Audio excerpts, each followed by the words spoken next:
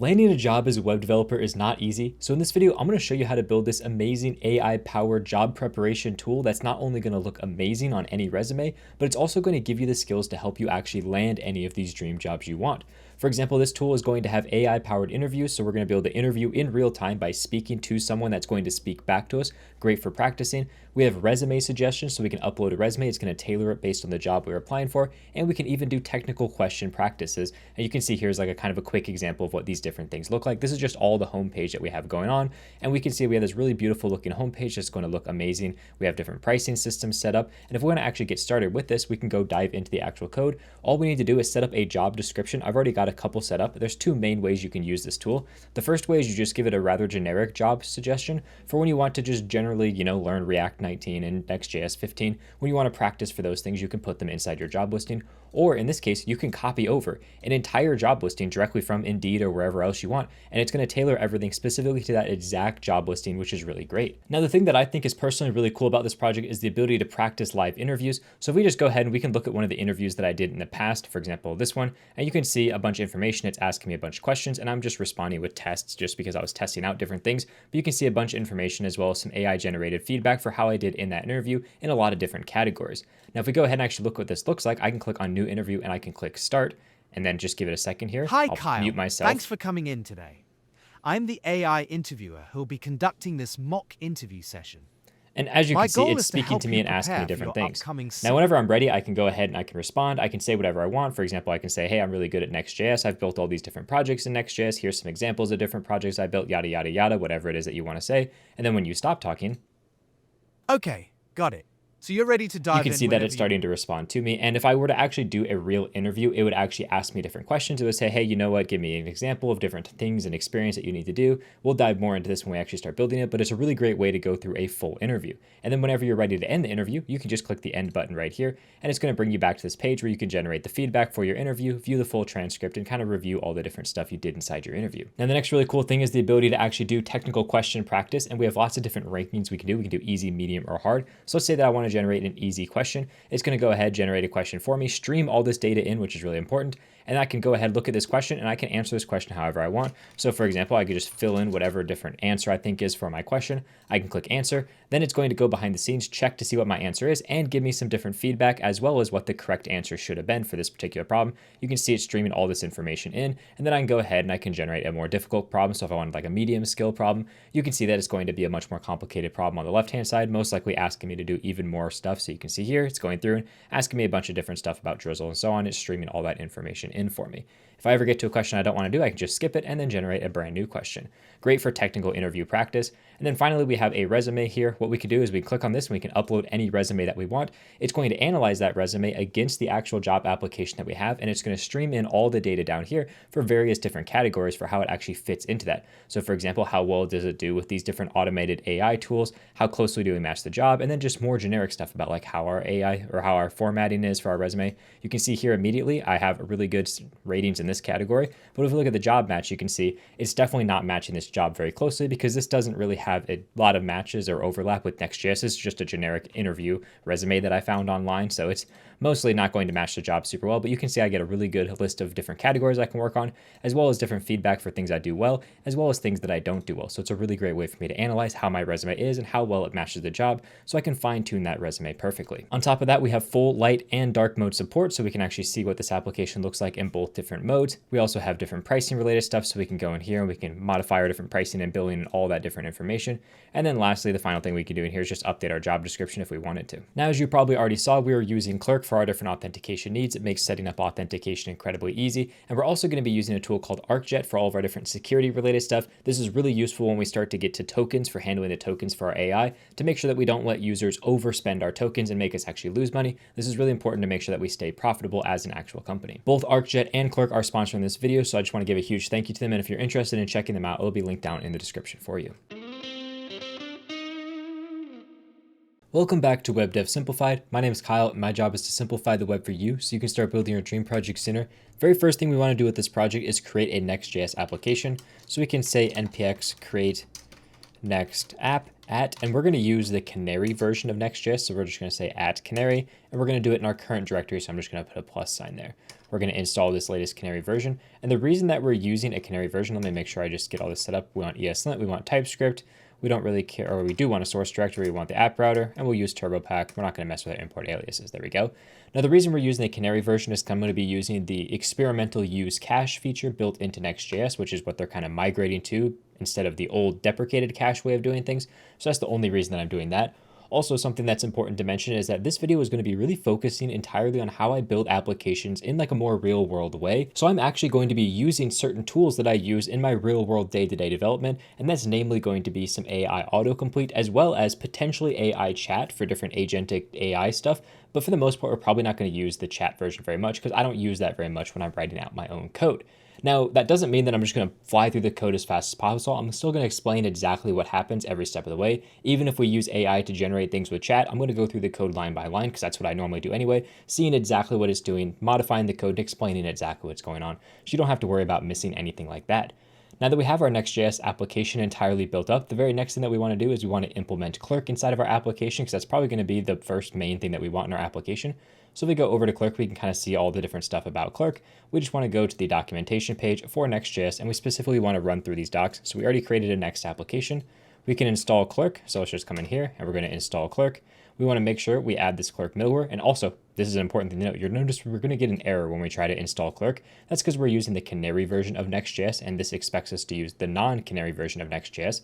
So all we need to do instead of our package.json, this is kind of a little hack that we can use, is we can use a feature called overrides. So we can come in here, we can say overrides, just like that. We're going to override our next version, and we're just going to reference the next version that we have inside of our application. This essentially allows our application to reference the currently using Next.js version instead of trying to reference some of these other versions. It just allows us to get around this particular problem without having to do any like forced installs or anything. So if we give that a quick save and we come all the way down here and we just install that, we now should see that it installs successfully because we're essentially forcing our application to use our current version of Next.js instead of trying to use whatever version our other packages depend on. So now that we have that done, we need to create this middleware file. So let's come into our application in the source folder here. We can create a new file called middleware.ts. We're going to paste down everything inside of here. This is just setting up Clerk in our application. It's not doing anything except for just setting up Clerk. We're not actually doing any protection on different routes and so on. Next, we need this Clerk provider. Now they tell you just to wrap your entire application in that. What I'm going to do is I'm actually going to come into our application in the source folder. I'm going to create a services folder where I'm going to put all my Clerk related code. Generally, when I'm writing applications, I like to put all my service related code inside of its own folder. And in here, we're going to set up a section for components. So this is getting quite nested. And then in here is where I'm going to put my Clerk provider. There we go. And this is where I'm going to define my own Clerk provider instead of just using the one they have here, because we're actually going to make lots of modifications to it throughout our entire application process. Now, for now, this component's not going to really do much. We can just say export function Clerk provider, just like that. It's going to take in some children. And this is kind of the nice thing about using these different AI autocomplete tools is it kind of knows what you want. Now inside of here, we actually want to return something specific. So we're going to return an original Clerk provider, just like that, wrapping our children. And this original Clerk provider, I'm going to import up here. There we go, directly from Clerk, and we want to get it from the Next.js version. That's something that's really important when you're working with these different autocomplete tools, is make sure that it actually gets the autocomplete exactly like you want it to be. So now we have our Clerk provider. Really all it is just exporting the original Clerk provider with no changes. But as we go inside of our application, we're going to come in here and make lots of changes to the appearance section because we're going to be theming our application really heavily. So now we have that done. We can go back, save our middleware. We can go into our layout and we can wrap our application just like it says here with that Clerk provider to make sure everything's working. So I'm going to come in here. I'm going to get that Clerk provider. I'm going to make sure I import it from my own services folder.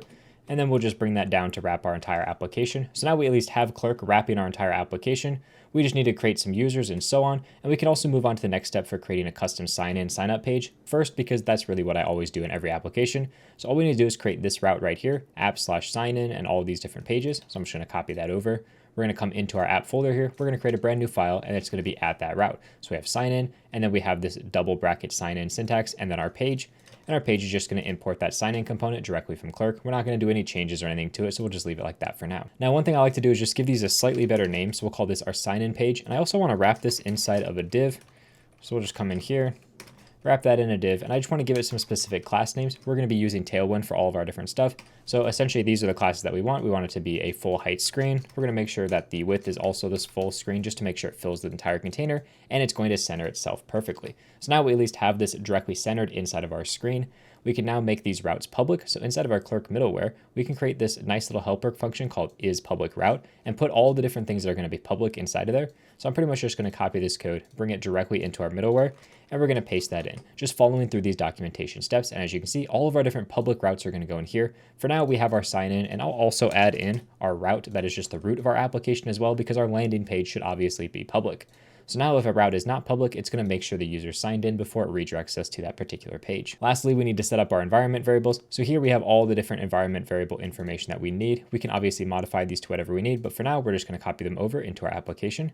I'm going to create a brand new file called .env. Inside of here, I'll create a Clerk section, and I'll just paste those environment variables in. Now I will want to change these variables slightly because in our application, we're essentially going to have our landing page at this route, and then everything else in our application is going to be at /app/ whatever else we want to do. So for example, interviews or resume related stuff. It's all going to be in this /app route. So whenever we log into our application, we want to redirect people to that /app route by default. And when someone signs up, we actually want to force to redirect them back to that particular app route page. So whenever they sign up, it immediately brings them back to the very first page in our application. And actually, instead of the app here, we want to bring them to the onboarding page, because whenever someone signs up for our application, we want them to go through the onboarding process inside of our application. So we're going to make sure we force them to go through that when they sign up. And if they sign in and they don't have a redirect URL already, we're going to redirect them to that app page by default. So now let's just get our API keys hooked up, because if we go back to the documentation, we should have everything done inside of here. If we just go down, you can see it's visit the new page and we're good. So let's go over to our dashboard, and we're actually going to sign up for an account. We just sign up for an account and we can create a brand new application, whatever you want to call it. In our case, we're just going to call this our job prep. There we go. And for sign up stuff, let's say that they can sign up with an email, they can sign up with Google, and let's say they can sign up with GitHub. That seems like a good list of applications. So now we're going to create that real quick. Once we have that done, we can see we have that exact same quick start steps, but essentially here, the big thing is we have our API keys that we can bring in. So I'm just going to paste those down. We have our public key as well as our secret key that we can use. Make sure that you don't share this secret key with anyone. I'm just showing it to you here, but I'm going to delete it by the time the video goes live. So it doesn't matter that I'm sharing it with you. So now that we have all that done, all we need to do is we can say that we want to actually do some configuration. So we'll go to this configuration section. The very first thing that I'm going to do is I'm going to make sure that we don't have to verify emails at sign up. Normally I wouldn't do this, but when you're testing, I find it's much easier not to have to always go to your email every time you create a brand new account. So I'm going to disable that. And I'm also going to require people to have a first name and a last name. So we're going to come in here and force them to have a first name, last name. So this non-verifying thing just makes it easier for us to work with things while we're inside of our application. And then this section for requiring first name and last name just makes it so we have a name for the user inside of our application if we wanted to display that in various different locations. Now, if we go back to our application, we should be able to actually test out that this different stuff is working. So inside of our app, we can just go to our main page here, export default function page. There we go. We'll call it home page because this is our home page. And what I want to do is I just want to return my user button, just like that. That comes directly from Clerk. And if we're signed in, we should see that user button. And we can just come in here, make sure we render that down there. And we can also have a sign in button. We can also get that from Clerk as well. So we should hopefully see these two things rendering. Let's just run out our application. There we go. And this is again just for testing purposes to see if we can sign in and to see if we can view all of our user information. So now let's just go over to our application, bring this all the way over here, give it a quick second to compile everything, and we should see a button as well as a user button. But the user button is actually hidden because we're not currently signed in. So let me click on this sign in button. It redirects me to the sign in page, which you can see is centered. Currently, it is not matching our dark theme, which is a little bit ugly. We're going to fix that with all the appearance related stuff. But you can see at least here we have this set up, and I can go ahead and I can authenticate with GitHub, for example. And if I just give it a second, it should authenticate my GitHub account. I probably had to verify a few things. Sure, we'll verify that I'm a human. And once that's done, it'll ask me to enter my name. So we'll just enter that in, click continue, and now we should see it's redirecting us to onboarding, which is exactly what we want. But if we go back to that home page, you can see that I have my profile information again. The colors are not correct, but I have all my different stuff related to my profile right here, which is exactly what I want. So we have the basics of Clerk Setup in our application, which is great. The next thing I want to work on is just finishing out the rest of our middleware, and that's going to be using Arcjet. We have a lot of stuff we're going to be using Arcjet for in this video, but specifically in the middleware, we're going to be dealing with things like different security detection, bot detection, different stuff like that. So we can go over into Arcjet and say that we want to get started with that. So we can just go over to the docs, Specifically, we can search for the Next.js section. Let me just zoom this in. There we go. Next.js. And all we need to do is scroll down through all this stuff. We can make sure that we install Arcjet. I'm not even going to worry about this inspect one. We're just going to get the next version right here. So let's just come down here, paste that in. We scroll down a little ways. You can see we can get our Arcjet key. So we're going to need to put that into our environment variable as well. So make sure inside of here, Arcjet, paste down that env key. We'll get to that env key in a little bit when we set up our application. Let's start it running up again.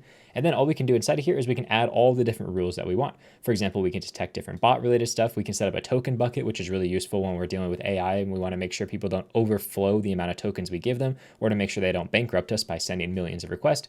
Shield is going to help us a lot of just random security stuff like SQL injection and things like that you don't really want to have to mess with. So this is really nice to have inside your application. That's what we're going to be setting up to make sure everything is working properly. So to do that, let's go over to our dashboard. We're just going to log into our account real quick. To do that, we'll just click this sign in button all the way at the bottom here. And we just want to create a brand new site. So we'll come over here, brand new site. We'll call this job prep. We'll call it AI job prep. There we go. We'll just click a create on that real quick. And that should give us our Arcjet key right here, which we can copy and we can paste down into our application. So now we have our Arcjet key inside of our application. We have it all hooked up with Next.js installed. All we need to do is implement the middleware portion of it. So to do that, we can just come in here and say AJ stands for Arcjet, and we can call the Arcjet function just like that. Make sure we import that from that Arcjet library that we're using. And inside of here, we need to pass in our key, which is going to be our Arcjet key. We're going to come in here. I'll just put a little to do, add type safety for env vars. There we go. We're going to want to make sure we have type safety because right now we don't have any. I'm just going to hard code force this to be a variable that is non-null. Then we're going to set up our rules, and this is where all the important stuff happens. So the main things that we're going to be worrying about is we're going to worry about shield. This is kind of just a really nice thing to have in general. We're going to set the mode to live on this. There we go. And what this does is it just kind of prevents us from a lot of different really common security attacks. There's a bunch of different stuff that it does just to make sure you're not having a lot of different security things like cross-site scripting, for example, SQL injection, various different attacks like that could come towards your website. This will help detect them early and shut down those people from even accessing your site, which is really useful. The next thing that we're going to do is we're going to deal with bot detection. So we're going to come in here with that detect bot function. We're going to set the mode on this one to live. And the difference between these two modes is dry run allows you to actually run this and it'll show you different logs inside of your dashboard over here, but it won't prevent people or block them in any way. Live is essentially just, hey, this is live, and we are able to block people based on these rules. So for the bots, we're going to actually allow a few different types of bots. If you can see here, there's a ton of different categories that we can allow for different bots. But for example, if we search for a category of search engine, just like that, we want to be able to allow search engines to crawl our website for different SEO purposes. So we're going to allow search engines, for example.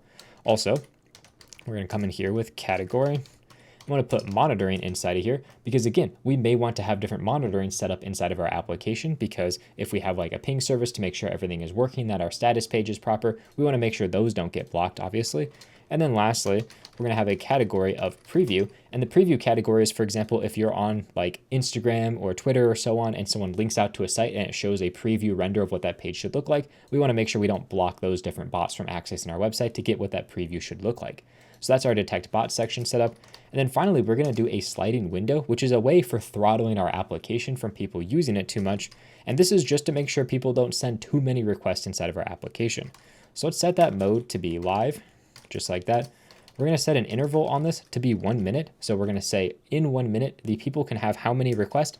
And we're going to say they can have a max of 100 requests on our application. So we're essentially saying that inside of our application, every user can make up to 100 requests per minute. If they make more than 100 requests per minute, they are going to be blocked. Now, in 99.99% of use cases, this is not going to be a problem. But as soon as people start maliciously trying to hit your website a bunch of times to try to scrape data from it maybe, or do various other nefarious things, this will make sure it at least shuts them down temporarily from preventing them from doing too many different requests. And you can obviously change this to make this a higher or lower number depending on what your risk tolerance and the amount of different requests people make to your website are. But that's how we set up the configuration for it. Now inside of here, we can actually check to see what's going on. So we can get a decision, which is equal to await calling arcjet.protect. And we just pass it in our request-based information. Then with that decision, if the decision is denied, then what we can do is we can run some code by just returning a response. So we'll say renew response. There we go. I don't even care what the response is. We'll just say null. And the status is going to be 403, saying that essentially that they don't have access to this content. They are being forbidden from doing anything inside of our application for one of these different reasons. And now we should be able to actually see this a little bit in action. If we go over to our application and we just refresh our page, it should actually hit all the different stuff inside of our middleware once everything compiles. And if we come over to here, you can actually see that we have one request on side of our page. It was an allowed request, and you can see all the information about it right here. It's really kind of zoomed in and small, so it's a little bit hard to see, but if I made it a little larger, you can see all the information for that request. Now to test what a blocked request would look like, I'm just going to change this down to 5 requests per minute. And I'm just going to refresh my page a bunch of times. So we're just going to come in here, click refresh a bunch of times, and we should easily hit that limit. And now immediately you can see we're getting an error thrown to us saying that, hey, you've tried to request this too many times. And this isn't a pretty page. It's not redirecting us to anything proper. It's just throwing an error, which in my opinion is perfectly okay. That's why we're returning null here. If we returned something inside of here, we would actually get that data being printed out to us instead. So if we refresh, you can see it's printing out that something. But in 99.9999% of use cases, if someone hits this particular error, it means they're doing something nefarious. So we don't really care about sending them any information. And inside of Arcjet, if we just pull that up, you can see where those failed requests are. Now let's change this back to 100 because obviously we don't want to be stuck with just 5 requests per minute. And that's all we need to do inside of our application to get this set up for Arcjet as well as for Clerk. Now the next thing I want to do is take care of this to-do for handling our environment variables. So we're going to create essentially a section for our environment variables inside of here. We're going to call this data. And inside of here, we're going to have a folder called env. And inside of there, we're going to have a client.ts.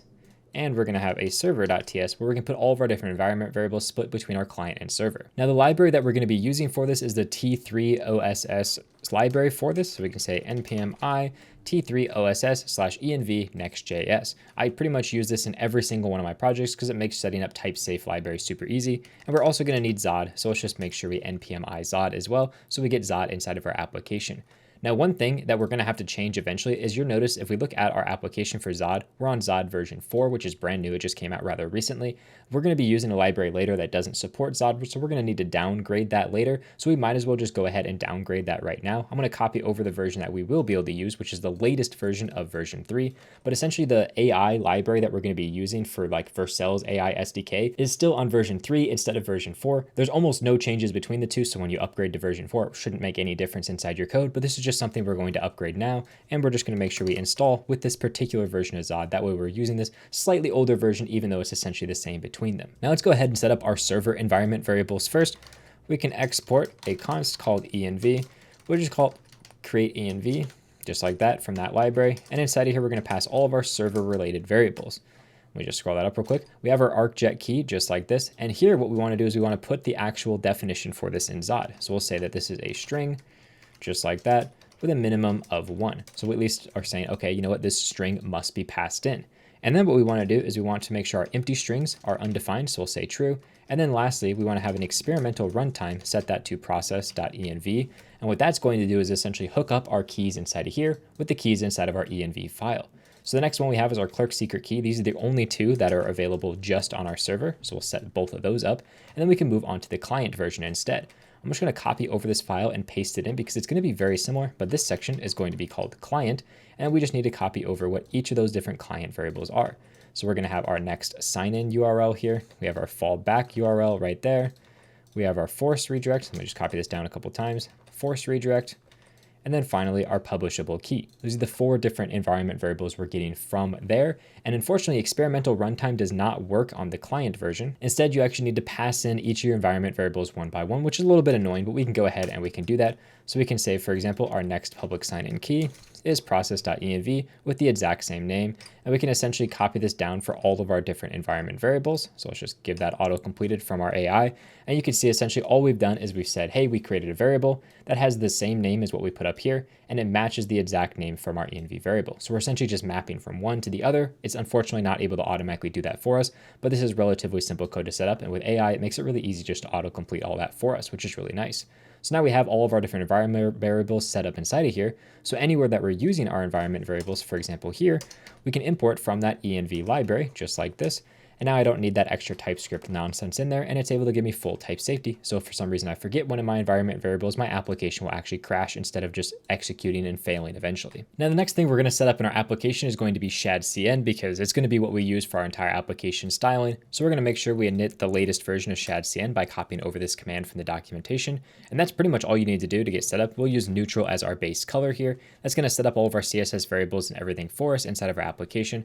Now, if we go into our globals CSS, just like this, we can make sure everything inside here is what we want. You can see we have our custom dark mode. We have all of our Shadcn styles inside of these 3 different sections. And then we have this section down here setting up all of our stuff for Shadcn. So we at least have everything for Shadcn set up. Now I'm going to add some custom styles for the container. I do this in most of my applications. We'll come in here with our utility called container, and we're just going to apply a few styles of margin, inline auto. That's just going to center it horizontally. Padding inline is going to be 2 rem, so we have a little bit of space on the left and right. And we're going to specify a max width here of 96 rem, just to make sure that it's not going to be too large at any one point, but otherwise it's pretty much going to fill our entire screen. So that sets up our container class inside of Tailwind, which means we can have one consistent container everywhere. Now, before we get messing too much with all of our different Tailwind stuff, I want to use a library called tweakcn. It's actually just a site that we can use here, and we can actually create our very own custom themes directly inside of here, which is really nice. I've already created one for our application. I called it AI Job Prep. The really nice thing here is this AI Job Prep is relatively straightforward. All I did is I scrolled all the way down to where this super base theme is, and I modified it somewhat heavily to make it look exactly like we want. So it's got a good light and a dark mode. And the really nice thing is if you want to be able to access the code inside of here, all you do is you click this code button over here, and you can use this command right here. And I'm actually going to share this command in the description of this video so you can get this theme directly from here. But I'm also going to talk about all the different things that I've changed in this theme from the boilerplate Shadcn theme that is based on Supabase. So all we need to do, copy over this command, bring it into our application, paste it down. It's important that we want to do this early on inside of our application. Let me make sure I copy that again. There we go. Paste that down. We want to do this early on inside of our application because it's going to wipe essentially everything inside this file and replace it with these brand new styles that we have. So now this essentially created a bunch of brand new styles for us. If we look inside of here, we have a bunch of different things that are changed. We have our inline theme, we have our root, and we have our dark mode theme. Now in particular, if we go into the root, I changed the primary color inside of here slightly from the default that you get. I also changed the secondary colors quite a bit actually. This muted foreground color I changed this destructive color, and most importantly is I added a whole new section called warning, which is actually not in here by default. You can see it doesn't allow you to add new variables, but I'm going to be creating a brand new variable inside of here for that warning section. So we're going to come in here and we're going to add in warning. Also, I want to make sure we have a destructive foreground because I don't see a destructive foreground anywhere inside of here. Oh, there it is. It just got moved all the way down. Okay, but we do have destructive foreground, which is great. Now this warning color I'm going to be adding in. So it's just OKLCH 0.77875, we have 0.17259, and 66.559. It's just this nice orange color. If we look inside of here, it's just all the way at the top right, this orange color right here. Now the foreground color for this is pretty much black. It's just 0.2435. It's a mostly black, slightly gray color. Other than that, I didn't really change anything inside the light mode, so we can go down to the dark mode. I can talk about some other stuff that I changed inside of here. I've changed much less because I think the dark mode is already quite good. I modified this primary color slightly to make it a little bit more of a light color. It pops a little bit better. Same thing with the destructive color. I made it pop a little bit better. And then of course I added in our warning colors. So I'm going to paste in our warning colors that we added in.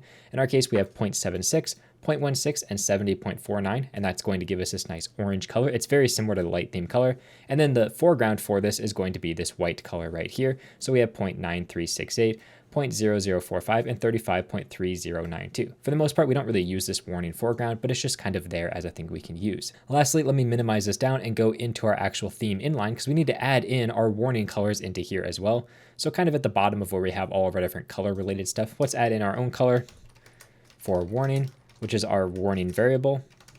There we go. And we're going to do the exact same thing for our warning foreground, which is our warning foreground variable. So we're adding in that brand new warning variable, so we have the color for that. And then all the way at the very bottom, I'm actually going to add some spacing in this spacing category. I'm going to add a spacing called header, and this is going to be 4 rem. So this is the height of our header. And I'm going to add in spacing screen header, which essentially is just going to take our entire screen height, 100 VH, and we're going to subtract out our header space. So this allows us to create a header that's always the same size, and then create a page that's below the header that fills 100% of the remaining screen size. This is really important if we want, for example, scrolling to happen or full-size screen stuff to happen below the header, while the header stays in place at the top. So that's what we're going to have for this particular section. Really important that we have this inside of our application. Now that we have that done, that's all the different style modifications that we need to do inside of here. You can see it also added this letter spacing right here inside of our body, so we have that set up. Other than that, we have pretty much everything done for our styling, which is great. So now we can actually go ahead and start using these different components from Shadcn to make our different pages. Now, the very first thing that I want to do inside of our application, we'll just kind of close out of all of this. I'm going to go into our layout. I'm going to make a few modifications. The first one is I want to use this font that we have, which is this Geist font. So we're just going to add our font sans onto here. So that is actually going to use that font sans variable. If we hover over this font size variable, you can choose using this outfit font right here. So instead of using this Geist font, we're going to use our own outfit font. So we're going to come here with outfit, and we're going to see if they have a mono version as well. It doesn't look like they have a mono version, so we're just going to use this normal outfit version. I don't think we're using a mono font anywhere, so it really doesn't matter too much. Now, if we look at our mono font, we could just see font mono. Let's see what it's using. It's just using the basic monospace font, so we don't even need to import our own font. So we can come in here with outfit. We'll call this outfit, just like that. Sans, yep, that's fine. Get rid of all of that. And we'll call this up here outfit sans. There we go. So now we have our outfit sans variable that we can create. So that allows us to import that particular font. And then where we have our font sans set up, let's just make sure it uses this font outfit sans variable to make sure it's getting the correct font loaded. So now we're going to go back into here. We'll search for font sans just like this. And let's make sure that wherever we're using this font sans, we're making sure we get that variable, which is at font sans outfit. There we go. And it looks like this was actually used in multiple places. There we go. Up there it's being used. And then it's being used down here inside the root. That's perfectly fine. And let's say here, we want that variable. There we go. That looks like it's great. And the nice thing is down here, we actually don't even need these variables because it's already defined in our theme. So we don't need it in the light and dark mode since it's the same between them. There we go. So now we have all of that set up. Same thing with this font serif. We're not really using that too much, but it's okay. We'll leave it how it is. So there we go. Now we have our sans font set up, and we set that as our default font in our application. So now inside of our application, it should be using that font everywhere. So let's just make sure we have our application running. Looks like we do have our application running. And let's make sure that we just save our page, refresh everything, because it looks like something's not loading. There we go, it's loading fine. And now we have that new font showing up, and by default, it's showing us this light mode theme. Now, obviously, we want our theme to respect the actual theme of our site. Right now, it's not doing that. So we're gonna use a library called Next Theme, npm I next themes. This just makes setting up a theme really easy. It does all the different server-side rendering stuff that we need to do inside of our application. And to make it work, we can go into our layout right here, and we can just essentially wrap our entire application with this particular thing. So here, we're gonna get our theme provider from Next Theme, and make sure we wrap the children of our application with that. And then we just need to specify our different properties. For example, here, our attribute is going to be class-based because that's the way that Shadcn works by default. If we look inside of here, you can see it's using a dark class on the body to determine whether or not we have this set or not. The default theme, I'm going to set to whatever the system theme is. I'm going to enable the color scheme, and I'm also going to disable transition on change. Enable color scheme just makes sure that the browser properly uses a dark background in dark mode and so on. And the disable transition just makes it so when we change between our different themes, it doesn't animate all of our different colors. Instead, it just instantly swaps between the themes, which is a really handy thing to have. So now if we give that a save, you can see immediately it's already fixed some potential problems on our page because now we have that black background. Now we are getting this hydration warning, essentially saying, hey, this dark variable is being added in one case and not added in another case. So on our HTML element, we can say suppress hydration warning. That's going to suppress the hydration just on the HTML element, which is really important because that's where this theme provider is modifying our element. And this is all straight from the documentation for Next Themes. This is exactly what it tells us to do. You can even go to Shadcn's documentation. If we actually just pull that up real quick, expand this quite a bit more, and we come and we search for dark mode. There we go. You can see the exact documentation on exactly how to do all this. They essentially tell you to do the exact same thing that I'm doing. And they have this nice little toggle that we can use for toggling between our theme between different styles. Now, unfortunately, this theme toggle is not super great. It doesn't take into all the best practices of Next Themes. They even have a section specifically here about how you can handle server-side rendering and stuff like that. So we're going to make sure we take all that into account when we create this theme toggle, which I think is probably the next thing to do because it's really easy to do. And it's actually a great instance of where AI can be really helpful because it's really good at doing these really simple kind of things like this. So what I want to do is I want to create a brand new folder. Actually, we don't need to. We already have a components folder, I believe. Actually, we haven't installed anything with Shadcn yet. So let me just come in here. We're going to say that we want to install some things with Shadcn. So we'll say Shadcn at latest. And we're going to add a button. And let's add the drop-down menu as well, because those are the components we're going to need to create this actual drop-down picker. So this is going to go ahead and hopefully install those different dependencies for us. There we go. We now have our components folder. And inside of our components folder, I'm actually going to create a brand new file inside of here. And we'll just call this theme toggle.tsx. And now here is a great instance where we can use AI to hopefully make this a little bit better. So in order to do this, let me just minimize some stuff down, open up our chat window. You'll notice mine kind of looks a little janky. That's because I have some custom CSS written to make my chat a little bit more readable for you. Unfortunately, I was unable to change this bottom section, but we'll just run it so you can see what it says. The chat that I wrote in was create a theme toggle component that allows users to switch between light, dark, and system themes. The component should use Next Themes package to manage the theme state and Shadcn components for the UI. It's really important that when you write out a prompt for the actual AI to work with, you're very specific in exactly what you want. Try not to leave anything up to interpretation. If you have specific libraries you're using, mention them. If you want specific things in your UI like Shadcn, make sure you mention that, because otherwise it'll default to whatever it thinks is best, which is usually not always right. Now it should be hopefully going through and creating this, and I specifically told it to take into account light, dark, and system themes. And once this generates the code for us, we can then take a look at what the code actually is and make sure it does what we want, because most likely we'll need to make some changes to it. So there we go. It looks like it actually just finished creating it. It's testing to make sure everything is working, but we can at least begin to start looking at this particular code to see what's going on. You can see here it's using the use theme. We have our drop-down menu related content. We have light mode, dark mode, and our system mode, which is great. It's got different icons for those, which I really like. So at least it's got that set up. But you'll notice one thing that it has not done, it may finish doing eventually, but it has not actually set up this section here to making sure that we're actually mounted properly. So we can prompt the AI to do that if it doesn't end up making those changes, or we can go ahead and try to make those ourselves if we want to. It depends on how simple it is. Oftentimes I'll just make the change myself, but sometimes it's really important to let the actual AI do it itself as well. So we'll just keep those changes so we can get rid of all the different stuff. And I can just say something along the lines of that it didn't take into account mounting, or I can just do that myself. So we're just going to copy over this use effect. There we go. And we'll copy over the state that goes along with it. There we go. Let me make sure I import these different variables. And the whole reason that we want to do this is because when we actually run this code on the server has no idea what the user's theme is, because this theme is saved inside of the user's actual cookies or in their local storage, somewhere like that. It's stored on their browser. So the server has no idea what it is. So by default, it's going to render out undefined when we're not mounted. So we're just checking to make sure that we have this being mounted properly. And we're just going to import use effect just like that. Of course, it doesn't want to import it like I want it to. Let's come in here and fix that. I want to make sure I actually import this library. There we go, import the library instead of calling the React. Dang it, I don't know why it doesn't want to import. There we go. And then all the way down here, if we are not mounted, then we just want to return null. There we go. So this is going to prevent all those hydration issues. So now that we prevented the hydration issues, we can look through the rest of our code to see if it does what we want. One thing I immediately don't like is this size variable set to 1.2 REM, a specific hard-coded value, which actually I believe it got from the Next.js documentation. Yeah, looky there, it's using the exact same thing. But I want to actually have specific values in mind instead of these hard-coded values, just so it goes more in line with actually what I need inside my code. Also, there's a ton of different animation stuff going on inside of here, and I don't care about animations because we actually disabled our animations right here. So we're not going to see any of those animations. And again, I think it pulled this directly from Shadcn because I think they have those animations in there, even though the animations don't even show up because it disables the animation. So it kind of doesn't make sense. This code is not that great on Shadcn's site, in my opinion. So what we're going to do with our Sun class here is we can pretty much just remove all the class names. We don't want to add any size to it because we get the size already from the button, which has this nice icon size on it. We're going to use a ghost button. I find that looks a little better because we're going to put this in our navbar. So we don't really want outlines in our navbar. Those don't look super clean. We want to have a nice ghost button, kind of like how Shadcn has over here, a ghost style button. Now to figure out what theme we're currently using, we can use these dark and light variables like they're doing, but we can also just come into here and we can specifically get this resolved theme variable. And that's going to either return to us light or dark. It's not going to return to a system, while theme is specifically going to return to us, for example, system, which is great.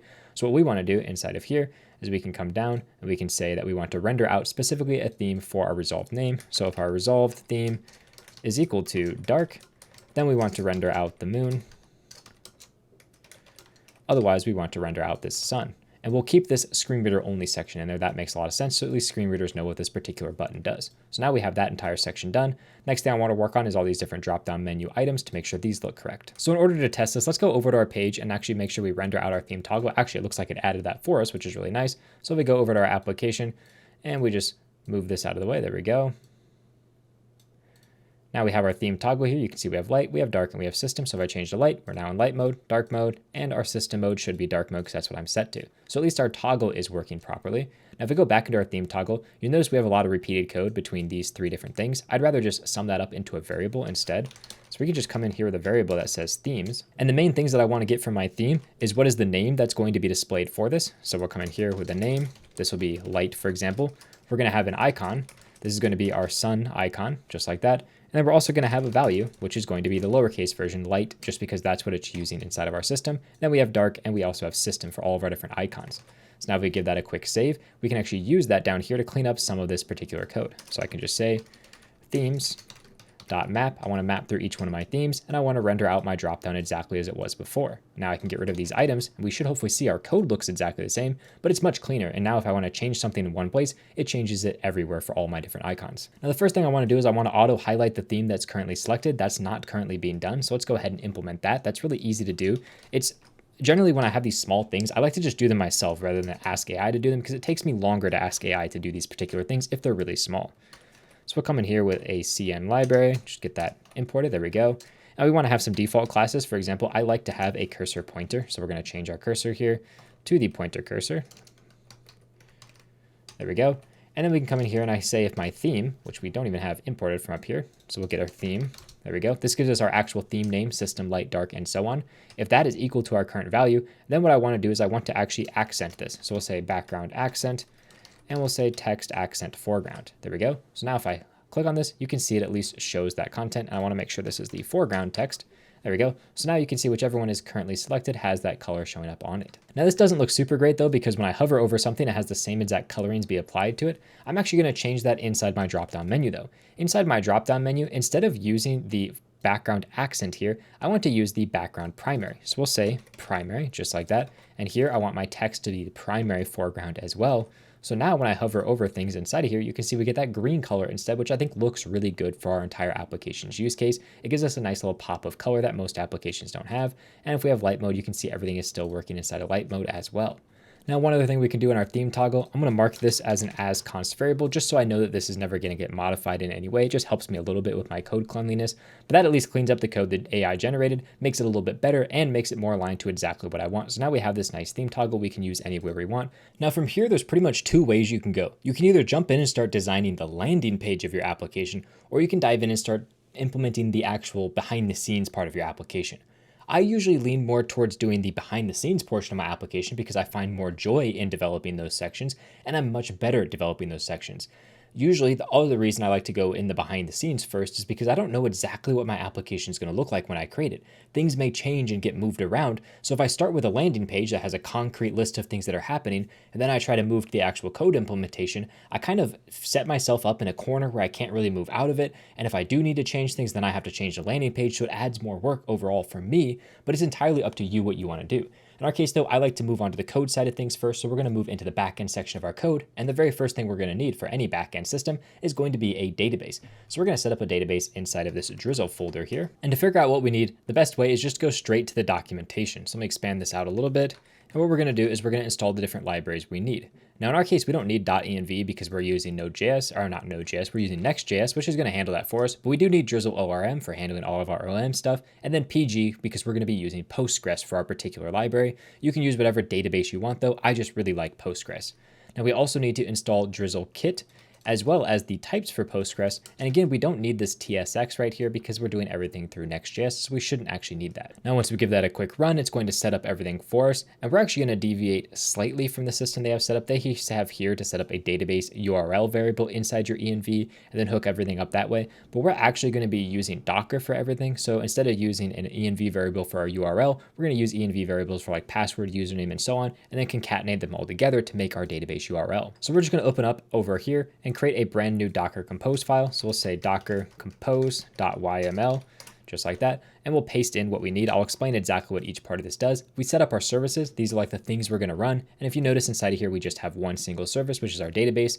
We set up what image we want to use. We're using Postgres version 17. And then we have essentially a bunch of environment variables. We set up what our host is, what our port is, our password, our username, and our name, as well as where the data is going to live. This is the same for all of our Postgres instances. This is just the path to where Postgres stores our data. We call it PG data, and then we're exposing that as a volume so our application can use it. Now, it's not super important you understand exactly how Docker works. I personally am not that great at Docker, but essentially you can just copy this exact configuration into your application and it'll allow you to set up Docker with a database that'll be usable in your application. And the nice thing is if you want to change your Postgres version or change to a different database, you don't have to worry about running it on your system. You just run this Docker file and it sets everything up for you, which is really nice. But we need to set up all these different environment variables for our database. So let's give that a quick save. We're going to go into our env folder here, and we're going to create a brand new section for database. And we're going to have our DB password. And we're just going to set that to password. We're going to have our DB, password. There we go. We're going to have our DB user, which we're going to set to Postgres. Our DB host, there we go, is going to be localhost. Our port's 5432, and our database name, we're going to call this one our AI job prep. There we go. So now we have a database name to go along with this. Let's just use underscores for those. There we go. Actually, we'll keep it a dash because it doesn't really matter too much. So now we have our name, our port, our host, our user, and our actual password. That's all the different stuff we needed for Docker. So we can run Docker compose up, and that should actually launch up our application. And we can see that we have that up and running inside of our application. So now we have our database running, we have our application running. Now we just need to hook everything up together, which is what the rest of the documentation is going to be doing for us. So the very first step is to just set up our Drizzle configuration file. So what I want to do inside of here, we're going to go inside of our Drizzle folder. I'll create a file called db.ts. And essentially, I'm just going to copy this code and paste it in and make some pretty significant changes. We don't need to import .env because we already have our environment variables from a different system. We do need to import our environment variables themselves though. So let's make sure we get this imported real quick from the server version of our environment variables. And of course, we don't have a database URL, so we're going to need to hook that up. Also, I'm going to preemptively come in here and pass in my schema. This is something I always forget to do, so I'm just going to pass it in now. And we're going to import star as schema. And that's going to come from @/drizzle/schema, which is essentially a file that we're going to create. So let's go ahead and create that file. Schema.ts, and this is where we're going to export all of our different schema related stuff. And to do that, we're going to open up a folder called schema, there we go. And inside of here is where we're going to put all of our different database tables. So for example, we can have a table for our users. We can call user.ts. Now, before we get any further, we do need to modify our environment variables. So let's go ahead and do that. We need to get all of our different database related environment variables inside of here. So we have our DB password. That's going to be a string. We have our DB URL. Actually, no, we don't have a database URL. Let's fix that to be DB host. And then we can come down here, make sure that's a min of 1. Then we can have a DB port. We can have a DB user, and we should hopefully have a DB name. There we go. So now we have all of our different database components. We just want to take those and combine them together into a database URL. So luckily, we have this function called create final schema, which allows us to take our environment variables and essentially convert them into something completely different. So we can return a brand new Zod object. And this Zod object is going to take our environment variables and it's going to transform them into a new set of information. So this value is essentially an object that contains all of our different database information. And all we need to do is return this exactly like we want by essentially getting all of our database values. So we're going to say that that is equal to value, and we want to get all of our database stuff. So our DB host, our DB name, our DB password, port, database user. The rest of these we don't want. We can just keep these in a rest variable. So we're getting only our database variables and then the rest section from it. And then right here, this autocomplete is exactly what we want. We return all the rest of our variables, and then we're taking our database URL and forming it from all of our different database components. This allows us to actually be able to work with Docker using these components, and then Drizzle, which requires a database URL, is able to work with this particular code here. So now if we give that a save, and we give this a save, you can see now we at least have this database URL. So now you can see we only have 3 values on here, our URL, our Arcjet key, and our Clerk secret key. That's exactly what we want. Now let's make sure we export this database variable so we can use it. And now we can go ahead and start working on our different schema related stuff, which you can see is the next step in our application. So generally when I'm working with schemas inside of Drizzle, I like to come in here and create a file called schema helpers.ts, where I just put a few different helper functions. For example, something that I always do is I create an ID. So we can say our ID is going to be UUID. Make sure we get that from Postgres. We want this to be a primary key, and we want to default it to a random value. Another thing that I do is I do a created@ column pretty much all the time. Let me make sure we get that correctly. That's going to be a timestamp column. Again, make sure we get it from Postgres. We want this to be with time zone of true, just to make sure all of our times are easy to work with. And then we can say that this is not null.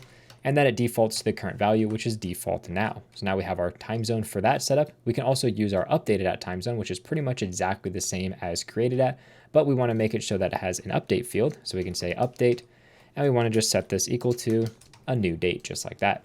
So now we have a created at field, an updated at field, and an ID field, which we can use. And let me make sure I close off my parentheses there. So now we just have these nice little helpers, because pretty much every table is going to include these three different things. Now, if we come into our schema for our user, we can go ahead and implement this just like we have over here for our code. So what we can do is we can say we want to export a const called users table. And I generally make this uppercase, so we'll say users table. Make that into a Postgres table. There we go. And we're actually going to call this a user table. There we go.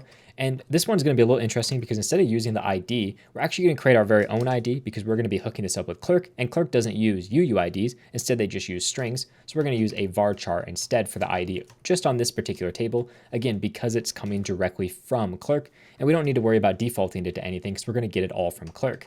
Now we're going to make sure we have a not null email from this user. We want to make sure we have a not null name from the user. We want to make sure we get our created at and updated at. So let's get those imported. There we go. And then we also want to make sure that we come in here with an image URL. And again, that's going to be a varchar that is not null. We can also make sure that our email is unique. So we can come in here just like that. And now that's all the different properties. We have a name, an email, and an image for all of our different users. Now, if we come over into our schema section, we can actually make sure we import and export that. So we can say export star from schema/users. That's going to export all of our different user information from our schema. So now our database has access to that. We can say database.query. And now we have access to that user table and all the information inside of it. That's why we exported our schema information. So now inside of our schema, let's create new files for the rest of our stuff. We have job infos. So we'll say jobinfo.ts. This is going to be like the job description. So if we look at our application, that's these things. So when we click on one of these, it's just all the information related to that. Now let's go back into our code and just look at this a little closer. We'll pull up Drizzle here. And what I want to do is I want to export a const called job info table. That's going to be called job info, just like that. And inside of here, I want to get our ID property from that schema helpers. We want to get created at, and we want to get updated at. So at least we have all of those. And then we have all the different stuff we want to post. So for example, we have a job title. We're just going to make this a varchar, and it can be null because sometimes you're going to be searching for a job that doesn't have a title. So it's fine that that is a nullable value. Next thing that we're going to do is we're going to put a name, and this is a name that you specifically use only in the UI. So this is just for the user to help distinguish what jobs they're actually looking at, and we'll make sure that this is actually required, so we'll make that not null. Let me make sure I import this right here, and table should be capitalized. There we go. Next thing that I need to do is I need an experience level. Every job should have some type of experience level, and we're going to turn this into an enum. So I'm going to say export const experience levels is equal to, and we're going to have junior, senior, and this one's going to be called mid-level. There we go. That's going to be a constant variable. We're going to also export a type called experience level just to get the type information. And we're going to turn this into an enum by just saying experience level enum, and that's going to be pg enum. And we pass in the name of this. So we're going to call it job infos, which is just the name of our table, followed by experience level. And then we pass in our experience levels. There we go. Give that a quick save. So now we can see we've created our experience level enum based on these particular values. Then what we can do in our experience level is pass in our experience level enum, and we can say that it's going to be not null. So we are forced to pass in some type of experience level. Next, we're going to have a description. Again, this is going to be a not null description because we need to make sure it's passed in. And then for user ID, we want to have a varchar. This is going to reference our user table. So we can say reference user table.id. And we specifically say that on delete, we want to cascade. All that means is if we delete our user, delete all the jobs associated with them as well. Lastly, we want this to be not null because every job must have a user associated with it. So now we have our job info set up, which is really great. And what I can do down here is I can export a constant variable for my relations. So we can say job info relations is equal to calling relations from Drizzle ORM, passing it in our job info table, and we can say specifically that we have one user. And to do that, we just say that we have one, we pass in the name of the table, and fields is whatever the ID is on the table we're currently on. So the table job info user, what is the ID we're referencing from? And then references is, hey, what is the key we're referencing in the other table? We're referencing the user's ID information. Now, if we go back to our user table, we can essentially do the same thing. User relations, that's going to be getting our job info relations. Make sure we import that properly. And make sure we close everything off. There we go. And when you're using a many relation, all you need to do is just pass it the name of the table you're referencing, and that's all you need to do. So now we have the relation set up both ways, which is really great. Now I'm going to go ahead and I'm just going to copy this job info to get our question related information, because a lot of stuff is going to be kind of shared between them. For example, here, instead of having an experience level, we're going to have a question difficulties. And this question difficulties is going to be easy, medium, and hard. And if I just click tab here, really all that did is just renamed everything for me. Now in our case, we want to give this a different name of questions, question difficulty. If I spell that properly, there we go. So the name of our table followed by whatever the name of our enum is. So now we have all of our enum information that's being stored inside of here, which is great. Next thing I want to do is I want to create our table, which is our question table, questions. There we go. And now inside of our table, we want to have essentially a job info ID. So instead of referencing a user, we're going to reference a job info ID, which is referencing our job info table. And we want to delete that on Cascade. So that's exactly the same. We'll bump that up to the top here. Next, we're going to have a text section. This text section is what is the text of our question. So what is the question? That's going to be not null. So we'll just put a not null on there. We also want to have our difficulty level. So we'll say here, difficulty is our difficulty. I think I called it question difficulty. There we go. I'll make sure I get the enum value from there. There we go. So we're making sure that's not null, and we don't need a description or anything. So really all I have is a job. I have the question, and I have how hard that question is. The only reason I'm storing this information is so that when I ask the AI to give me a new question, it knows what the questions it's already asked is, so it doesn't ask me the same question multiple times. Obviously, that would not be a very good experience for the user. Lastly, we need to have our question relations. And for our question relations, we're going to have one job info that references all the same fields, just like we did for our user. It's referencing all the same information.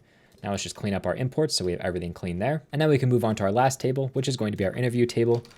So we'll say interview.ts, export const interview table. There we go.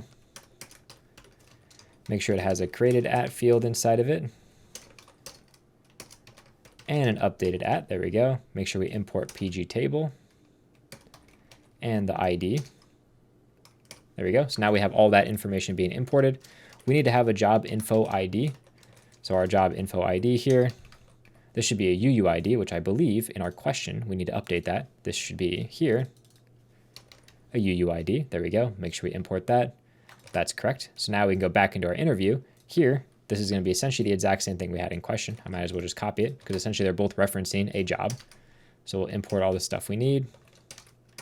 There we go. So now we have our job info done. Next, we're going to have a duration. The duration is going to be a little interesting. It's actually going to be a string. So we're going to use a varchar for this. That's just because the library we're using for this particular thing returns our duration as a string instead of as like a number. So we're just going to be using a varchar for that. We're also going to be using the library we're using is called Hume. So we're going to create a Hume chat ID so we can link between our interview and our database and all the interview config inside of their database. You can use whatever voice provider you want. I just found this one. It seemed really easy to set up, so I ended up going with this particular one. Next, we have some feedback. That's going to be a varchar that can be null because we don't actually generate the feedback until the user asks us to. And we're just saving that so we don't have to regenerate the same feedback multiple times, which is really costly on the AI. So obviously we don't want to regenerate a bunch of times. Same thing with the Hume chat ID. This actually will be null as well to start with because we're going to repopulate this as soon as they actually start the chat session. Lastly, we can set up essentially our interview relations just like that, coming from our table, going to this job info just like that. So again, autocomplete all of that because it's the same thing we did for our question table and our user table. It's all exactly the same stuff. Last thing we need to do is go back to our job info table and we need to specify our many relations because now we have multiple many relations. So we can come in here, we have many questions and we have many interviews, and they should reference our question table. And this one should reference our interview table. There we go. So now we at least have those set up. So we have all of our different references for all of these set up properly. Now, if we go back to the documentation, we just need to move on down here. We created a table. Now we need to create our drizzle config. So let's go ahead and create a brand new file. We'll call this one drizzle.config.ts. I'll copy over everything that's inside of here, and then we'll modify it to be exactly what we want. First of all, we don't need .env because we're using our own env management system. So we'll say env from the server, get our database URL. That's perfectly correct. Our dialect is Postgres, so we're going to keep that the same. For our schema, this is going to be defined inside of drizzle/schema.ts. And for our output, we want that to go to source/drizzle/migrations. That way all of our migration files are put inside this drizzle folder as well. So that sets up our entire configuration. So now that's done, really the last thing to do is just push all of our changes and see how everything works. So inside of our package JSON, I'm going to minimize this down. I'm going to create a bunch of different scripts that we can use specifically for our database related things. The first one I'm going to create is db push.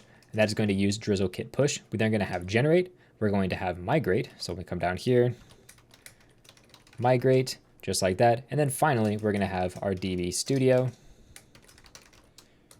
There we go. So all these do is they just call the drizzle commands. Push allows us to just push our changes directly to our database. It doesn't create any migration files. Really useful for development, but as soon as you're ready to push production, you should use migrate and generate. Generate creates a migration file, and migrate will migrate your code. And then Studio allows you to just view your database information. So let's go ahead and see if all of this is working as we expect. We can run npm run db push, and that'll push our database to our actual code. And we should see hopefully no errors inside of here, but of course it does look like we're getting an error. Let's see exactly what's going on. It looks like actually our Postgres failed to initiate itself. That's because I have Postgres already running a different application on a specific port.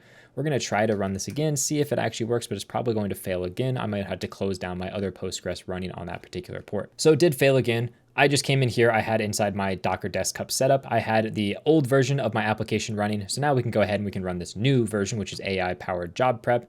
And if we just minimize that down, we should have our application working. I could have composed it inside of here after I closed the other one, but working in the desktop section works fine too. So now if we run this, you can see everything actually went properly. And if I run npm db studio here, we should actually be able to open up our application and see all of our different database tables. They will be empty, but at least we can see if it worked or not.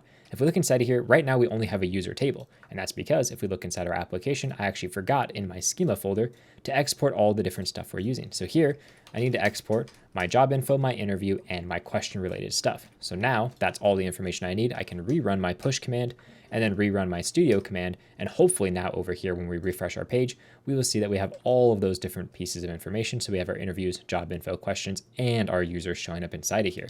And to show you how the migration works, I can run generate. Generate is going to create a generation migration for me. If I look in here, that's all the SQL code I need to create my database. And then I can run migrate.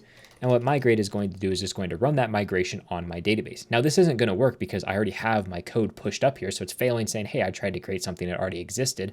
That's just because I pushed my code without doing this migrate. But when you're going into production, you're always going to use generate and migrate to deal with your production databases, because push is just going to overwrite all your information, not at all what you want inside of a production instance. Now, before we can go ahead and actually start doing some of the fun stuff inside of our application, like building all of our different pages, we need to make sure that we hook up Clerk with our actual user database table, because right now our user database table is entirely separated from Clerk. And this is where webhooks are going to come in super handy. So we can come into Clerk and we can make sure that we want to set up a webhook. So we can click on configure here. We go over to the section specifically related to webhooks right here. And what we want to do is we want to create a brand new webhook. So we're going to say add endpoint, and this allows us to paste in a URL endpoint. Now we're going to be using the ports section here. We can click on forward port, type in port 3000, which is our application port. And this allows us to essentially forward a port from our computer so that it can be accessible other places. And it gives us this forwarded address right here.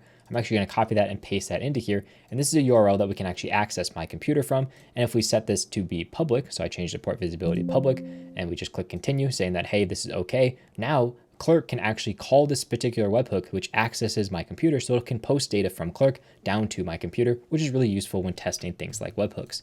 Now we're going to specifically do this inside of an API route. So we're going to call it API webhooks Clerk, just like that. So let's actually create that file. We're going to come into our app. We're going to create a brand new file. This is going to be at API webhooks Clerk, and it's going to be called route.ts because this is where that particular route is going to be. We're just going to export an async function called post, which is going to take in a request, which is a next request, just like that. And then all the information we want to do is going to be inside of here for making sure our webhook works properly. So now for this webhook, I really care about user events. So I'm just going to get my user created, deleted, and updated events. So those are the only events that I care about. We have our input URL right here. Now if I click create, that's going to go ahead and it's going to set that up for us, which is really great. So now anytime that I create a user, it's going to post this particular URL. Now this signing secret is like a secret key that we need to make sure we put in our application to make sure we have different verifications set up properly. So what I want to do is I want to go into my env variables and I want to set that up. So we're going to say Clerk webhook secret, and we'll just paste in my webhook secret just like that. So now it has that information and we can work on verifying our webhook. And actually Clerk made this really easy, which is super nice. We'll go into this route file here. They created a function called verify webhook, super self-explanatory. All you need to do is pass it in your request just like that, and it'll give you back your event. And if for some reason your verification failed, it's just going to throw you a particular error. So we can wrap all this inside of a try catch to make sure that if there's an error, we properly handle it. There we go. Get our error information. And if we have an error, I don't even care what the error is. I'm just going to throw a new response. Actually, we don't need to throw. We can just return this. There we go. We'll return a new response called invalid webhook with a status of 400, just so we know, hey, someone's trying to maliciously send us information. We don't want that information to be sent to us because it's malicious. It doesn't verify its information based on all the different security measures Clerk has in place, like our webhook secret and some other different signing secrets that they have built in. So now the next thing, once we have that event, is we can just switch on the event type. So we can say event.type, and this will allow us to do different things for if we're updating, creating, and so on a user. So we can say if we're creating a user, or if we are updating a user, so user.updated, then we're going to run one set of code. Otherwise, if we have a deletion, we're going to run another set of code instead. And then we want to make sure essentially at the very bottom of our application, we're going to return a new response. And this is going to be our success response. So we're going to say webhook received with a status of 200. So they know that this was a successful response sent to us. Now inside of create and update, I'm doing them both at the same time because essentially we're going to do what's called an upsert, which is either an insert or an update, depending on if the user exists or not. It just makes writing our code a little bit easier in this case. Let's get our Clerk data, which is event.data. There we go. And then what I want to do is I want to get the email for our user. So we'll say const email is equal to, I want to take my Clerk user.email addresses. I want to find specifically the email address where the ID is equal to the Clerk primary email address ID. There we go. And I specifically want to get the email from that. There we go. So this is going to give us a string or undefined if it can't find the user's email. Let me expand this a little bit so it's easier to see. There we go. So we're just looping through their emails until we find the one that's labeled as primary. If we can't find one, well, we should probably throw an error.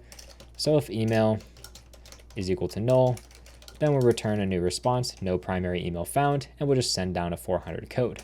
Otherwise, we want to do that upsert. So we're going to call a function called upsert user, and we're going to pass it in all of our information. So we're going to have our Clerk ID.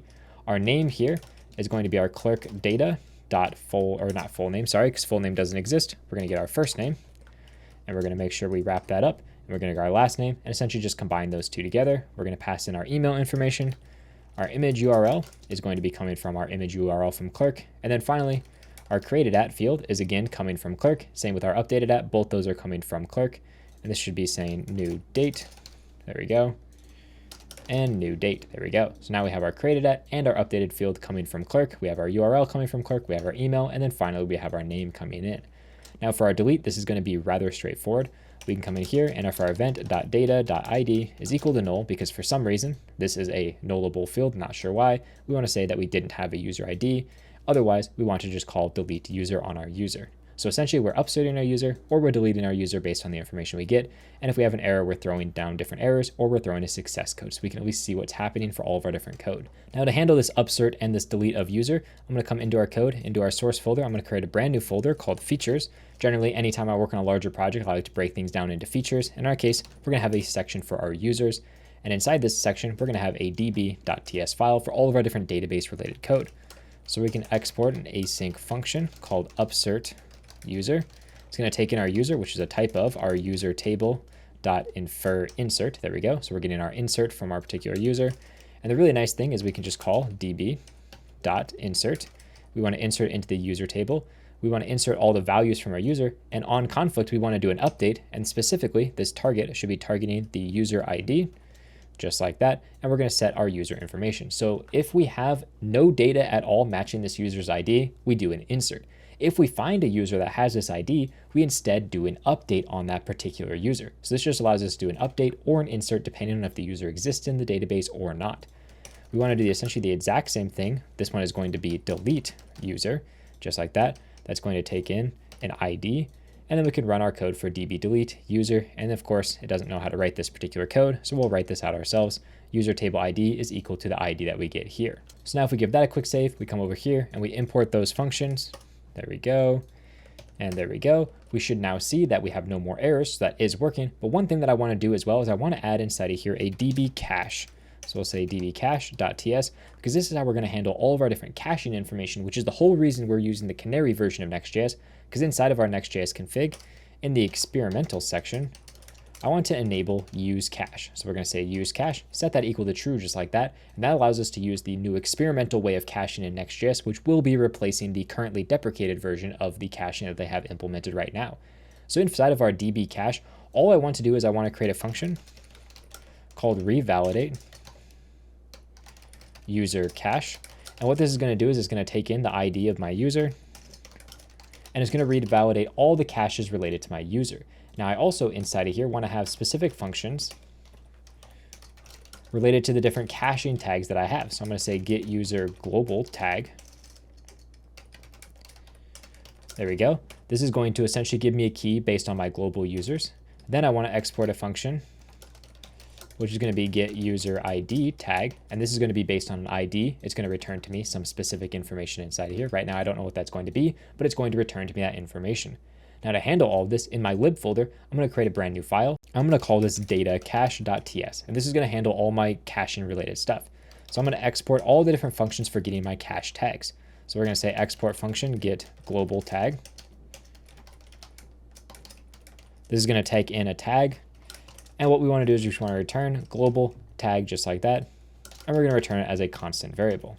And then up here, I can get my cache tags. So I can say cache tag is equal to, for example, users is going to be my first instance of caching information. And I can say that this tag right here is going to be one of those. So this function always returns to me global users. But if I come in here with, for example, my job infos and my interviews and my questions, you can now see this function is going to return to me global users, job info, questions, or interviews, which is great.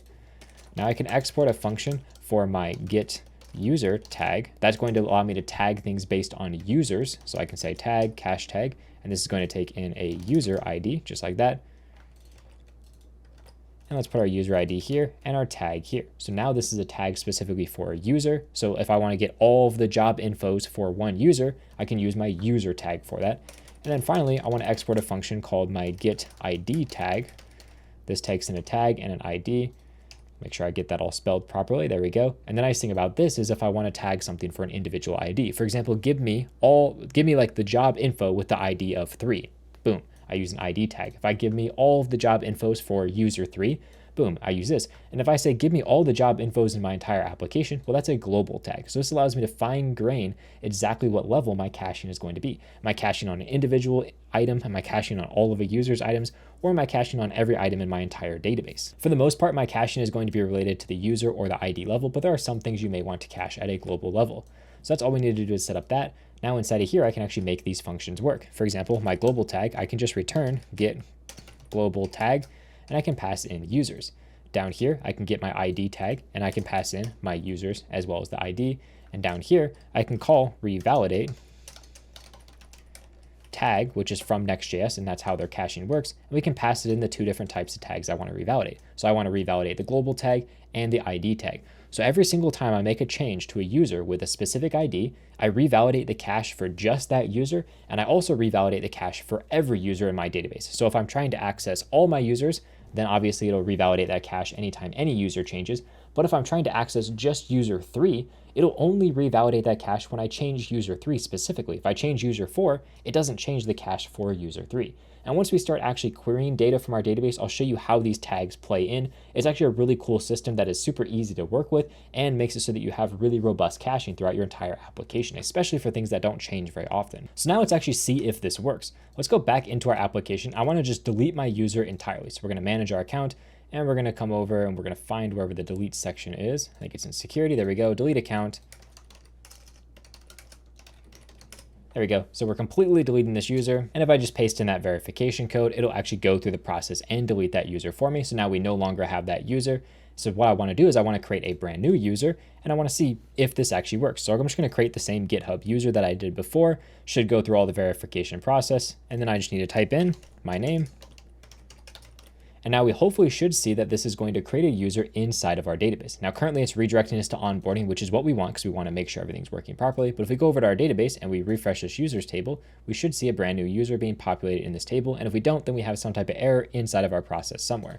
Now it looks like I probably stopped my process inside of here. Let's see. Yeah, I definitely stopped my process. So we're just going to say npm run db studio, give that a quick rerun. And now we can see, give this a refresh, and it looks like we actually don't have a user inside of our database, so something is going wrong. Let's look at our Clerk webhook to see if inside of here we actually have any message being sent through. So we just give that a quick refresh, click on this, and we look inside of here. You can see we have a bunch of failed requests for user created, user deleted. These are not working properly, and we can try to figure out exactly why these errors are showing up. And if we look at this, you can see it's giving us a 500 internal server error. So if we actually look at our console logs, maybe that'll give us some more information on what's going on.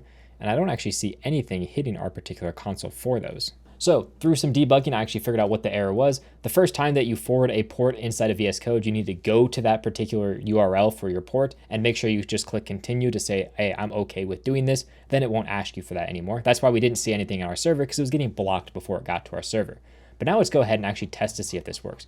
We're going to go back to all of our different events for this particular endpoint. And I just want to retry this one that failed, which is our user create. So we're going to come in here. We're going to replay that. I'm just going to resend just this one message.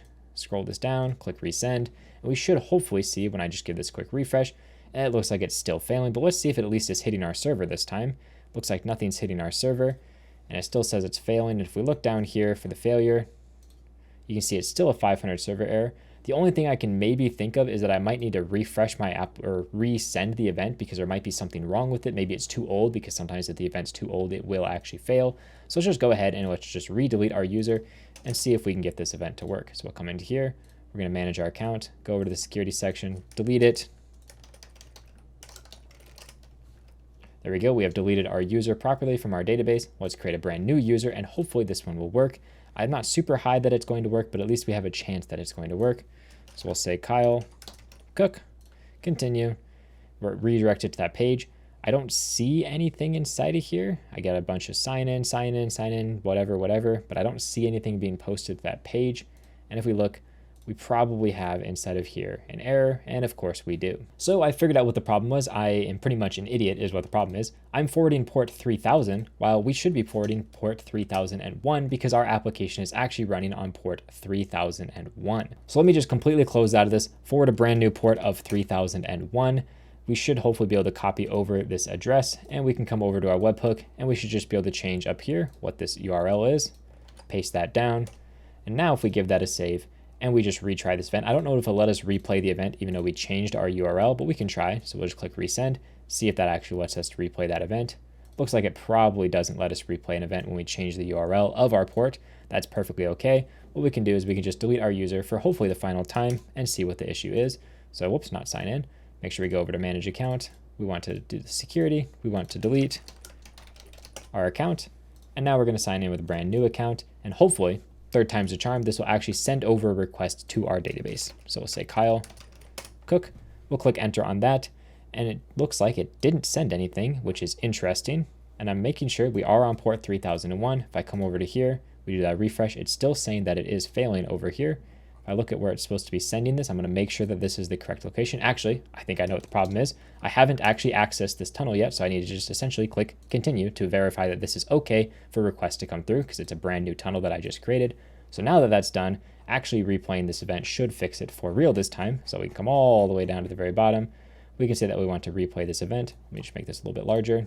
Resend that event, give this a quick refresh, and it's still failing. But when we look at the error, you can see the arrow is a 401 unauthorized. This is because in my Clerk middleware, I have this currently set up to block all routes except for sign in and my homepage. Well, we want to make sure we also allow our routes to our API. So we'll say API.star, just like that. So this is going to allow any route that is inside of my API to be accessed by anyone. And actually, we specifically only want our webhooks. So let's just do our webhooks just like that. So now we allow anything to our webhooks to be publicly accessible. So now hopefully if we redo this one last time, this should be the final time we need to resend this for it to actually be successful. Looks like we're still getting an error. This time it's still at 401 unauthorized. So I did a little bit more digging. I have to rechange my port to be public because we redid our port. That'll hopefully fix this error that we're getting. And we already fixed the other error inside of here to make sure that we added this as a public route. So now for the hopefully final time, I will do a resend on this. I will refresh. We're still getting a failure, but this time at least it's a 400 bad request, and that's most likely because the request is too old, because after a certain time, it'll give you a failure if you try to replay the same thing to avoid like replay attacks and things like that. So hopefully for the final time in this entire application, we will delete our account, we will recreate our account, and it'll magically be added to our database, which is going to be wonderful. So make sure I spelled delete account properly. Now we can sign in, create a GitHub account, give it an actual name, and hopefully, like I said, for the very last time, this will work. Kyle Cook, there we go. And now if we go over to Clerk and we give this a quick refresh, actually we'll need to go all the way back to all of our events for this. And now we can see, if we give this a refresh, we still don't have any successful messages being responded to.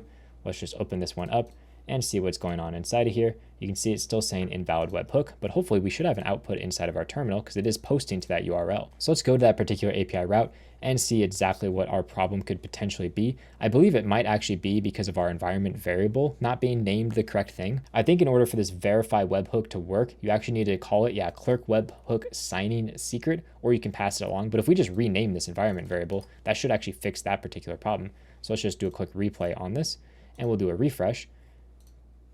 And it looks like it actually succeeded that time. It took me way longer than I thought it should have, but now we have a user inside of our database, which is great. You can see it has all that information for everything related to that user, which is exactly what we want. And we redirect them to this onboarding page. Now, the reason we do that is because we want to make sure this webhook could take a little bit of time to get to our database. So we want to make sure that we have the user in our database before we let them do things in our application. Otherwise, they could have a user in Clerk, but not in our database, which would be a little bit of a problem. So this is just a page we redirect them to make them wait until everything is synced up between our two different sources. So let's go ahead and actually create this onboarding page. It's going to be relatively straightforward. Inside of here, we'll create a file called onboarding. There we go. Inside of here, we'll have a page.tsx. This is going to export a default function onboarding page. There we go. Inside this onboarding page, we essentially want this to be an async function because we want to get all of our different user information. So we want to get our user ID as well as the user from our database. We can call get current user, which is a function we're going to create, and we'll tell it to get all the data just like that. So we're going to create this function in just a second here. So let me copy that over. We're going to go down into our services section for Clerk. We're going to create a brand new folder called lib. And inside of here, we're going to create a function called get current user, just like that. Get current user. This is going to take in all data, which by default will be equal to false. And of course, all the stuff that it automatically created, we don't want. So we're just going to close out of all of that. This function is going to be rather straightforward. We're going to get the user ID as well as this redirect to sign in. That's going to be coming from the auth function built into Next.js, or I'm sorry, not into Next.js, built into Clerk. There we go. So now we have these two different things that we can get. And I just want to return all this information. So I want to return the user ID. I want to return the redirect to sign in. And then specifically, if I'm getting all of the data and my user ID is not equal to null, then I want to call get user and pass it in my user ID. Otherwise, we're going to return undefined here. There we go. Just like that. And this is going to be an async function we call get user, which takes in an ID, which is a string. And this is going to be a rather straightforward function. It's going to take db.query user table. There we go. We want to find the first one. And we're going to change our where clause here to be equals user table.id. There we go. So we're just returning the very first user that matches this particular ID. And to implement all of our caching, we can just put use cache at the top here. And we can implement a cache tag. And in this case, we're caching for an individual user ID. So we can say get user ID tag and pass it in our ID. So now anytime anything with this individual user changes, this cache is going to be busted, which means it's going to refetch all of our different data for us. So that's really good. We can get rid of all these different imports we don't need. And the really nice thing about this is if we don't need to get all of our user data, it won't do this database call at all, which will save us from doing extra database calls. But if we do need all the user data, it will do the extra database call to get that information. Now, the reason I'm doing this extra database call is because this user ID right here comes from Clerk's database, and we also want to get our user from our database. So we want to get both these informations to make sure that both of them are going to be set before we redirect the user to the application. So inside of here, we can just do a quick check. If our user ID is equal to null, well, we shouldn't even be on this page. So we're going to redirect the user. So we'll just say return, redirect them to the home page. There we go. Make sure I get my redirect installed from the correct location. There we go. So if the user ID is null, definitely don't be on onboarding. That doesn't make any sense. Now, if our user is not equal to null, we want to redirect them to our app because essentially our application is ready. The user has been created. So if our user is properly created, redirect them to our application.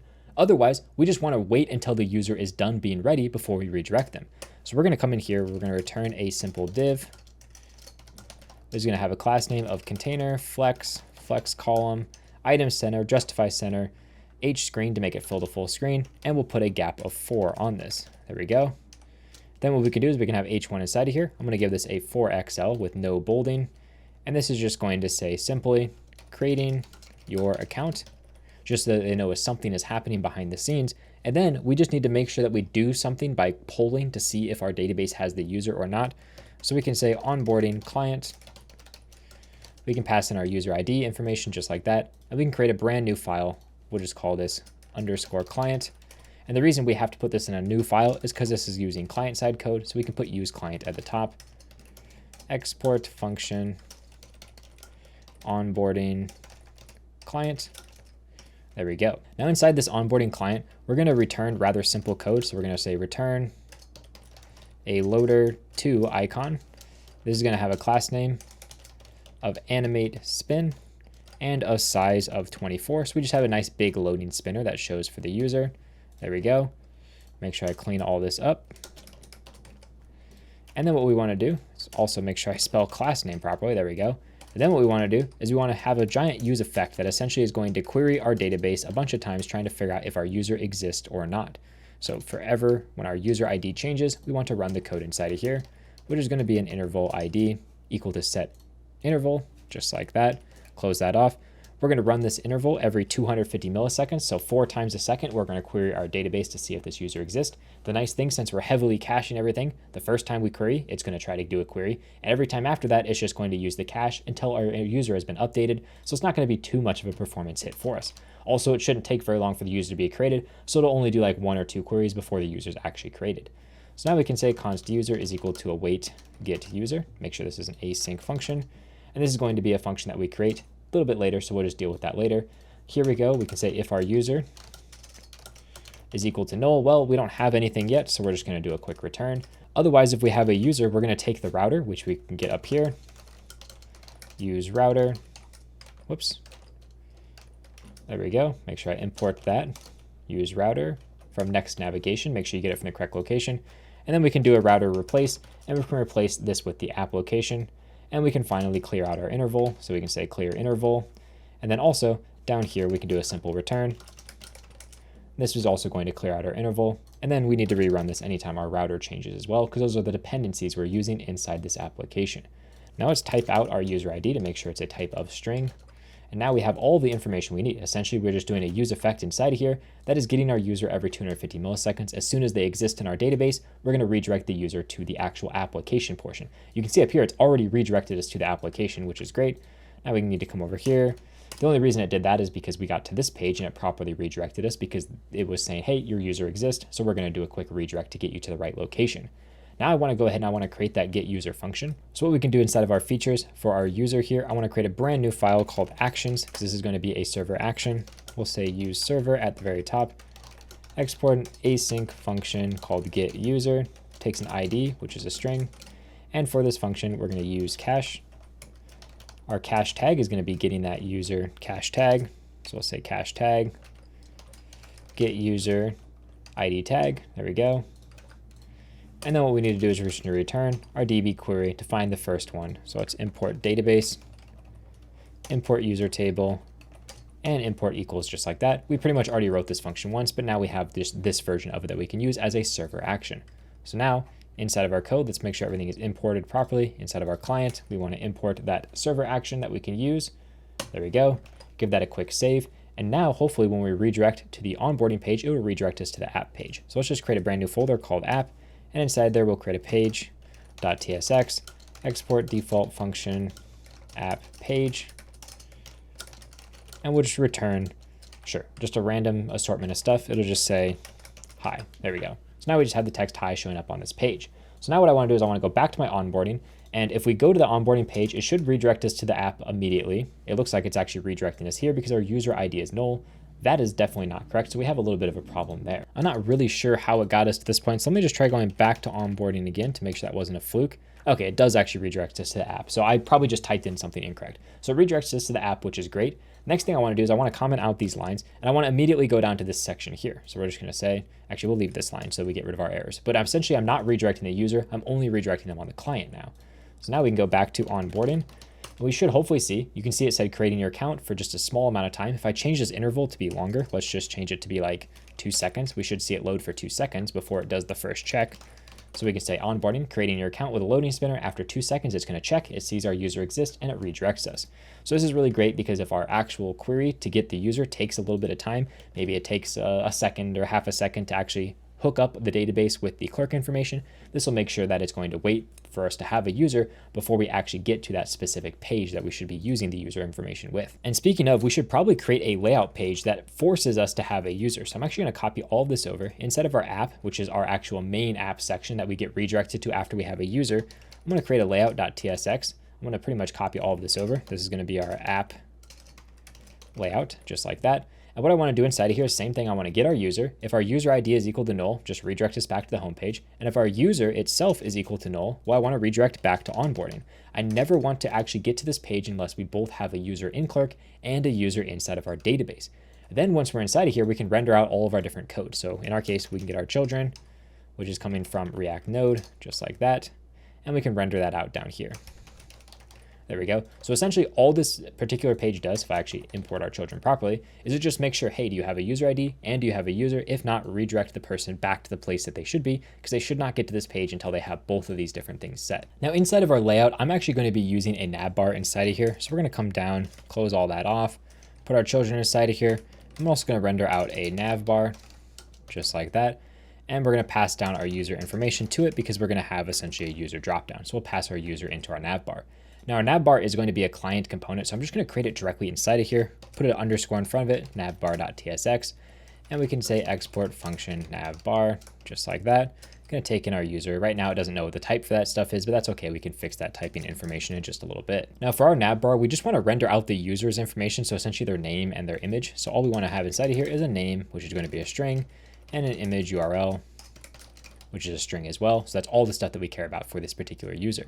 Then what we want to do is we want to return our navigation related information. Now for this particular information, we're actually going to need a component from Shadcn, which is the avatar component. So we can say npx Shadcn at latest add, and we want to add the avatar component because we're going to be rendering a user avatar.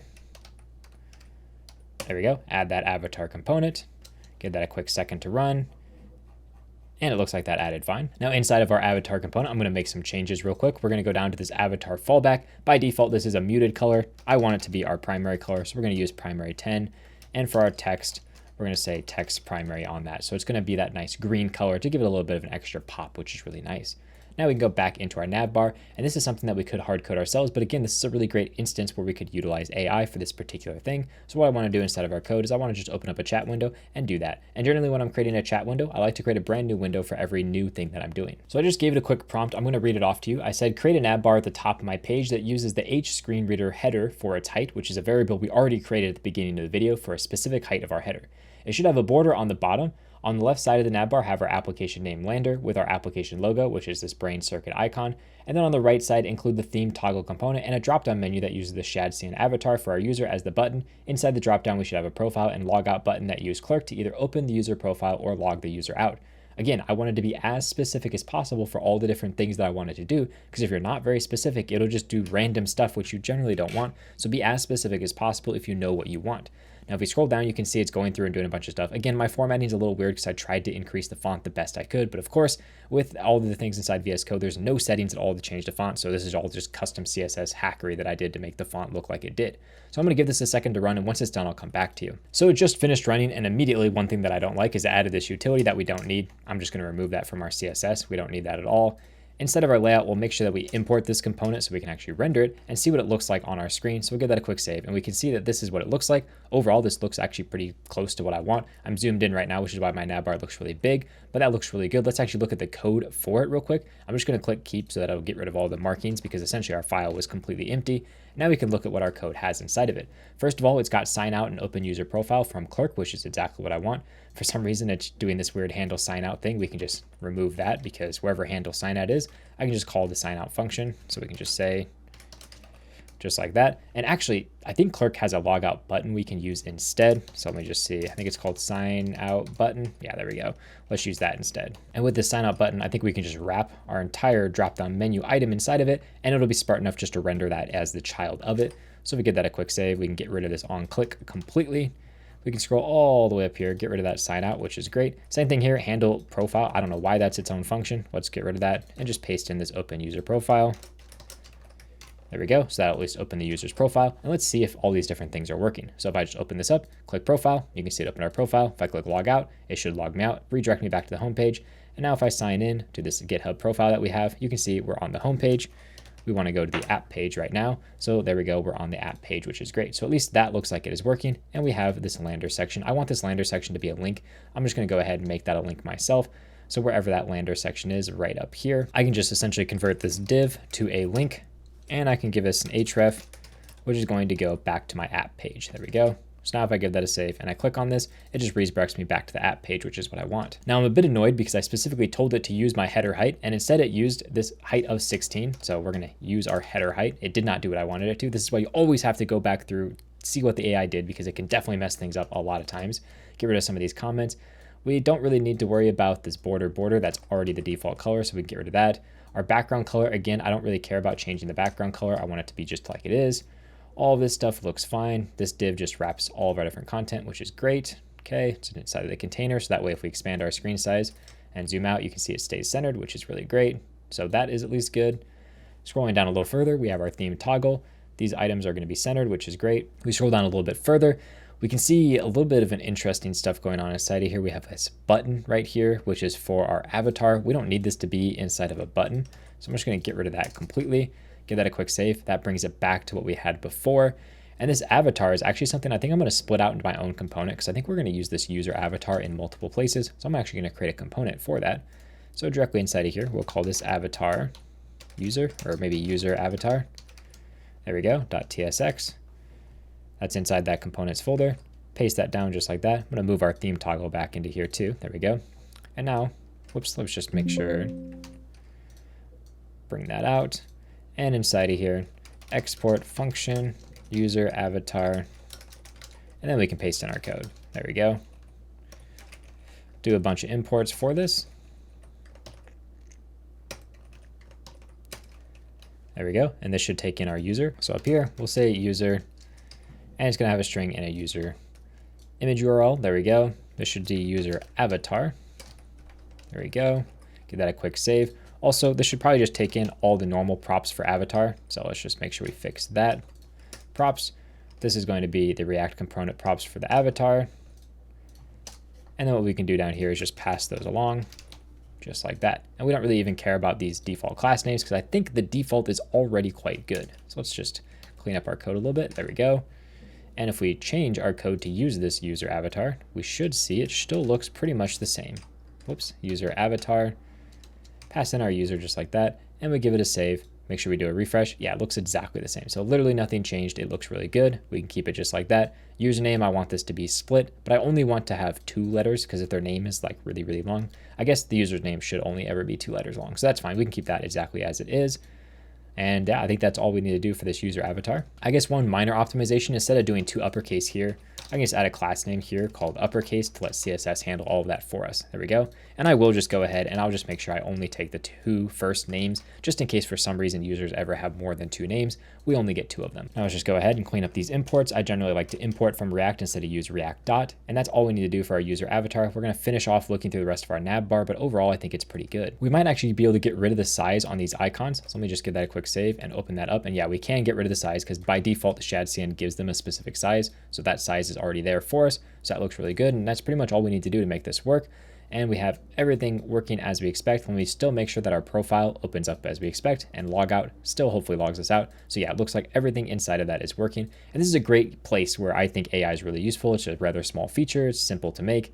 I'm going to change this to be a size of 8. I don't like to use height and width. I like to use size if it's going to be a square, just a little bit easier to work with. And now if we go to our app page, we at least have our application with our Navbar at the top. So now let's go ahead, close out of all these files that we have open. I want to go ahead and make the actual page itself that renders out all of our content. Right now it just says hi, which is obviously not what we want. So inside of our app page, what we want to do inside of here is, first of all, we're going to wrap pretty much everything inside of a suspense, because if we have no jobs yet, we want to show a different page than if we do have jobs. I'm going to close out of this chat window too, so it's not taking up space. So we're just going to wrap everything inside of a nice big suspense. Make sure we import that. And for our fallback on this, we're essentially just going to have a full screen loader. So we're going to come in here with a div. It's going to have a class name, which is going to be hScreenHeader. And the reason I created this header class is because essentially it's the full height of my screen minus my header. So we get a full height item, so we can center something directly inside of it. Speaking of, we can see we got flex, item center, justify center. That's just making sure all of our content is centered. And then inside of here, we can actually do what we want. Right now, it's just rendering out this loading text. Instead, I'm going to render out the loader to icon. I'm going to give it a class name of size of 24, and we're going to animate this to be a spinner. So it'll spin just like that. There we go. Perfect. So now we can give that a quick save. And right now it says welcome to the app. But if we had instances of information loading, I'll just bring this down into the main section of our application so you can see what that would look like. There we go. If we give that a quick save.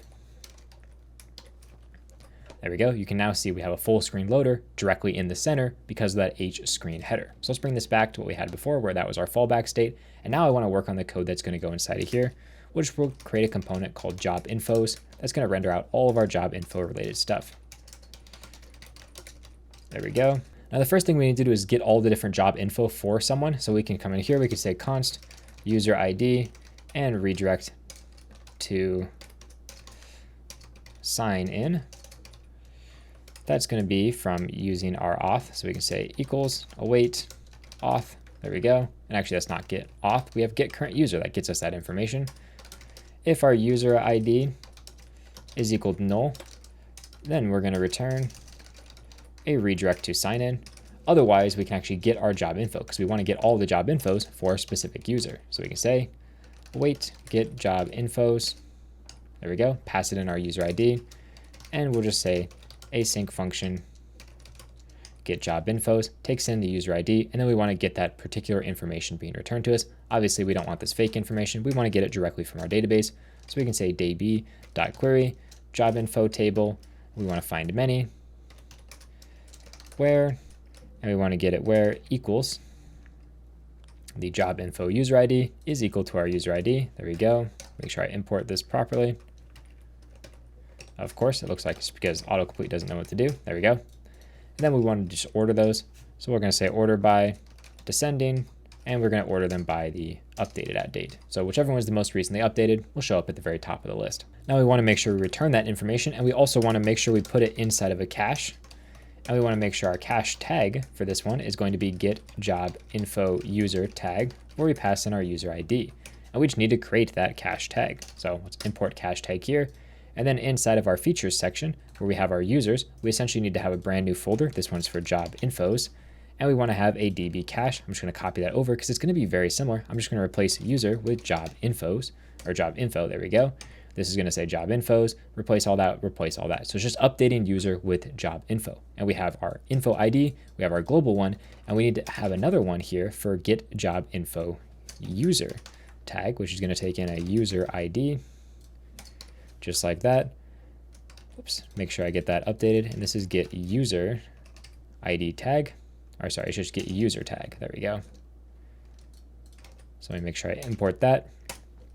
There we go. And then down here, I need to make sure I also revalidate my user tag. So here I need to pass in not only my ID, but I also need to pass in the user ID. And let's just get the types for those as well. Close off that. There we go. User ID. So now it's just making sure that every time we revalidate our cache, we're passing in everything that it needs to revalidate. So in our case, if we go back to here, we can specifically cache this for any time any job info updates for a user. So if they update, if they create, if they delete, anytime they change any of their information, it updates the cache, but it keeps everyone else's caches exactly the same. So it doesn't update everyone else's caches. That's why we're caching by a specific level of user in this particular use case. Now we want to just have a quick check here where if job info's length is equal to 0, then we're just going to return a new component we're going to call no job infos. And we'll just say that this is a function, no job infos, just like that. And this is where we're essentially going to return a bunch of information that's different from what we would normally do. So I'm going to have a class name here of container. We're going to add some margin on the top and bottom. And I'm going to say the max width on this is going to be 5XL. We'll close that off real quick. Then we're going to add an H1 here. And the H1 for this one is specifically going to say, welcome to Lander, because this is going to be the first thing people see when they go to our application, because they're going to have nothing at all. We want this to be quite large, and we're actually going to make it even larger on larger screen sizes. So we're going to say text 4XL and text 5XL. So as our screen size increases, so will the size of this text. Then what we're going to do is we're going to have a paragraph tag. This is just going to be that muted text, and we're going to add some margin on the bottom of 8. And then we're going to have a bunch of text inside of here. I'm actually going to copy this text over just because I don't need to type it all out. It says to get started, enter the information about the type of job you're wanting to apply for. This can be specific information copied directly from a job listing or general information such as the tech stack you want to work in. The more specific you are in the description, the closer test interviews will be to the real thing. This is essentially just describing how to use our application. And then finally, below that, we're going to render out a card. So let's get that from Shadcn. There we go. So we're going to render out a card. Inside of here, we're going to have some card content. And inside of this card content, we're going to have a job info form, which is a form that we can use for creating brand new information. So let's get our card as well. So that's all the information we need. We just need to render out this form. For now, I'll just comment it out so we can see what this looks like. You can see it says, welcome to Lander. To get started, here's all the things that you need to do. And then here's the form that we can fill out. And if I were to make my page a little bit bigger and zoom this out a little bit, you can see it looks rather good. So now let's zoom this back into this larger zoom level that we have, bring this down, and we can work on our actual job info form before we go ahead and we finish what the rest of this should look like when we actually have job information. So let's just comment that back out so we can work on this. So to work with forms inside of Shadcn, we're going to need to be able to import form, we're going to need to be able to import input, and we're going to need to get text area and select, since we're going to be selecting information as well. So we just want to make sure we import all these different things from Shadcn, make sure that it all installs properly. There we go. It looks like it installed everything, which is great. And now what we can do is we can create that information. So inside of our job infos, I'm going to create a new folder called components. There we go. And inside of here, I'm going to create that job info form.tsx. Also, I'm going to take my user avatar. I'm going to move that into my users folder and specifically into a components folder, just because it's specifically related to our user. Now, hopefully if we refresh, yep, we're just having our job info form is not defined. So let's make it inside of here, export function job info form. There we go. Make sure this returns something so we can actually make sure our page renders. And if we import this, we should see at least our page is rendering, just no information is being returned. Now this is going to be a client component. So we'll say use client at the top. And this is again, an instance where using AI could be potentially useful to save me from typing out a lot of stuff for creating my form. I'm probably going to heavily modify it, but let's just go ahead and see what some AI can do. Again, I like to create a brand new form every time I start something new. So I just wrote up a quick thing, create a Shadcn form using Zod for my schema validation. This form should accept a name, a job title, which is optional, an experience level using the job experience level's enum, and a description. The job title and experience level should be in the same row in a form on a large enough screen size, and only create the form/schema. Do not create the action or database code. Oftentimes, these things, they like to create way more code than I want. I just wanted to create the form UI layout for me because that's really all I care about. The rest is really easy to implement, and honestly, AI is much better at creating a UI than it is creating logic. So the more that I can tell it to create my UI, the better, and the more I can focus on doing the logic myself, the better for me. So it looks like that finished up. It's creating some fixes for some minor things, but if we look at our code over here, you can see that it's not perfect, but at least it's giving me some information. And I'm guessing if I go to a larger screen size, yeah, you can see the experience level and the job title are showing up side by side.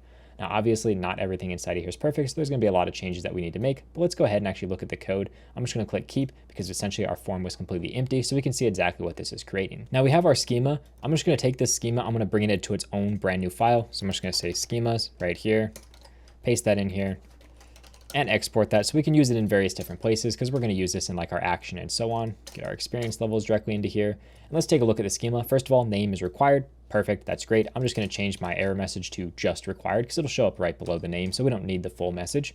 For the title here, I want this to be a minimum of 1 because I want to make sure that it's going to be there or it's going to be null. So we're going to say nullable as well. I like to use nullable instead of optional because if I'm going to be creating an element, I want to make sure that I can pass along null if I end up deleting the data from my title. So for example, if I remove this, delete everything, it'll make sure it deletes it in my database as well. Optional won't actually do that for me. Experience level looks fine. I don't need an error on this though because it's impossible for them not to select anything in my select statement. And then our description here is going to say that it's required as well. So that looks really, really good. Now, if you're using a newer version of Zod, you may need to actually write your minimum error messages slightly differently. So if you're on that Zod 4.0, this will be slightly different for you, but overall it's not too hard. You just pass it as an object. And I believe you pass an error inside of here is what you do. You just say error and pass it in like that. Not 100% sure what the new syntax is, but it's something like that. Now let's go back to our form. We're going to get rid of the schema here, and we can essentially say we want to import our schema just like that. There we go. And now we have all of our information. You can see here it left us a to-do, which is great. Default values for the name, the title, and description. I also want to have a default level for my experience level. We're going to use a junior level experience level as the default. So at least it should, if we refresh our page, populate that as junior, which is great. Now for my title, I'm specifically going to have this be null as my default value. I don't want this to be an empty string. I want it to be null. So if I submit this without changing anything, it'll put null in my database instead of an empty string. Now we can scroll down a little ways to see how everything's working. You can see we have our name. It has a placeholder. Honestly, I don't really like placeholders on a lot of forms, so we're going to completely remove the placeholder right here. And for this, I want to just describe to the user what this is doing. So it says this name is displayed in the UI for easy identification. There we go. Just so they know this is UI only and doesn't actually have any bearing on anything else inside the application. Now for job title, instead of putting optional here, I'm essentially going to put optional in the description. So we can say optional, only enter if there is a specific job title you are applying for. There we go. Just to make sure that they know exactly why to use this specific field. Next, we can move on to our select section, which clearly has some wrong formatting inside of it. Now, if I look at the code that's inside of here, it's mostly looking all right. Instead, this should be value instead of default value. So we'll change that to value. Otherwise, this is all looking correct. We don't need a placeholder for this. Again, I'm going to remove it because it already has a default value, and we don't need a description. That just doesn't really make sense. So we'll get rid of that description as well. Now I want to change how my formatting works. It's like kind of doing this hard coding formatting right here. I'm going to create my very own thing called format experience level, pass it in that level, and we'll create our own formatter that does that formatting for us. So let's go into our job infos. We'll create a brand new folder in here called lib, and we'll create one inside of here called formatters. Export function format experience level. This is going to take in my level, which is an experience level. I don't want to hard code my return value or anything like that. I want to just do a simple switch statement on the level. If it's junior, I want it to return junior, mid-level, and this should say mid level. There we go. And senior is going to return senior. And in the default case, I want to throw a new error, unknown experience level, and I want to make sure it satisfies never, because that way, if I fail to, for example, include senior, it'll throw an error letting me know I didn't include all of my different formats. So now I can just import that right here, and that is just a much better formatter in my opinion, and everything is formatted as we expect. Now while we're here, we might as well fix the error. So inside of our select trigger, we'll just change the class name to wFull. That'll make it so it fills the full width, so that looks a lot better. So now you can see we can toggle between all of our different experience levels. And finally, let's look at our description to see if this looks good. We are probably going to have a placeholder on this one. And I think the best type of placeholder is kind of one that really describes what you would want to put inside of here. So I'm just going to copy over the placeholder I used in our application, which is a Next.js 15 and React 19 full stack web developer job that uses Drizzle ORM and Postgres for database management. We also don't need to have a minimum height on here because there's kind of already a minimum height built into the Shadcn component itself. We'll just let that be used. And then here, detailed description of the job opportunity. I want to really describe to the user what this is for. So I can say be as specific as possible. There we go. The more information you provide, the better the interviews will be. There we go. So just letting them know, hey, the better you do at describing the job, the better we will be able to do at actually giving you specific information. Lastly, we can come down to our button here. I want to make sure that this button is disabled, specifically if our form is submitting. So is submitting. There we go. So if our form is submitting, this button will be disabled, and it shouldn't say create this. It should say save job information. There we go. Just a little bit better of a thing that tells the user exactly what this is doing. Now I'm also going to be using a custom component called loading swap. This just takes in an is loading property, and it's essentially going to swap between a loading spinner and it's going to swap between whatever the text is that I have here. Now this loading swap component actually comes from my very own Shadcn registry of components. You can see I have a bunch of different components such as a multi-select, an action button, and password input, and so on. In our case, we're going to get this loading swap component, which as you can see when we click it, it just replaces whatever you have inside of it, doesn't matter how big or large it is, with this loading icon, which is really great to be able to toggle between. So in order to actually import this, super simple. We just copy this one line right here. I'll give a link in the description to this exact repository so you can download your own section of this code. But I'm going to come into here. I'm just going to run this code, make sure I get the actual copy correct. There we go. Paste that in there. And that's just going to import this just like any other Shadcn component. If we go ahead and we look in our UI folder, you can see inside of here, we now have that loading swap component, just like any other Shadcn component. And it's got all the different stuff we need inside of it. And it's going to just toggle between that animated loading spinner and so on. So now what we can do is we can actually import this component. And hopefully now when we click on our button, it's going to show this loading spinner while it's loading. And it's going to be a disabled button, which is exactly what we want. Now I'm going to scroll all the way up to the top here. And inside of this section for our on submit, we obviously want to make some changes. Also, it looks like we have an error on our input for some reason. I'm going to get rid of that placeholder. I don't really like that placeholder. And why do we have an error on here? Oh, the error on this one is because this could be a null input for our title. So we need to make sure we handle that properly. So we can come in here, we can say value, which is just going to be field.value or an empty string, just like that. And then we also want to update our onChange. So it's going to change. There we go. Why can I not spell today? There we go. It's going to be field.onChange, and it's going to take in our target.value or it's going to default to null if this is an empty string. So if this is an empty string, it defaults the value to null. So it allows us to never pass an empty string. It's always either null or a specific value. So that's all that information we need. And you can see, hopefully if we refresh our page, we have no errors and we have all of our information for everything inside of our form. And if we expand this, it looks a lot better on a larger screen size. We do have some formatting errors, looks like, so it's probably just trying to center things inside of our 2x2 section. So it looks like if I just scroll up, this is our 2x2 section. We'll just say items start. That should hopefully make sure that section is working properly. There we go. Now they're all aligned at the very top. So this is a really good looking form for the most part. I really like what it looks like. Now let's go ahead and actually make it so this form works properly. So inside of our onSubmit, we just need to make sure we handle this properly. So I'm going to get an action, and this action is going to be based on a job info we pass in, because this can either be an edit or a create form. So this is going to take in a job info, and this job info is going to be optional. So we can say job info, and this job info right here is going to take in specific fields. So we're going to say pick from our type of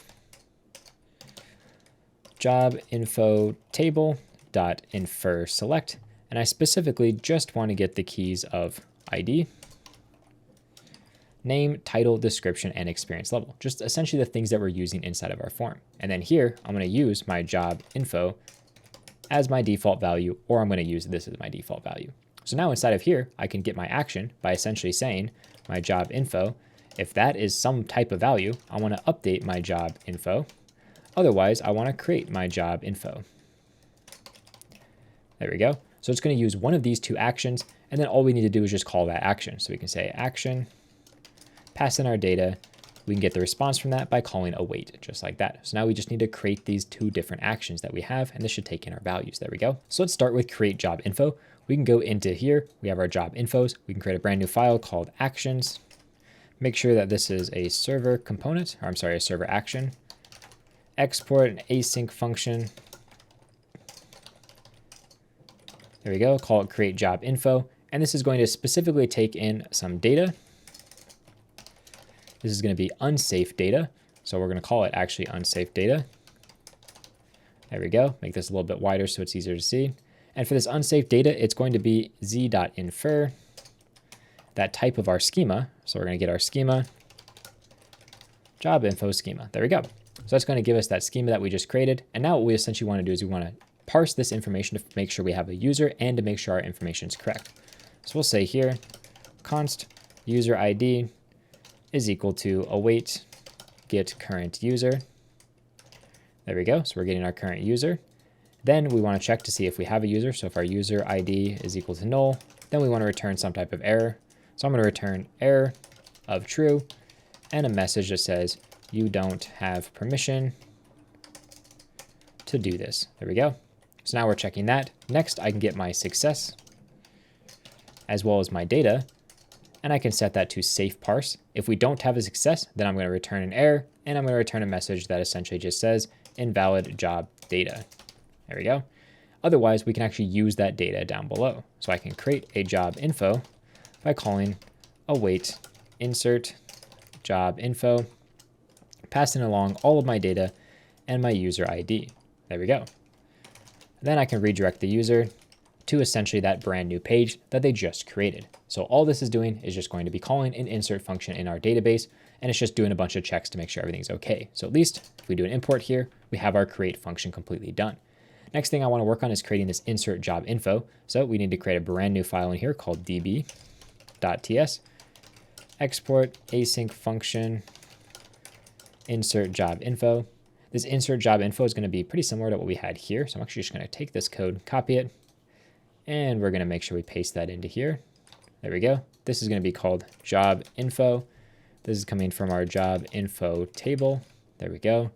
Update all of these, import our database, and we don't need to worry about this on conflict stuff because we're not actually doing any on conflict, but we do want to do a returning clause here, and we want to return the ID, and we want to return the user ID from this particular table. And what I want to do is I want to get this new job info by calling that await function just like that. And this new job info is going to return to us an ID and a user ID. And the reason I wrap this in this array bracket here is because by default, this actually returns us to an array of all the different things we created. We're creating only one thing. So that's why I'm just breaking this out from the array into an individual object. Then we're going to return that down here. But before we do that, we want to revalidate our cache. So we're going to take our job info cache and we're going to revalidate with that with our new job info. So we're just going to pass in that new job we just created, which is our ID and our user ID. And that's going to revalidate all of our different caches for anything job related to make sure all of our pages update properly. So that is our insert function entirely done. I'm going to copy that down to just do our update function while we're here. So we can say update job info. This is going to be in an infer insert, but this is going to be a partial because updates allow you to update just part of the data. You don't need to pass in all of the data. There we go. And we're also going to take in an ID, which is a string, just like that.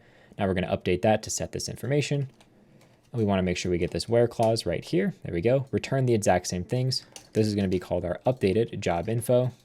And we revalidate our cache just like that. So essentially, if we look at this code, all we're doing is the same thing, but instead of calling insert, we're calling update and we're setting our job info, making sure we're doing it for our specific job ID and returning all the information for that job so we can revalidate our cache and pass that information down to the user.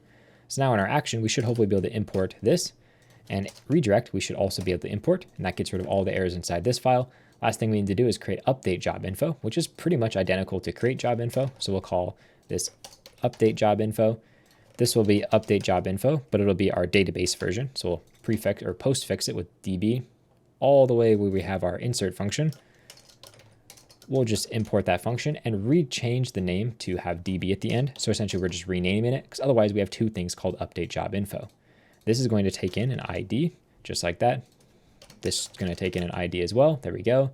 And then we can change what we want to do down here for our data. For example, we don't need to pass in the user information. That shouldn't change, but we can pass down the data here. So we're doing all of our checks right here, just like we did before, but we want to make sure we're only updating jobs that we actually have access to.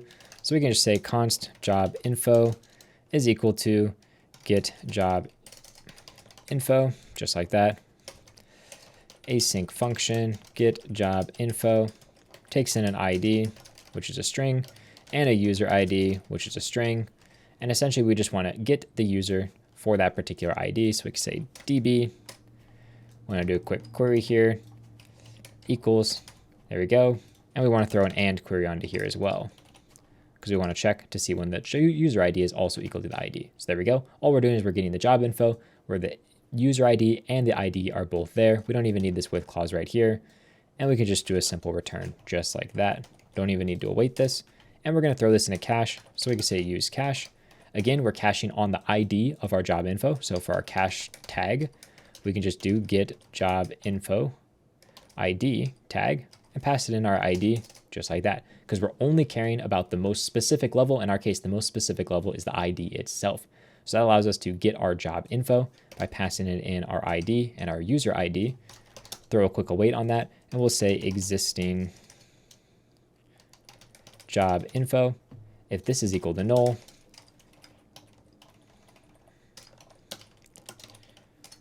well, then we know we have some type of error. So we can just say you don't have permission because you're trying to update someone else's job info. So there we go. We can just say don't have permission to do that. Now we have our updated job info and we're redirecting the user back to the correct page.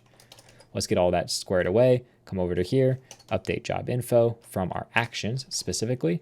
And we want to make sure we bind our ID onto there. So we bind our job info.id and null. That just makes sure the first parameter passed along is our job info ID. That cleans up all that. Let's get rid of some unused imports that we potentially have. Oh, we just need to make sure we fix our error states. And here we probably have some unused imports. Yeah, let's get rid of that. There we go. So now here, all we want to do is if we have an error, I want to render out what that message is. So we can just say toast.error res.message. And we just need to get the toast component, which is coming from Shadcn. Make sure I get this. And that is going to be Sonar. That is the toast library that we're going to be using. That'll do all of our different toasting related stuff. And to make this Sonar library actually work, first of all, import toast. And then inside of our application, all the way up inside of our layout, what we can do is we can go all the way down into here below our body, but crucially inside of our theme provider, and we can say that we want to get the toaster. That's going to be coming from that Shadcn component. There we go. That just allows us to have toast that render inside of our page. So that should be everything to get our form working properly. Now, if we just click save, we should see that we have these fields that are required, which is really great. It's actually marking those as required. Now, the next thing that I want to do is I want to test what an error looks like. So we're just going to make a fake error. I'm going to go into our actions here, make this a little bit bigger so it's easier to see. There we go. And inside of our create function right here, what I want to do is I just want to essentially throw an error no matter what. So we'll just say or true. There we go. So it's just going to throw this error no matter what. So let's type in a random name and a random description. We'll click save. You can see right here gives us an error. You don't have permission to do this, which is exactly what we want. And if we had actual errors, they would show up in our form as well. Now, I obviously don't want this to fail, so I'm going to get rid of this. I'm going to get rid of our description here and our name. We'll call this Next.js job. There we go. And then what I want to do is I'm going to go back into my form. So let me find my form real quick. There we go. I'm just going to copy that placeholder data. I'm going to use that as our actual data. So here, just going to copy that down and paste that as our description. So this is going to be our first job information that we're going to be working with. So we'll click Save Job Information, and it redirects us to the page for that job info. And if we go back to our app, we should hopefully see it just renders nothing now because we have a job info actually created. So let's go ahead and finish out the rest of this page to render out what we should do in the case that we do have job infos. So what we can do inside of here is essentially return a div. We're going to give it a class name of container, just like that. In our case, we don't really care about this max width because we want it to be pretty wide. So close off that div. There we go. Then the next thing we want to do inside this div is we want to have our header section. So we're going to create a section for that. We'll give this section a flex, a gap of 2, justify between, and we'll add some margin on the bottom to give it a little bit of space from the rest of our content. Then inside of here is where we're going to have our H1 as well as some other information such as a card that is going to allow us to create a job information. But instead of a card, it'll be a button. So we'll say button just like that.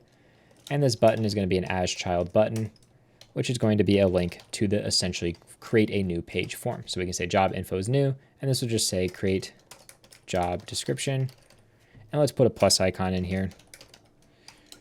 There we go. That looks pretty good. Make sure we get our link and everything there. That's getting all that. So we have create job description and we have your job infos. This will say something different though. This will say select a job description. For our text size, I kind of like how it's doing the text size on this. We don't need a margin on the bottom of this though, because we already have our margin bottom here. So it'll just say select a job description. And over here we have that create job description button.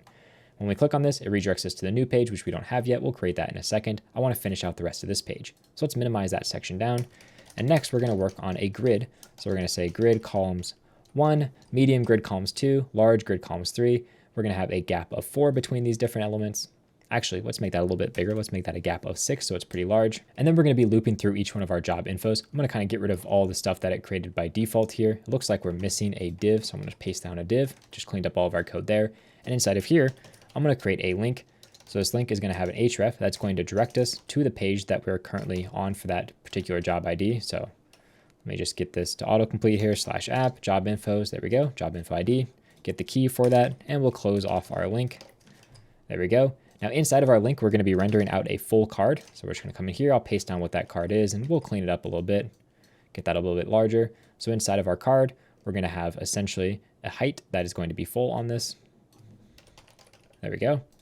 And then we're just going to immediately render out a bunch of information because we're going to have an arrow on the right-hand side and then our card content and header and everything on the left.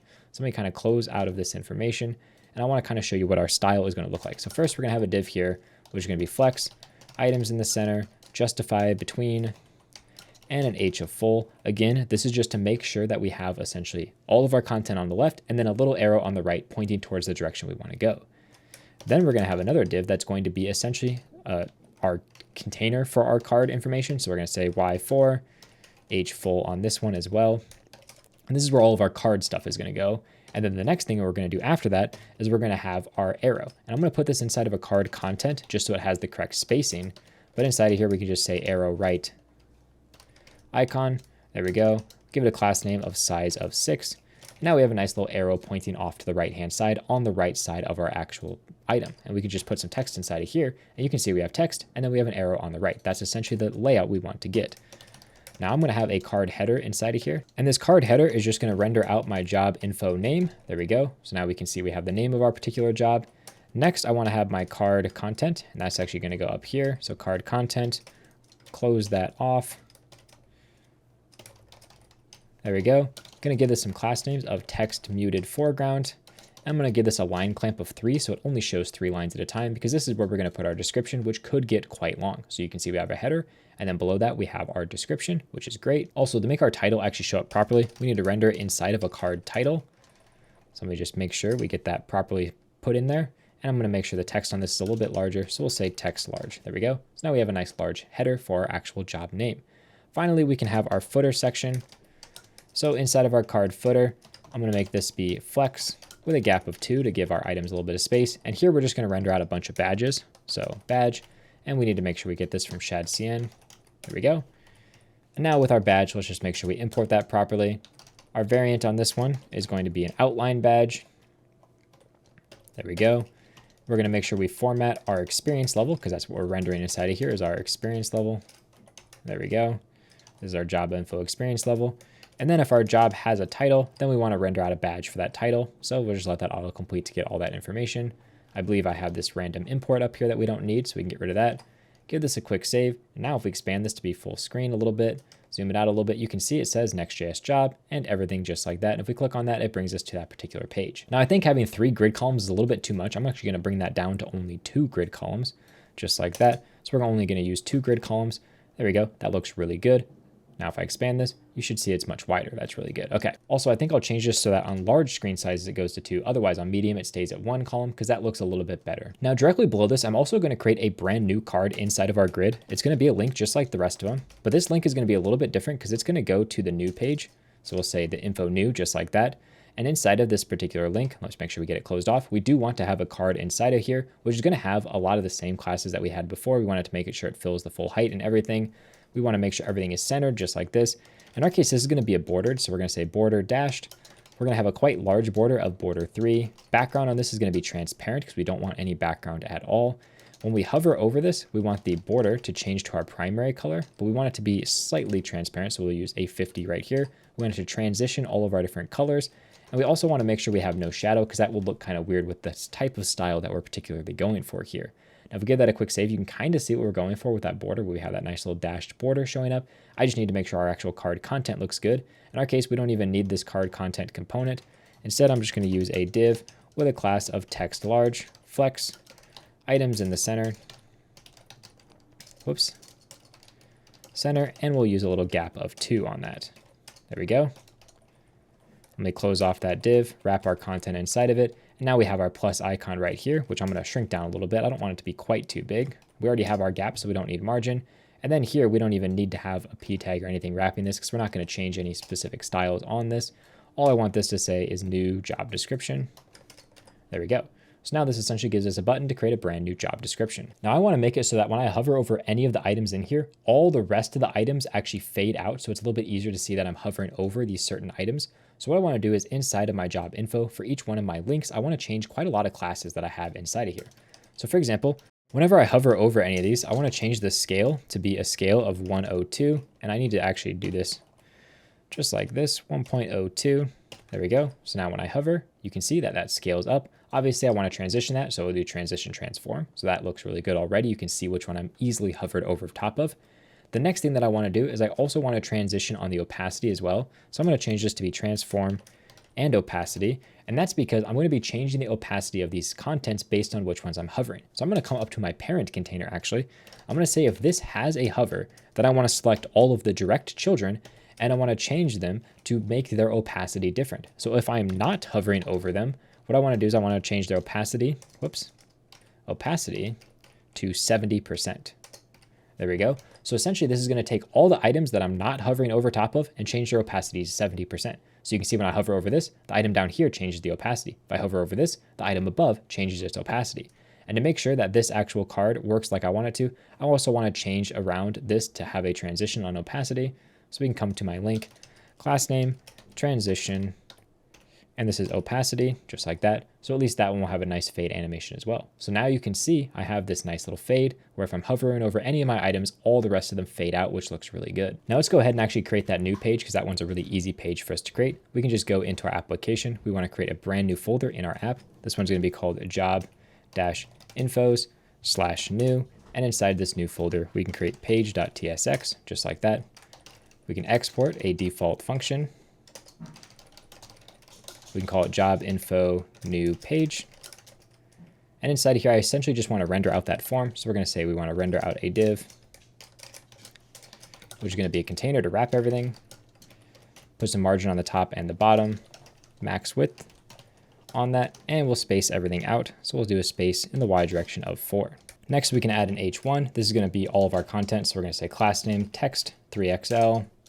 We're going to make it so our text gets larger, but not too large. So we'll just do 2 levels of nesting for that size. Create new job description. That looks rather good.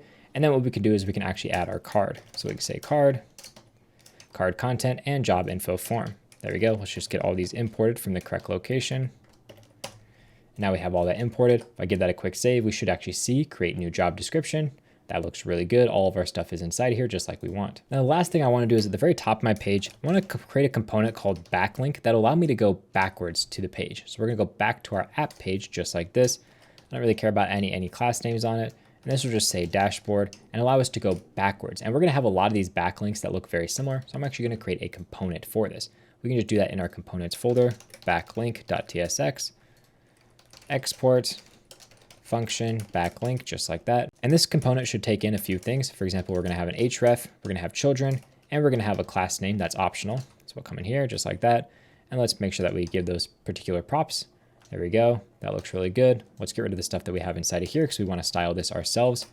First thing, it's going to be a button component that we're going to be using. This button is going to be a child button. The variant on this is going to be ghost because we don't really want it to have any background colors at all by default. The size on this is going to be small. And then lastly, we're going to add our class names in here. So we're going to use CN.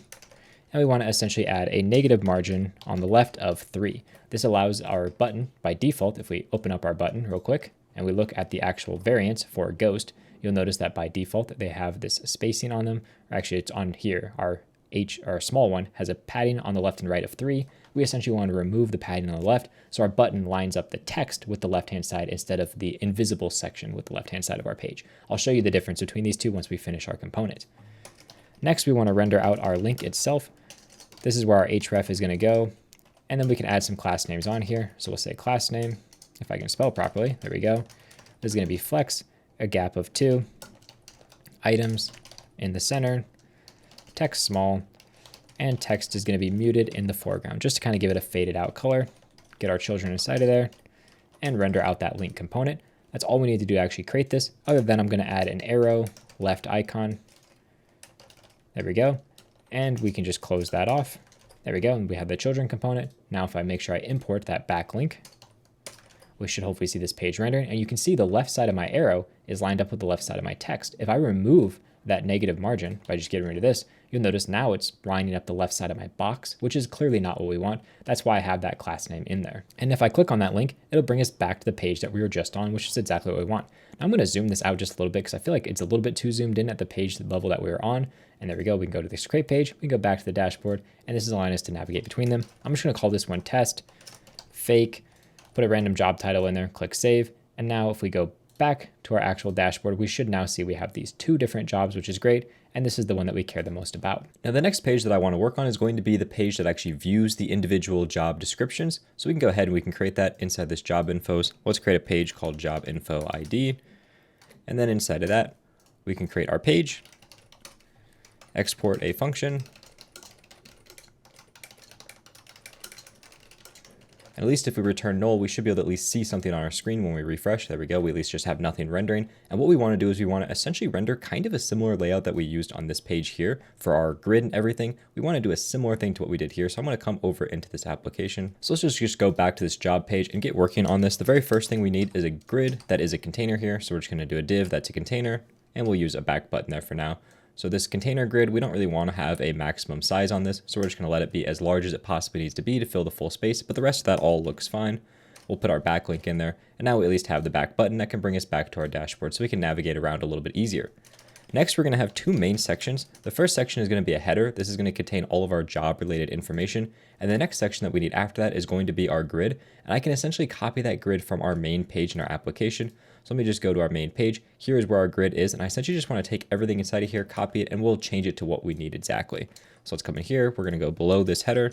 I'm going to paste down this grid, and we're going to heavily modify what this looks like, but a lot of it's going to be relatively similar. Like we want the same grid, we want the same hover effects. Instead of looping over job info though, we're going to be looping over all the different options that we have available for the things that we could do. So in our particular cases, you're going to be things like interviewing, questions, resumes, and so on. So let's go ahead and actually start implementing some of this. We're going to come in here and import our link. We're also going to want to import our various different card related components. So we'll get all of those imported. Oops, that one didn't import. There we go. Get the card content. And I don't think we're actually going to need a footer on this, so we can just kind of remove this entire footer section, but we will need our arrow pointing to the right, just like we had in the other one. So now we can kind of go ahead and fine tune this a little bit more. The nice thing is that we actually have a much simpler design here. We don't actually have a card content. We're just going to have a card with a description and a title. So we can come in here with our description just like this.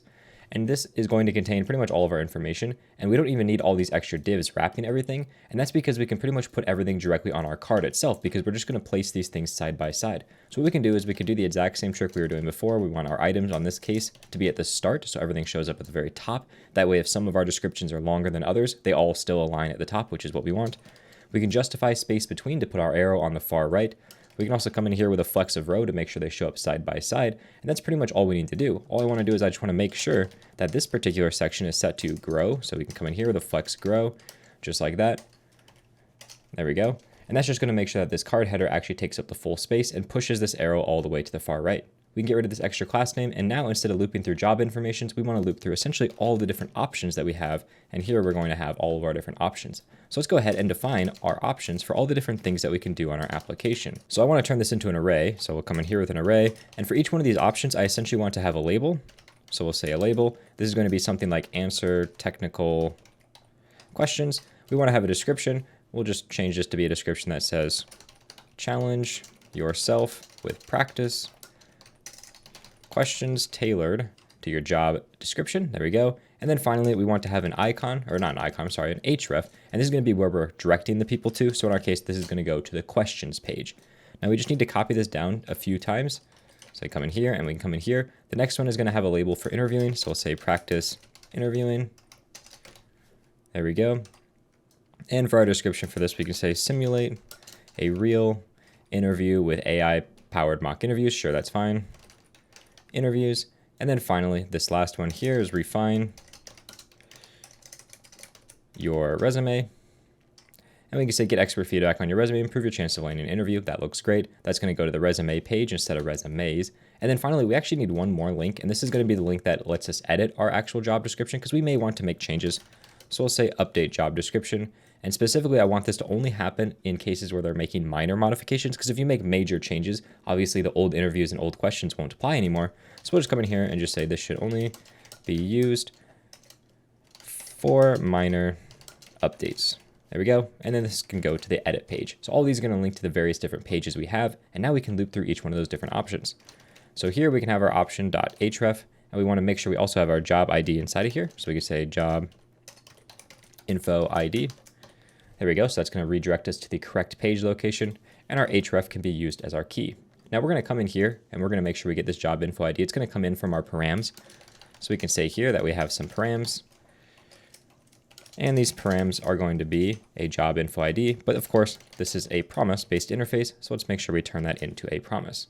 Let's make this a little bit wider. There we go. And we of course want to make sure that this is a string as well. So now we have, we can just come in here. We can say const job info ID is equal to params. Make sure this is an async component and make sure we await the params down here. And now we have access to that job info ID as a particular string. Now inside of here, we can just use all our different option related stuff. So we have our label, and then here we have our option description, and that's all the stuff we need to put down for each of our options. And we should hopefully see, as long as we get rid of any errors that we have, looks like this plus icon, we can just get rid of this. We have no way to create new things. There we go, we give that a save. You can now see we have all four of our different descriptions showing up. And if our screen size is wider, you can see they are perfectly showing up side by side. So that is working as we expect it to. Now let's come up here, and to make sure that everything is spaced out like we want it to, let's just wrap these inside of a div with a class of space y6. That's going to space out our header from our content down below. And then inside of our header, we can add a space of y4 because we don't want as much space between each of the individual items inside of our header. Now inside of our header, we're going to have a few different sections. This very first section is going to be for our h1. So inside of here, let's put out our h1. It's going to have a class name here of text 3XL, medium, the text is 4XL, and on a large screen size, we're actually not going to increase the size of that, but we essentially want to put our job description title in here. So this is going to be that name, actually not the title. So we'll put the name inside of there. Then below that, we're going to essentially list out whatever the experience level for this job is going to be. So we're going to put that inside of a div here, come down with another div. That way we can specify exactly how we want this to be, because this is going to include not only the experience level, but it's also going to include the job title if they have one. So let's actually make sure we space these elements out. We'll say flex and a gap of 2 to space those elements out. And on this div here, let's also make sure we get the correct spacing that we want. So we'll say class name, and we'll say space y2, just to make sure there's not as much space between these elements as there is from the other elements. So the next thing that we have is going to be essentially our paragraph. So we'll say text muted foreground, line clamp 3, and this is going to include our description. There we go. Close all that off. And now we essentially have our different sections. Now let's actually make sure we implement our badges. So we're going to come in here with a badge. This is going to be a variant here of secondary. There we go. Make sure I close off that badge. And inside of here, we're going to say format experience level. And for now, I'll just pass it in a fake experience level. As we go ahead, we're going to implement the real experience level. And then we're going to put another badge in here. And this one's going to be for the job title. So this one will just say title, just like that inside of it. So now we can kind of see the overall look. We have the job name, the experience level, the optional title, and then any description related content, followed by everything else down here below. Now we need to get our job info. So we're going to create a function for that. Async function get job info. It's going to take in an ID just like that. And we want to make sure that this is going to be cached. So we'll say, whoops, not like that. We're going to use cache inside of here. Our cache tag for this one is going to be get job info ID tag. There we go. That's just because it's for an individual ID. And then we can return our actual database query. So we can get our job info table, just like that. We want to find the first one where it's equal to that particular ID. We also want to pass in our user ID, so we make sure we get it for only the specific user as well. That way we can't access job infos that we don't have access to. So we'll throw in a quick little query for the user ID as well. And with that done, we now have everything to get an actual job info. We can come up here and we can just say const job info equals await got job info, and we can pass it in a user ID, which of course we'll also need to get by just saying user ID is equal to get current user, and we'll redirect them to the sign-in page if we don't have that user. Now we can use this job info down below to fill in all of this remaining information. So I can come in here, job info.name, same here with the experience level, the title, and the description. And if we make sure that if our job info is equal to null, that we return not found. Whoops, and I minimize that back down, there we go. Now if I give that a quick save, you can see it's rendering everything out. I just want to make sure that if we don't have a title, we don't render it. So if job info.title equals null, or we'll just put an and in here. So if we have a job info title, then we'll render out that badge. So that'll disappear if we don't have one. Now, so far this page is quite good and it's looking like we want, but there's one major problem with this page that you may not notice right away, and that's that we're waiting to load our job info before we render anything on our page at all. This means all these options down here won't be available until this content up here loads. A really easy way for me to show you that is to actually put a really long load inside of this section of our page. So we can just say await, return, or new promise, there we go. We'll do a quick timeout of like 2 seconds. So this is going to be a 2-second timeout for our page. And if we give this a quick refresh, you'll notice it loads instantly because we're currently caching everything. I believe if I just inspect our page and I make sure in the network tab that I actually disable my caching up here. So if I go to disable cache, that should hopefully actually stop our cache. And now if we refresh our page, you'll notice it's now a much slower load to our page because it has to load all the information. For example, when I click on this, you'll notice it's loading, it's loading, it's loading, it's loading, and now it finally shows up 2 seconds later. Obviously, that's not what we want. So instead, we want to make sure we put this behind a suspense boundary and render all the rest of this content in here right away. So the quickest way for us to do that would just be wrapping this entire thing in a suspense boundary, loading just a placeholder loading fallback, and then going about our day. But I want to show you a little bit more robust way of doing that. We're going to essentially create our own little suspense wrapper that allows us to wrap any promise and return a specific value for it. Because if you think about it, we can render pretty much everything except for this H1, this badge, and this description right here. Otherwise, everything else in our header can be rendered perfectly fine. So we're going to create a component called the suspense item that allows us to pass in a promise that's not been awaited yet, and it allows us to actually load a placeholder and then load the actual content we want from that promise. It's going to look a little bit confusing at first, but I promise you this is a really useful component that you'll use in a lot of your different applications. So we'll say suspended item.tsx, just like that. This is going to export an async function called suspended item, and this is actually going to be a generic component because it can take in anything. It could be a job info, it could be an interview, it could be something entirely separate. And these different things is going to be the item, that's the promise that we're waiting for. We're also going to have a fallback, that's what we load while we're waiting for this to load, and then we're going to have a result, and that is the thing we render after we finish loading. So let's go ahead and I type out these different items. Item is always going to be a promise that returns whatever type of T is. Our fallback is just going to be a React node because it's literally any React element at all. And a result is going to be a little interesting because it's actually going to take a function. That function is going to take in some random item that is of our type T, and it's going to return to us a React node with that information inside of it. Now what I want to do in here is I want to wrap our code inside of a suspense, pass in that fallback, And then inside that suspense, I want to actually render whatever the inner content is going to be. So we'll just call this inner component, and it's going to take along our item, and it's going to take along our result. So now we can create that function, inner component, and this function up here actually doesn't even need to be async, and that's because this inner component is what does all the asynchronous stuff in our application. This again must be a generic component. It takes in the exact same things, which is a promise for our item and our result, which is a function. And all we're doing inside of here is we can just call await item directly inside of there and return whatever calling result is. So essentially we're going to be passing a function that takes in our item and returns to us something that we want to render, some type of React code. And meanwhile, while that's loading, we have this fallback that we're loading instead. This may look a little bit confusing, but let me show you exactly what it looks like inside of our actual code. So let's go over back to that page. And what we want to do, for example, right here, we have our job info name, is instead I want to render out this suspended item.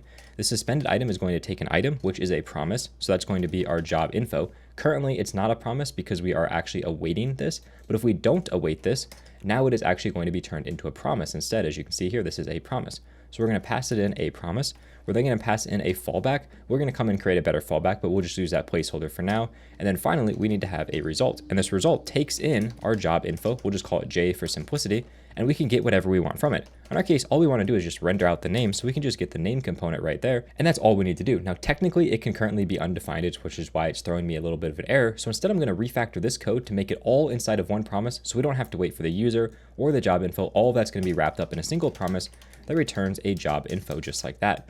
So what we can do is we can say that we want to get our current user first, because that's the first thing that we need to do is get our current user. Then after we get our current user, that's going to give us all of the information for our user ID and our redirect to sign in. And we can do all the code we were doing to redirect our user directly inside that promise. So now I'm inside of that dot then for our promise. And the next thing that I want to do inside of here is I want to get my job info. So I can say const job info is equal to get job info, just like that. Pass it in my exact same parameters, job info and user ID. And all this is happening inside of this promise. So now I have my job info here. Let's make this asynchronous so I can just await this. And then I can go inside of here and I can say if my job info is null, then I return not found. Otherwise, return my job info. So now I have essentially all of this inside of one promise. So I get my current user first, I wait for that to finish in this dot then, and when that finishes, I first check to see if I have a user. If so, or if I don't, I redirect to the sign in. Then I get my job info. If I don't have that, I return not found. And then finally, I return my job info. So all of this is happening in one promise. Nothing is being awaited at all. This await right here is actually internal, so it's not making the rest of my code wait. So essentially all of this code is just a promise that executes immediately, and in the background it's going to be running while the rest of my code is rendering out all of my content. So now I can go ahead and I can finish up what the rest of my content is looking like inside of these different suspended items. So for example, for this one, I have a suspended item. We're just going to put a placeholder fallback in here for now, but this one is actually going to render out a full badge. So it's here. I'm just going to paste down my badge. I'm going to get my experience level from it. So now we're rendering out that badge. We can get rid of this section entirely. I can do the exact same thing for my job info title. In this particular one, I'm not even going to put a fallback in. We'll just place a fallback of null because we don't actually want any fallback value for this one.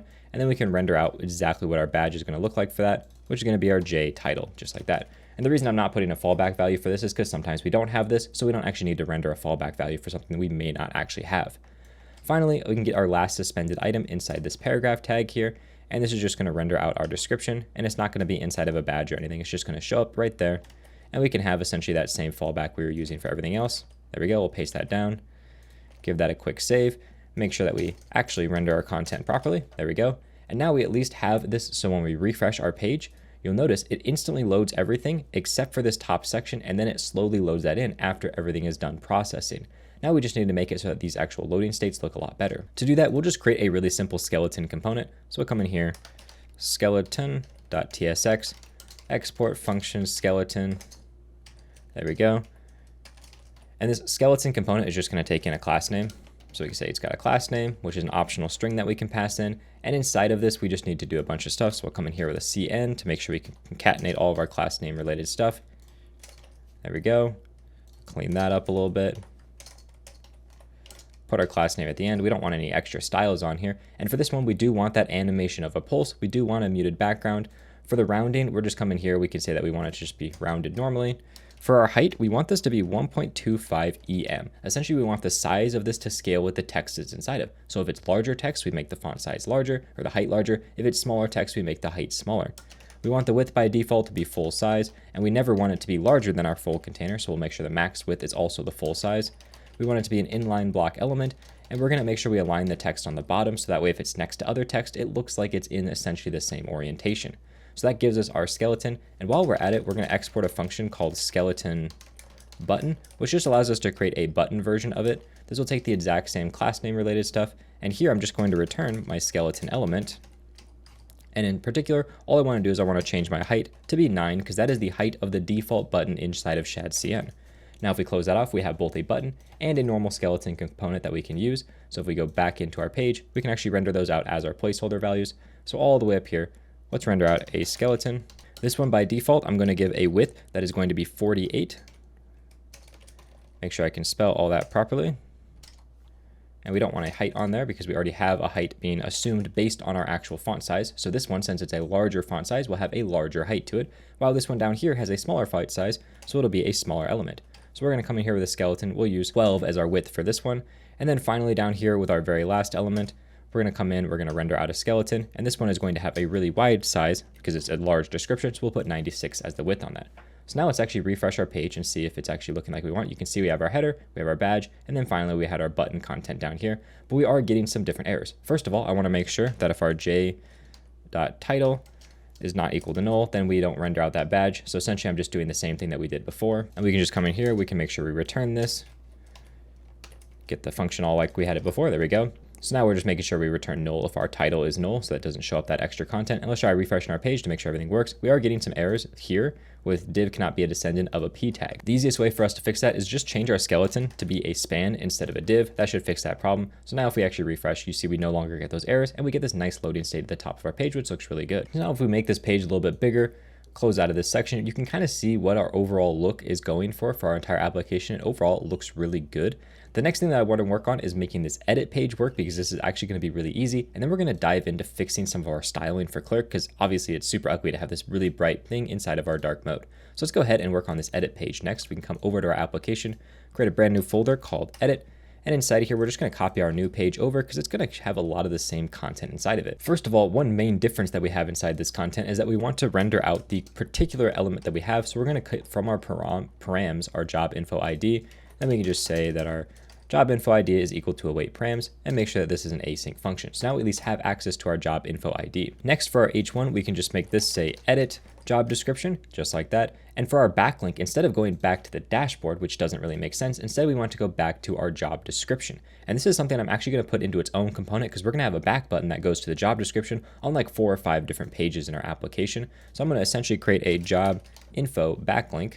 This job info backlink, all it's going to do is it's going to take in a job info ID, which is our job info ID, just like that. Also, we don't need to pass in anything inside of here for the children because all of that's going to be handled inside this component. So let's go ahead and create that component. We'll just go into our features section for job infos, create it right there, job info backlink.tsx, export that function. This is going to take in our job info ID. There we go, just like that. And we also should probably make it so it optionally takes in a class name. I pretty much do this in almost all of my custom components. So we'll come in here with a custom class name that we can pass along as well. And I'll make sure that I'm using the cn function just to make sure everything lines up properly. Close that off.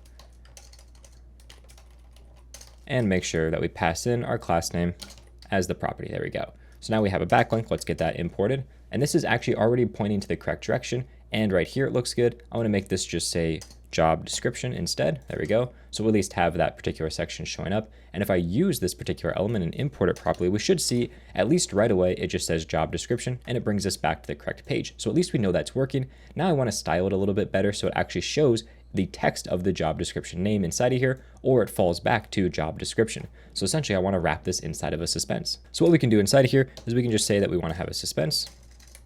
There we go. Perfect. Our fallback for this is going to be that job description text. So we'll fall back to that job description text, make sure I only import the one thing that I want. And inside of here, we're just going to put our job name, which is going to take in our job info ID. So we're going to have an async function called job name. And all this is going to do is essentially try to get our job name and return that to us down here. So we're going to create a function, get job info ID, or just get job info, pass it in our ID, which is a string. There we go. And we essentially want to return that job info. That's going to be db.query.jobinfo table, find the first one where our job info table ID is equal to that ID. And then we can make sure that we return that just like that. And of course, we're going to cache this information. There we go. And we're going to have a cache tag, which is our get job info cache tag. There we go. And if we just import all of this, that should be getting everything that we need to actually get the job info. And now up here, we can just call get job info, pass it in our job info ID. And then down here, we can return the name, which is super simple. It's just job info.name. And if for some reason we don't have a job info, it's null, we can just return that job description text, which will be job description. Now, in pretty much every case, it's impossible for this to be null, because if it is, we're going to be rendering not found on our page and redirecting the user somewhere else. But just in case, we're going to make sure we have that fallback check. And that should be all we need to do. So now when I save this, you can see it renders out Next.js job. But if for some reason this function was really slow, it would render out job description until eventually it got the name, and then it rendered out the full name. So at least have that like we wanted to. We have our H1. The final thing is to get our job info form by passing in the correct info. Essentially, we need to pass in our job info to this form. So let's make sure we wrap this in a suspense, because we want to make sure the rest of our content can load while we wait for our form to load, just to make our application feel a little bit snappier. So we can come in here, we can give it a fallback, and the fallback for this is just going to be a really large loader. So we'll say loader to icon. Let's come in here, there we go. And what we want to do for this loader to icon, size 24, animate spin, and we're just going to force that to be in the center, just like that. So now we can create an async function.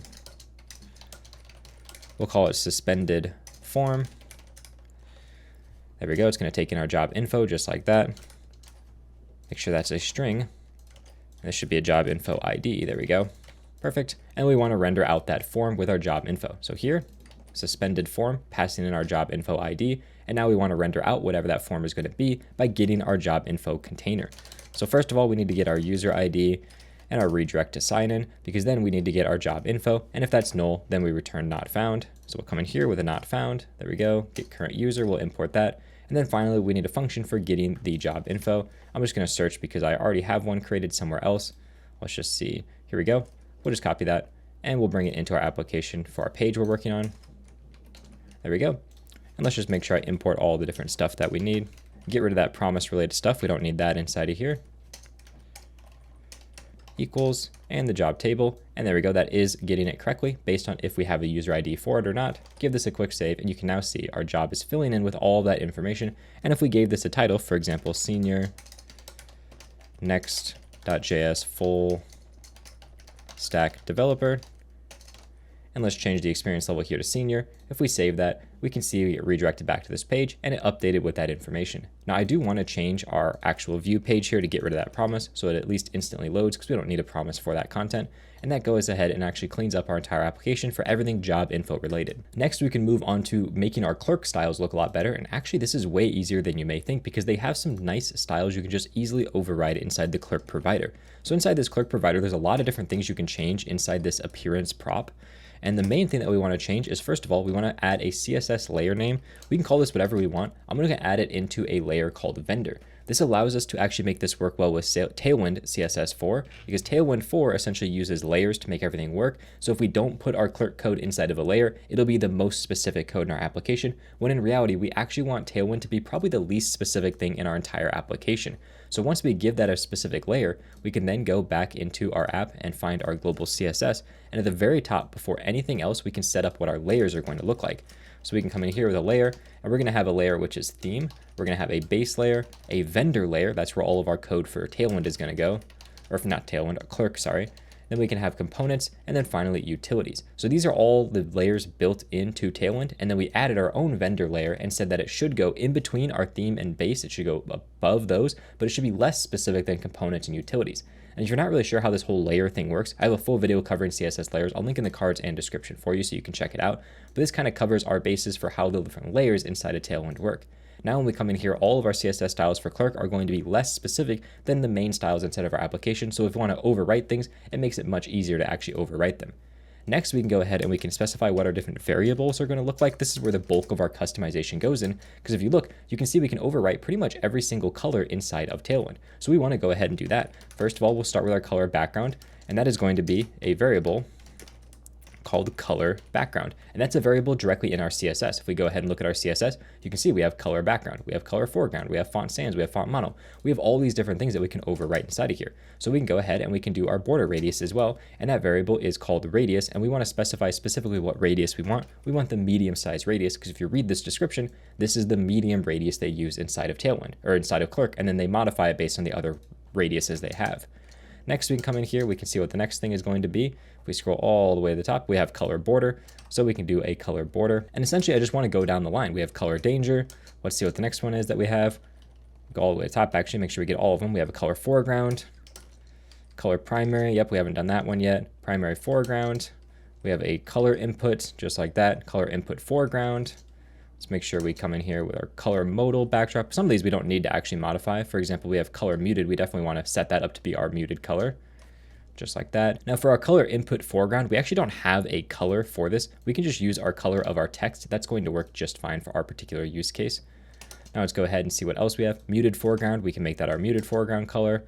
Scroll back to the top here. We have a neutral color. Now, if this one, we want to read it real quick to see what it is. This color is a neutral color for your components. So light themes should use dark and dark themes should use a light color. So in our case, we can use our secondary color and we want to use the foreground specifically for that. Now let's see what other colors we want to maybe override. We have our color ring. I don't know if we have a ring color inside of CSS. Let's just search. Oh, we do right there, color ring. So we'll use that exact color. Perfect. Next, we can come in here. We can do our color shadow. And if I look at our CSS for that, it's actually called color shadow color. So a little bit of an interesting name. So we'll make sure we get that color shadow color. There we go. Let's go ahead and get our next one inside of here. We have our color shimmer, color modal backs. Some of these we don't actually need. Color success, we definitely want to do. And for our color success, that's going to be our primary color because our primary color is green. So that makes a lot of sense. For our color warning, we already have a warning color we created, so we can use that. Next, we're going to do a color danger, and I don't think that's called danger. I think it's called something else. Actually, the reason we're getting an error is because we already have our color danger up here. Now, I believe inside of CSS here, it's called destructive instead of danger. So let's make sure that we use destructive as our name for our CSS variable. That should hopefully fix all those. And let's see if there's any other of these that we want to overwrite. For example, we can overwrite the font family that we're using with our own font family. So we could say var font. And this is going to be our sans font. There we go. Then we can go ahead and we can modify our font size if we want. I think I'm going to keep that essentially the same. Our font family buttons, I believe, is the font that they use for buttons. Yeah, we're just going to use the exact same font that we use for everything else. Let's see if we want to mess with the rest of these. I think we'll leave the rest of these the same unless we specifically see a need to change these. So let's just go ahead and give this a quick save and see what that looks like overall. So if we open up this, go to our profile, you can see already we have this night dark theme showing up. This color is a little bit disconcerting. I don't quite like what color they have here, so I'm gonna have to figure out what color that is. We can just inspect this element. We can make this a little bit larger so it's easier to see. Go back to that profile, inspect that element to see exactly what that is using for its color. And we can just search, scroll this up a little bit. Actually, no, it's off to the side, sorry. Scroll this over, and if we just search for color, we can kind of see what it's using for our color. It looks like it's using the accent color for this one for our color. So that's the thing that we need to worry about, making sure we override is this accent color property. So let's just bring this back over. And actually, I don't see a color accent over here. So what we can do is we can inspect this again, take a look at it inside of here for color, and we can dive in to see what that color accent is defined as. So if we just click on that variable, you can see that is based on our border color is actually what it's using to define that color. So we probably want to change our border color to be slightly different to make it work with this particular element. So inside of our color border, let's try changing this to our secondary foreground color and see if that makes it look a little bit better. Give that a quick save, and already that looks much better. So I think we're going to stick with that for our color.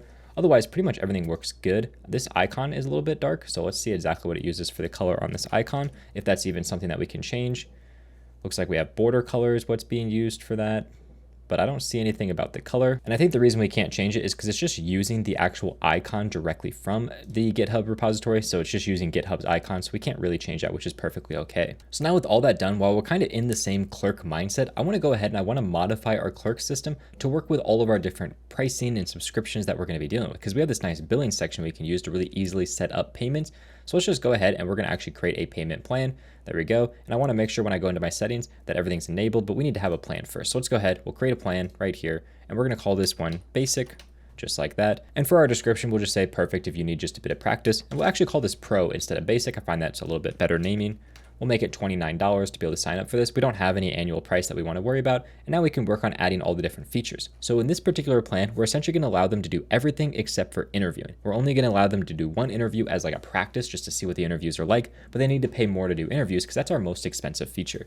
So for the name for this one, we're going to call it Unlimited Resume Analysis. So they get unlimited access to this particular system. We'll make this publicly available, which means it shows up on our pricing table when we start to implement that. Next, we're going to make sure they have unlimited questions, so they can ask as many questions as they want. And we're going to have only one interview, so they only get access to one interview at all, period, across the entire application. So there we go. We have all that information. We can give that a quick save. And now we have this pro price plan made. Next, we can go ahead and make sure we enable billing. So we'll click that button. So now at least we can view all our billing related information. Inside of our free tier, we essentially want to give them a few things that they can work with, but we don't want to give them too much to work with. Essentially, we're going to limit them on specific things. So first thing, we'll just say try everything for free. And then inside of all of our different features, we're going to say that we want to add new features. We're going to say that they get access to 5 questions. They're going to get access to 1 interview. There we go. Give that a quick save. And this is already a feature available, so let me just toggle that on. There we go. So they have access to 5 questions, 1 interview, and no resume analysis at all. So a rather simple plan just to get started and see what the cool features are in our application. And then finally, we want to have a plan here, which is our premium plan or pro, whatever you want to call it. We already have a pro plan, so we'll call this one premium. And this is essentially going to give you unlimited access to everything in our application. We'll just use unlimited power as our description.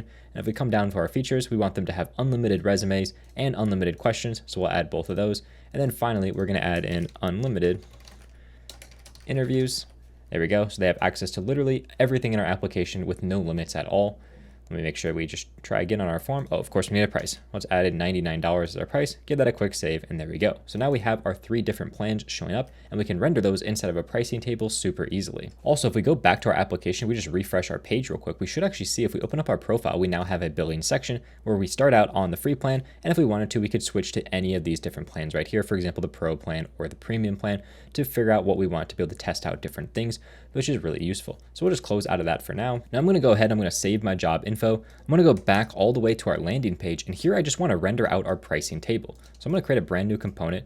We'll call this one pricing table.tsx, export function pricing table. And this is just going to return our clerk pricing table, just like that. Close that off, and we'll import that. So import clerk pricing table. This is going to be called pricing table. And we'll rename it to clerk pricing table. And we want to get that from the Next.js version of our library. And then the really nice thing is we can just make our new subscriptions redirect to the /app page. So whenever they sign up for a subscription, it redirects them to essentially our main dashboard page. Now, if we go to our actual application landing page, we can just render that information out. So make sure that we're on the landing page itself. There we go. And directly below this, we'll just put in our pricing table, put that right there. And now if we look, you can see we have our pricing table content showing up, and already it looks decently good because it's kind of matching all of our different theme colors, but we can make it look even better by styling it to look really, really custom to fit directly into our application. Now, luckily Clerk is really easy to customize for these specific things. We could go directly into our pricing table, modify the appearance here. I'm just going to go onto our provider though, because they have a specific section that we can modify called elements. And inside of here, we have access to every single element inside of Clerk. As you can see, there are absolutely tons of them. The main ones we care about are all of our pricing table related elements. You can see there are a ton of them. Now I'm going to copy and paste in the different changes I made so you can at least see what they are, and I'll explain exactly what they all do. First of all, we'll import this button variant because essentially I want our button to match our buttons inside of Tailwind or inside of Shadcn. But as you can see, for the most part, all I'm doing is I'm modifying this to get rid of a lot of the backgrounds that we have, change around how some of our different paddings look for different things, change around some font size, some text colorings. Other than that, I'm not doing too much crazy. The important thing though is if you try to actually work with this particular code, one thing that you may notice that runs you into a problem is that you don't have any of these styles being applied. You need to make sure you set up your CSS layer name and you put your layers in the correct order, otherwise these styles won't be applied properly. So for the most part, you can see I'm not making a ton of different changes. One nice thing is now my buttons are matching my buttons from Shadcn. If I remove this line right here and I hover my buttons, you notice they behave quite a bit differently. They get lighter instead of darker. So making them work just like my Shadcn buttons is really nice by adding just that button variance in there. But overall, I'm just kind of changing around different font sizes. One main thing is normally this section right here, if I uncomment this out, you can see it says only build monthly. I think that's redundant, so we'll just completely remove that from our page. Otherwise, we just have everything laid out exactly like we want. Now you will notice I do have this custom pricing table class I'm adding, and that's because I'm going to add a few different custom classes inside my CSS. We'll just go all the way to the very bottom to add in these custom pricing table styles. Now the reason I'm doing this is because I essentially want my prices to make it so that this pro one appears larger and bigger than the rest of my different styles. So if I inspect this particular element and I was to navigate to wherever this custom pricing table is, you notice it has a class cl-pricing table card _ pro. Essentially that just lines up with whatever particular name I gave this. I gave it a name of pro, so that's why it shows up as pro. And what I want to do is I want to get the pricing table that specifically has that pro class applied to it, and I want to do something based on that particular information. So what I can do is I can come into here and I can style specific things, and we're just going to use our CSS styles. So for this one, I want it to have a border primary, and I want to make that 50% opaque, so you can see we get a green border around it. I'm going to remove any margin on the top and the bottom of this element. If I expand this out a little bit, you'll see exactly what that looks like. So you can see now it is taller than the rest of my elements, and that's because inside of my Clerk provider, if I bring this back, I added a margin of 3 on the top and bottom by default. So essentially by removing the margin on that one, I'm essentially pushing it so it's the same size as the rest. So now we can go back into here. I can make sure my padding on the top and bottom is 9. Again, if I expand this out, you can see what this does. Right now, you can see my text is a little bit higher here and the button's a little bit lower. When I save this, it's going to line those both up with each other because I gave it essentially 3 less margin on the top and bottom. So I'm adding 3 more padding on the top and bottom to make sure everything lines up directly in the center, exactly like I want. Lastly, I'm going to change this to a position of relative, and we're going to set an overflow of visible. That way I can position an element at the very top that says most popular. So we can do that directly inside of here by just using a before element.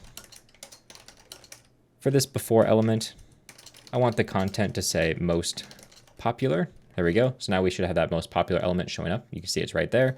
And what I want to do is I want to just apply a bunch of different styles to this element to make it positioned in the top. So first of all, we're going to absolutely position this. We want the position of this to essentially be at that top position. So we can say top 0. My left is going to be 1/2 because I want it to be centered in my screen. We'll get rid of all this other stuff. And to center it, we can just use left of 1/2. Oh, I already have that, sorry. And we can have a negative translate of 1/2. There we go. So that's going to position that perfectly in the dead center. Then what we can do is we can say we want it to be rounded full to give it a nice little rounding. We can add some padding on the top, bottom, left, and right. We can make the text a little bit smaller. We can make the text primary foreground. There we go. And we can make the background a primary background, just like that. And there we go. That's all we need to do to create that nice little most popular showing up at the very top of our element. And again, if we expand this, you can see that it looks really good on this larger screen size as well. And the nice thing is it actually tells me which one of my pricing plans is active, for example, and I can easily swap between pricing plans. Open this up. You can see again, all of our stuff is perfectly styled. And if I wanted to just do a quick pay with test card, give it a second to load. And now we've actually swapped over to that pro theme, and it redirects us back to the particular dashboard page, which is exactly what we want. So I can easily swap between my different pricing plans. In our case, we'll just stick with this free plan for now. So we'll just come in here, click subscribe, click continue, and there we go. Now, by far, I'm sure the thing that you're most looking forward to is how we actually implement our interviewing related stuff, because that's probably the coolest feature of our entire application. So that's the thing that I want to work on next, is practicing all of our different interviewing related content. So we can come over here. We'll close out everything that we have currently open so we can just completely start from a fresh slate, go into our app, job infos, job info ID. I want to create a folder that's specifically for our interview related content. And inside of here, we'll create a brand new page for rendering out the list of all of our current interviews or redirecting people to the new interview page if they don't have any interviews yet. So we're going to export a default function. We'll call this interviews page, just like that. It's going to take in our params because we want to obviously get our job info. So we'll come in here, params is going to be a promise that returns job info. There we go. Bunch of information that we don't really need. Let's just get rid of all that. There we go. So at least we have a place to start with for our application. Now this is going to be very similar to kind of some of the other pages that we've done. So we can go ahead to this edit page. I'm going to copy over this starting section because it's going to have a lot of the same stuff. So let's just give that a quick copy. We're going to paste that down because we're going to have our job info backlink right here. That's going to contain our job info ID, which we're going to get from our params. There we go. And we want to make sure we have everything spaced out properly. We don't need to worry about any max width on this because we can make this as large as we want because we're going to have a lot of content on this page. We don't have an H1 for this page really, so we can just completely ignore that. And instead, we essentially want to wrap everything inside of a suspense. So we're going to have a suspense right here. And this suspense component is going to essentially contain all the content for our entire page. So we can just say, this is going to be an async function, suspended page instead of form since we have a page. just like that, and it's going to take in our job info ID. Now for this particular section of our page, we want to just have a loader that's going to essentially fill the entirety of our screen. So we'll say loader to icon. Size and animate spin is fine. We don't need to worry about MX auto. Actually, yeah, we should probably put MX auto on there. And already you can see it's giving us a nice little fake loader. So we can actually see what this looks like. You can see we get this nice little loading spinner at the very top, which looks relatively good. I wonder if there's an easier way for us to center that inside of our screen though. So we might try to go ahead and do that. For example, we can change this to have an H of screen header, just like that. And then if we make this a display of flex with a flex column like that, we can get rid of this and change this to a gap of 4. There we go. Give that a save, see if that looks a little bit better when we refresh our page. Now you can see everything is centered, which I don't really want. So I want to essentially have our items at the start. That's going to make sure it pushes everything back to the left-hand side like we had it before. And now for this particular item, I want this to be centered inside of our screen. So I think if I just do M auto, that should hopefully center us perfectly. So we just give that a quick save. You can now see we are centered, but we have a little bit of a scrolling issue. I believe the reason for our scrolling issue is because we're using margin here, and that's essentially extending our height. If we change this to padding instead, we should hopefully get rid of that scrolling. So let's just give that a refresh. We did get rid of our scrolling, and we have our loading in the dead center. So that is all correct. Next, we can actually make our suspended page actually do something, because essentially we want to find all of our interviews. If we don't have any interviews, redirect them to the new interview page. And if we do have interviews, render out what those interviews are inside of a list. Very, very similar to actually what we did on this page here, where we essentially got our job info. If we don't have one, render no job info, otherwise render out our list of content. So let's come in here and we just want to create a function. We'll call this get interviews. And this should take in our job info ID. And it's also going to take in our user ID because we only want to get the interviews for specific users. So we can come in here. We can make sure that this is cached just like everything else. We can add in a cache tag. This one's going to be get interview job info tag. Pass it in our job info ID because essentially I want to get all of the interviews for a job info ID. The only reason I have the user ID here is to make sure that I'm only getting the actual job infos for a particular user. That way they don't access someone else's interviews. That would be a really bad system. Now we don't have our cache built up, but we're going to go ahead and implement that in a little bit. I just want to create our function for getting all of our different data. So what we can do here is we can say await db.query, make sure I import our database. I want to query our interview table. I want to find many instead of finding the first one. And I specifically want to do a little where clause here. We can do an and this is going to be our interview table. Just like that, we want to get it based on our job info ID. There we go. And also I want to add in a little check here to be our interview table.hum chat ID. I want to make sure that is not null. There we go. And the reason that I'm doing that is because inside of our application, the way that we're actually handling our getting of our chats and everything is we're using this Hume library. And when we connect and create a brand new chat, we actually set the Hume chat ID to the new chat we just created. But if we don't have a chat yet, we create our interview completely blank with no chat information or anything inside of it. So essentially, if someone clicks that they want to create a new interview, but they never actually start that interview, I want to make sure that we don't actually query those things that were never actually started. So this is only making sure it gets interviews that were properly actually started. So we're just getting our interviews like that. And then what I want to do is I want to order them as well. So we can come in here with a nice little order by. We can order them in the descending order. And I want to do it based on the updated at date. So whichever one was most recently updated is going to show up at the very top of our list. That's going to give us our data just like that. And essentially, I'm going to filter out the things that are not for the particular user. So we'll say data.filter, and we want to get the interview. And in particular, we want to make sure we get the job info. So we could say with job info columns, we want to get the user ID. There we go. So only the user ID columns are what we want to get particularly from here. And then we can say the job info ID is equal to our user ID. So only get the ones that are for our particular user. Now, technically, we should probably be getting the job info ID. We already have that right here. So what I want to do is I also want to make sure we cache based on this job info ID for any of those job infos that change as well. So I'm going to throw in a cache tag here for get job info ID tag, job info ID. And the only reason I'm doing that is because if for some reason the user changes on a job info ID, currently that's impossible in our application, but if we changed it in like our database or something, for some reason our actual ID of our job info user changed, we would need to make sure we rerun this query as well. So I'm just putting that in there in case that particular situation happens, even though it probably shouldn't happen. So now let's go ahead and actually implement this cache portion before we finish rendering out the rest of our page. So let's go all the way down to our features. We want to create a brand new folder. This is for interviews. And inside of there, we essentially want to copy over our database cache, and we want to just change this to work with interviews. So we're going to have an interview global tag. This should say interviews. We want to have an interview user tag, which actually should be our job info tag. There we go. job info ID. And this should be get job info tag, which actually I don't know if we have. Get job info tag. Looks like we may not actually have one of those. So let's make sure we go into our cache and implement that. So we can go down to our lib folder here inside of our data cache. We'll just copy this user one and we'll say that this is going to be job info tag. Takes in a job info ID. Paste that down here. Yeah, it says job info. Perfect, just like that. So now inside of here, we can hopefully import that. There we go. So now we have our job info related one. We have our ID related one.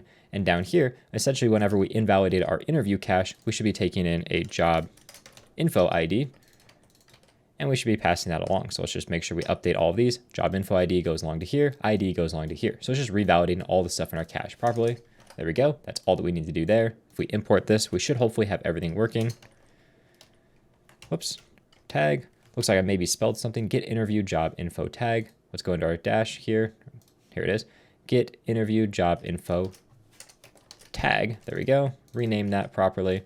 And now if I do my import, there we go. We're getting our information from there. So now we can actually get our interviews up here. We can say const interviews is equal to await get interviews. We just need to get our current user as well. So we can say const user ID and redirect to sign in is equal to get current user. Make sure we await that. Whoops, there we go.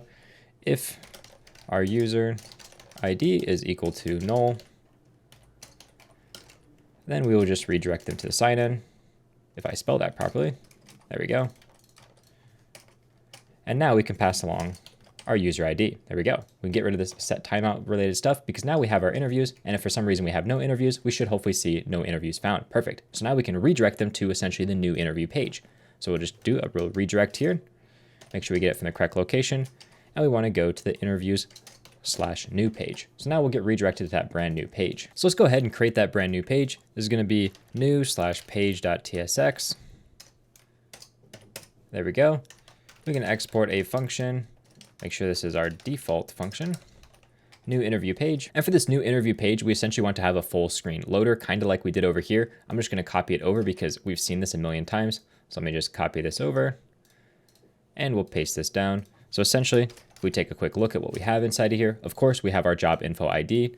We have our loader icon, which is inside of that full screen size container. It's just got that animate spin and it's perfectly centered. And then we have a suspended component, async function, suspended component, just like that. And that's going to be taking in our job related information. So we can come in here with our job info ID and we can pass along what that's going to be. So we can say const job info, just like that. There we go. Make sure that that's an async function up there. And now we at least are passing along our job info ID. Here we go. Get rid of all that stuff that auto generates. We don't need any of that. And we can just return null for now.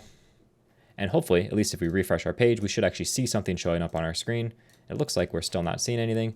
Interviews/new. Let me just make sure we're going to the right page. I'll come into here. I'll refresh this. I'll try going back to the interview page. You can see it looks like something is changing. It's forgetting to put app at the start of our link. There we go. Again, one of the downsides to potentially using AI for some of these things. So let's go back to that page where we had. Let's go to where our link is. Make sure that we redirect specifically to the app page. So now if we go back and we click, hopefully after we refresh our page, we click practice interviewing, it brings us to that new interview page, which is currently blank because we're just rendering out null. Now inside of here, essentially the very first thing that we need to do is we need to get our job related information. So we first need to get our user, just like that. And we'll redirect them to the sign in if they don't exist.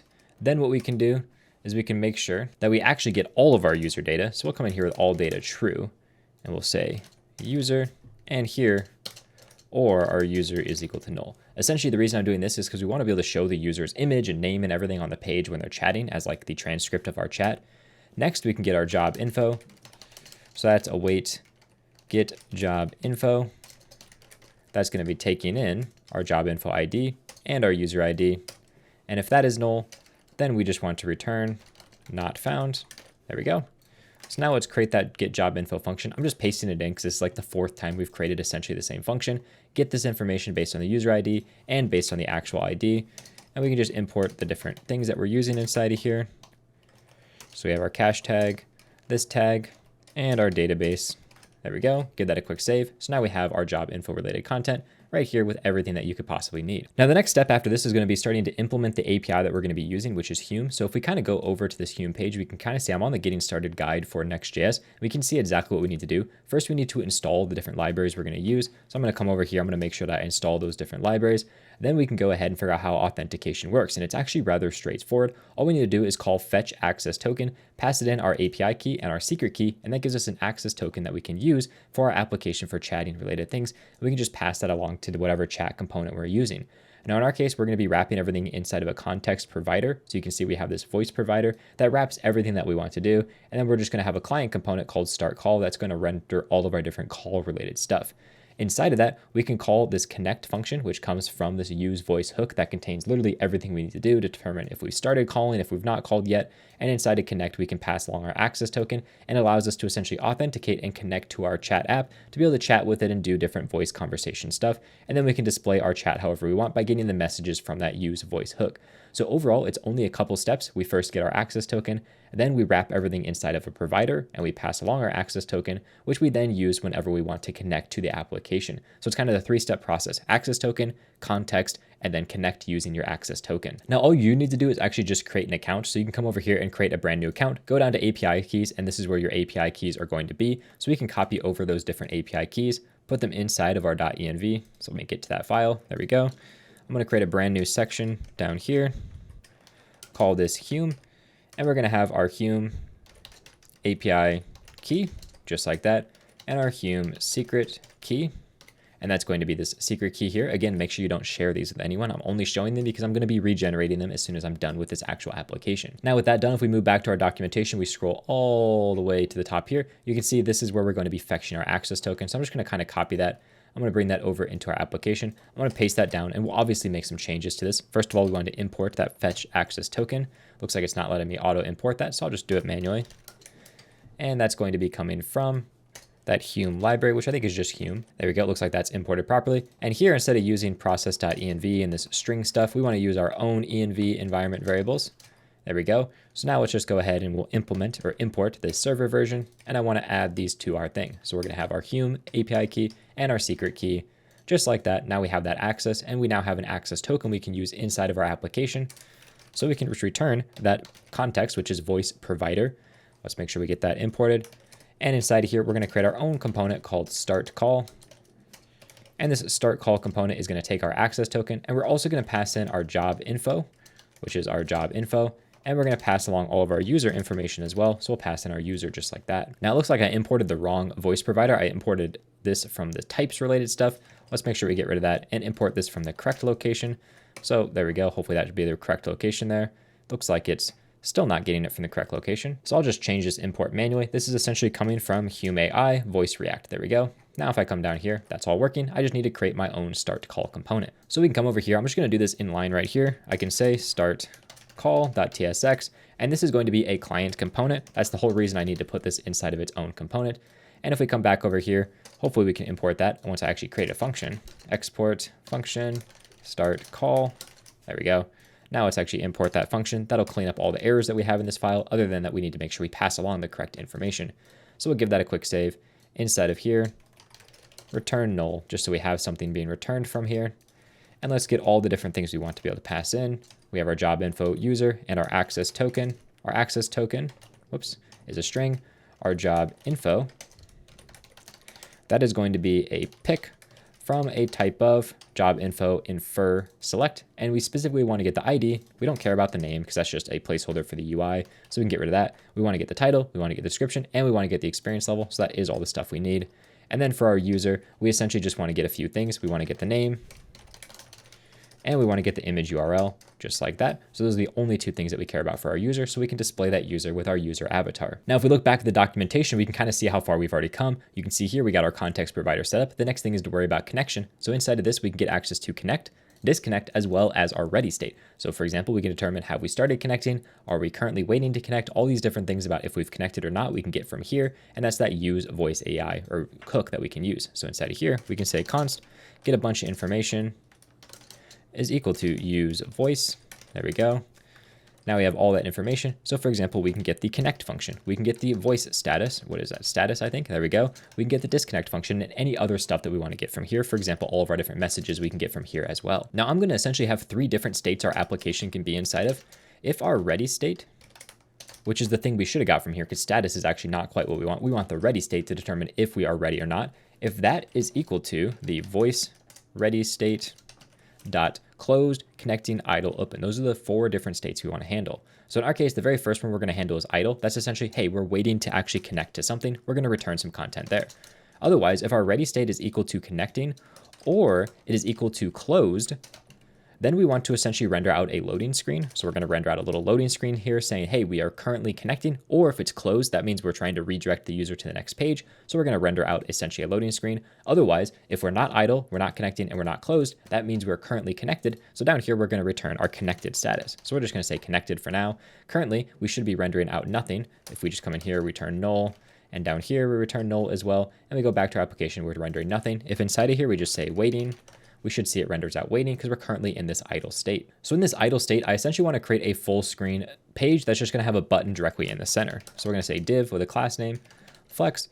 We want to justify in the center, items in the center, make it a full screen height just like that. So that's exactly what we want. Close that off. And now inside of here, we can render out a button. So let's make sure we import our button, close off our button, and this button will just say something like start interview. There we go. So now if we give that a save, we just have a start interview button in the dead center of our screen.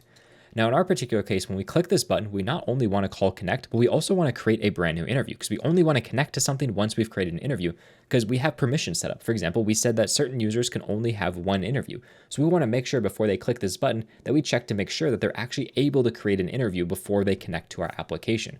So let's set up an on click for this button. Also, I'm going to make it a large button because it's kind of the only thing on the page. So we might as well make it a little bit bigger. So let's come in here with an onClick. This is going to be an async function. And inside this async onClick function, the first thing that we want to do is create interview. We'll just put that in a comment for now. And the next thing we want to do is we want to call this connect function to actually connect with our application.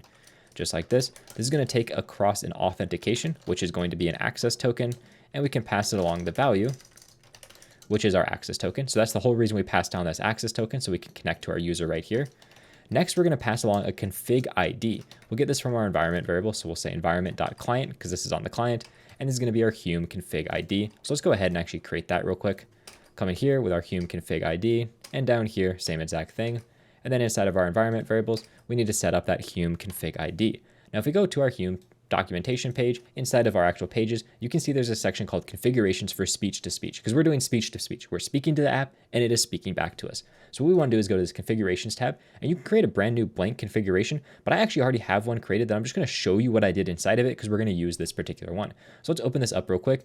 And if we scroll down, we can see that we have a voice that we can create. For example, we can change it to any voice we want. For example, if I click on someone, well, I remember back in the day, you can see it's talking to us with related stuff. And I just have a generic voice I created. It's not super great, but if I click on it, In the dead of night, when you can see it's a voice. Honestly, if we wanted, we could just use this Vince Douglas one. Actually, I'll just switch over to that one. But you can use whatever you want or create your very own voice. It's relatively in-depth how you can do it. You just click create voice and you just come in here and you can type in whatever you want your voice to be. Rather straightforward. Next comes the more important part in my opinion, and that is going to be what LLM you use. I'm just using the default one that comes with the system, so it doesn't really matter. You can use whatever LLM you want.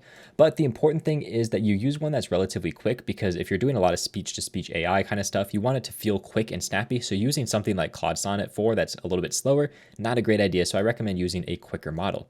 Then the most important thing is your system prompt. As you can see, we have a quite large system prompt here. And my method for creating system prompts is I usually go to something like ChatGPT or some type of AI, and I actually write out, hey, I'm creating a system prompt for Hume, which is going to be doing an interview. And I kind of give it a brief overview of what I want the prompt to look like. And I ask it, hey, create a prompt for me. And it's going to create me a prompt that looks something like this. And then I take that prompt that it gives me and I modify it to look exactly like I want it to. So essentially for this one, I'm saying you are an interviewer conducting realistic mock job interviews to help candidates prepare for real world interviews. You should simulate the tone, pacing, and professionalism of a human interview in a voice conversation. I then mention all the different important things, for example, the candidate name, the job experience, the job title, and the description.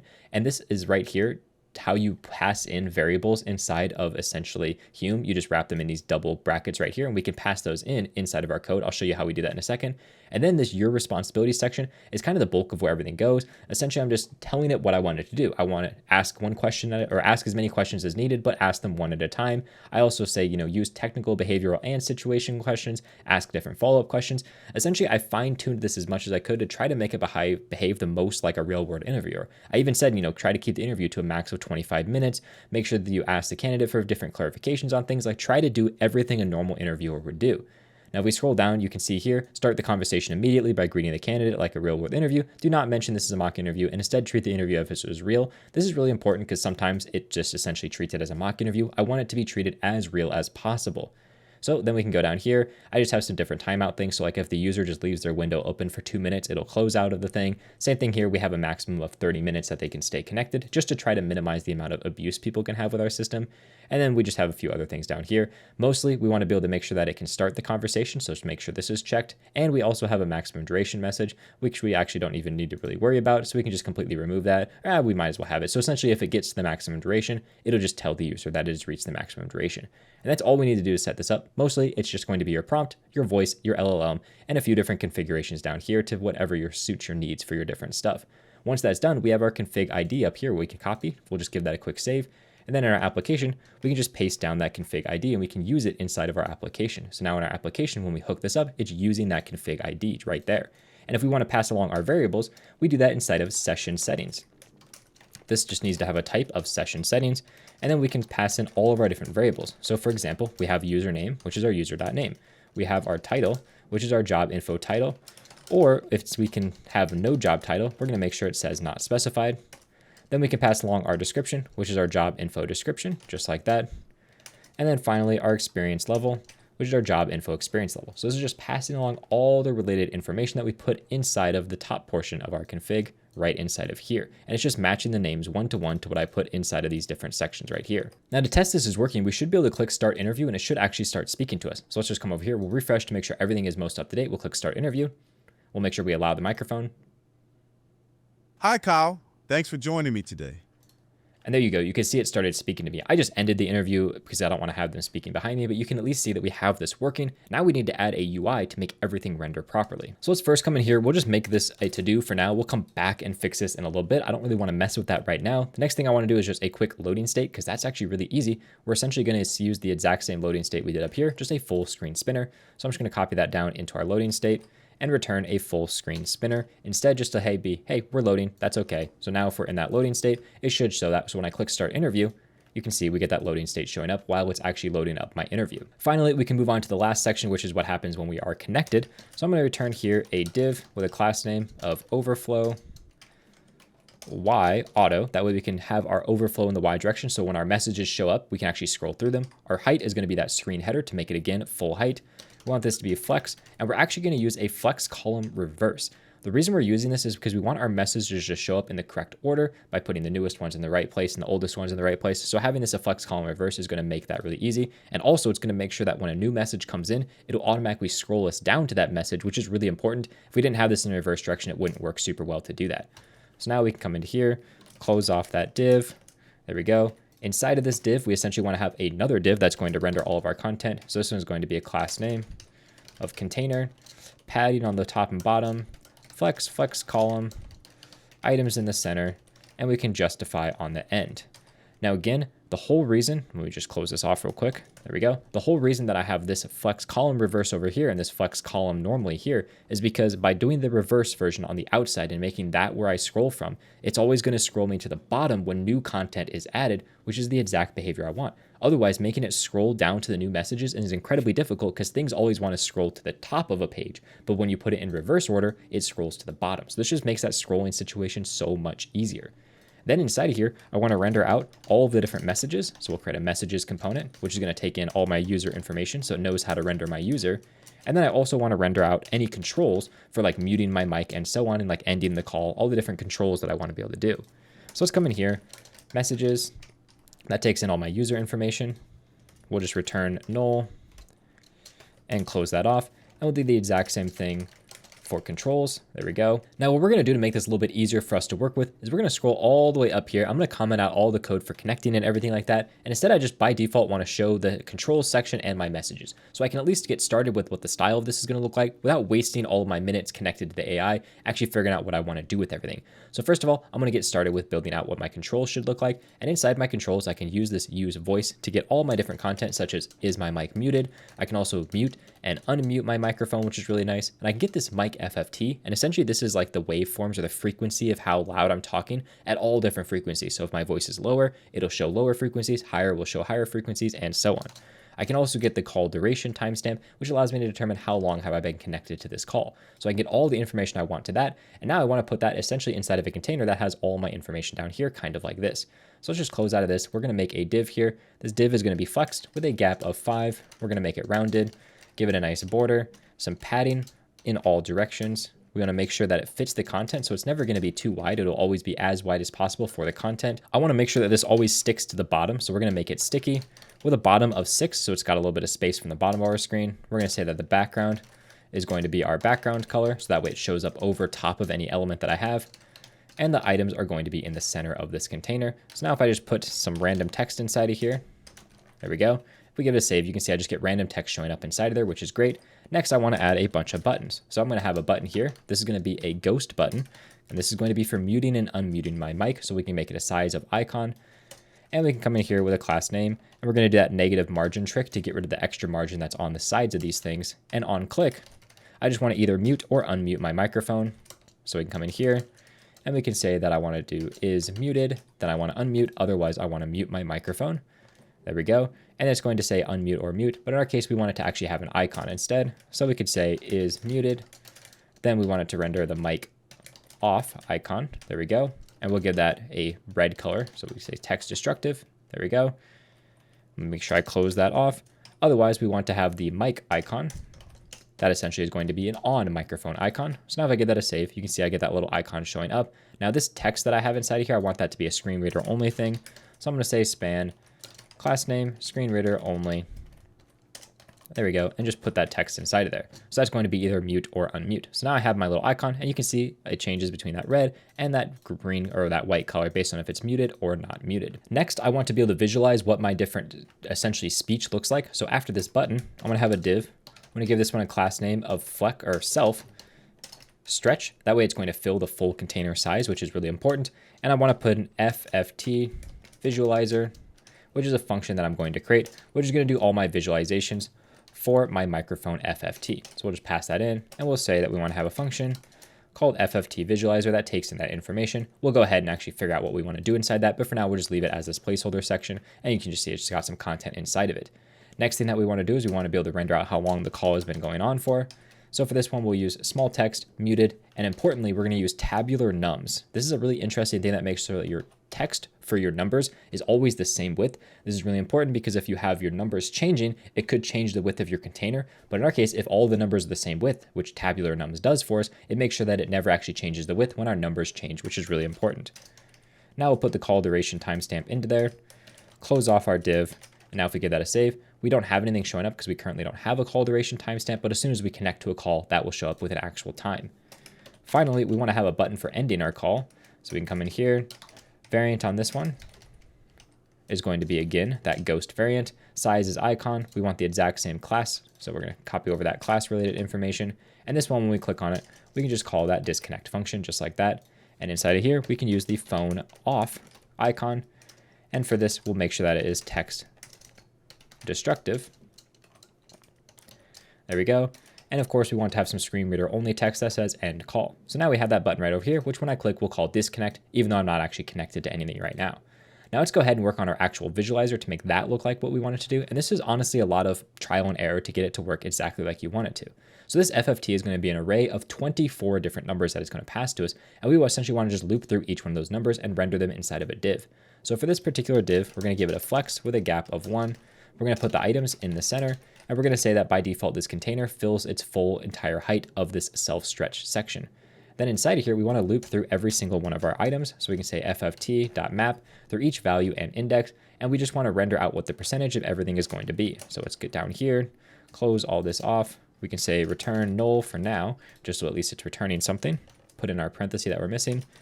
We want to get our percent, and this percent is a little bit difficult to track. I had to do some trial and error and look through some of the source code, but essentially if we take our value, we divide it by 4 and multiply it by 100, we should hopefully get a percentage value that essentially should land us between 0 and 100% based on how large this value is, because this FFT value is not just a 0 to 1, it goes essentially all the way up to like 4 or something like that. So that's why I divided by 4 before I multiply by 100. Then we can render out an actual div that contains our content. And mostly we want to have a key here, which is our index. We want to have a class name, which is going to be all of our different styling. And then we specifically want to make sure we have the height correct. So we're going to use a style property to give us the correct height. So our height is essentially just going to be here, our percentage. And we want to add a percent key after that. There we go. Make this a little bit wider so it's easy to see. And I want to give this a minimum value because if it's actually 0, I don't want it to show up as 0. So for example, here, if we have less than 10, I want to render out 0. Otherwise, I'm going to render out my percent. Whoops. Percent. So that way it's not going to be juddering around a lot when you have like really, really low audio. For example, like your AC running in the background shouldn't actually trigger this because it's only showing up if it's greater than 10%. And then I essentially want to have a minimum value. So we can come in here and our minimum height is 0.5. So that way, if we have essentially 10% or lower sound, it's going to show up at that minimum value of 0.5, which is like a quarter of an REM or something like that. And then otherwise it's going to show up with essentially a bar based on that particular height. So let's make it a nice green bar, background primary of 75. Our width is going to be 0.5, and we're going to make these rounded as well. So now if we give that a save, you can see by default, it's just showing up as little green dots. If I zoom this in, it's a little bit easier to see. We just have these green dots showing up down at the bottom of our screen for all of our content related to what is happening. Now, when we actually connect to a call, we should actually see that these actually move around once we actually get connected to a call and it starts listening to our actual microphone input. So let's go ahead and actually try to connect to a call. I'm going to just recomment all this code back in. It should hopefully give us that connect call when I refresh my page. There we go. When I click start interview, as soon as it starts, we should see this is moving around down here based on how much I'm actually talking, which is really useful. Now I just ended the call by clicking that disconnect button, which actually is really great because it's making sure that our closed section is working because now we're getting this loader spinner, which is great. Obviously we want to handle what happens when we disconnect and redirect the user properly and save all their information. But before we do that, we should probably work on this messages section next. And again, the only reason I actually closed out of my call is because I want to make sure that I'm not actually wasting any of my precious usage that I have inside the free tier because it's a very limited usage inside the free tier. Now inside the messages, what I want to do is I want to access that hook. So I can say const messages, and we can get the FFT for the actual. So we have FFT for us, and the FFT for the actual other person speaking is called FFT. So the FFT for us is mic FFT. We want to get their FFT so we can actually render something based on when they speak as well. Then what we can do inside of here is we want to take all these messages and we want to condense them down, and then we want to render them out to the screen. Now I'm going to actually do this inside of a different function and a different component because this is something we're going to show not only on this page, but also on the transcript page. When we look at an interview, we want to be able to render out the messages as well. So inside of here, I want to get our condensed messages, which is just going to be calling use memo, just like that. So we make sure we don't call this function more than we need to. Every time our messages change is when we're going to call this. And inside this condensed messages, we're going to return calling condensed messages, and we'll call this condensed chat messages. There we go. And we'll pass it along all of our different messages. So this allows us to just create a function that'll condense down these messages into their own format. Because these messages, essentially, if the chatbot says like 4 or 5 different things all at once, it's going to show it as 4 or 5 different entries. And we want to collapse that down into one single entry. So we just take all the chat that they say at once into one. If we say like 6 things in a row, it'll condense it down into one single entry. So this just allows us to condense down our chats to make it a little bit easier to render what's going on our screen. Then here, we're going to render out a component called condensed messages, and we're going to pass it along all of our different content. So for example, our condensed messages are going to get passed in, our user is going to get passed in, and in our case, for the chatbot, we don't need to show the full range of their speaking. We just want to get the maximum value for their FFT, and we're going to use that to animate their actual avatar to show what we want. So we'll get the max FFT, which is just going to be calling math.max and passing it in that FFT value. That's just going to give us the maximum value of this. Finally, we can add in any custom class names we need, and we don't want this to fill our full width of our screen, so we'll say a max width of 5XL, just to make sure it doesn't get too large on our screen. So now we need to implement the ability to condense the messages and to be able to show messages on our screen. So let's get started with condensed chat messages. We're going to go down into our services folder. We're going to create a section here. So source, services, create a folder for Hume. We're going to create a brand new folder in here called lib. and we'll create a file inside of here with that condensed chat messages.ts, because this is going to be what condenses our chat messages. So export function condensed chat messages, and that takes in a message array, which comes from Hume. So there we go. We get an array of messages directly from Hume. And if we look at these messages, I'll just say messages of one dot, and you can see that this actually doesn't quite give us the information we want. Instead, we need to create our own type for a message. So we'll come in here with our own message type. And this message type, if we kind of look at our call and we hover over what this message is, you can see it's a JSON message or a connection message, or in the case of us calling the API to get this message, it's going to return to us a return chat event. So we want to make sure this message is either equal to a JSON message or a connection message or a return chat message. There we go, return chat message. Perfect. Let's make sure we actually get that imported from the correct location. And the reason it's not showing up is because this is called return chat event. There we go. So now we have our 3 different types of messages. If we're on the UI from our front end, we're going to get one of these 2. And if we're on the back end, it's going to return to us this. But essentially, we want to condense them both exactly the same. So if we look at our messages, let's just look at when we have a connection or a JSON message. You can see we get a type first. If we have a JSON message, you can see we get a bunch of information about this related stuff. Or if we have here a return chat event, so if I look at just the return chat event, you can see I get a bunch of information about like what my timestamp is, what the type is, what the role is, who this came from, all this related information. So what we're going to do is we're going to come in here, we're going to return, taking our messages, we're going to reduce them just like this, accumulator message, perfect. I'm going to change around what's inside of here pretty drastically. And by default, we want to pass it an empty array. And this empty array is going to be a type that is an object, which is user, that's a Boolean, and it's going to be content, which is just going to be an array of all the things that particular user said. So that way we can essentially condense this down to get all the messages one user said inside of one thing, all the messages the chatbot said inside of one thing, and so on. We're just condensing this down to make it easier to work with.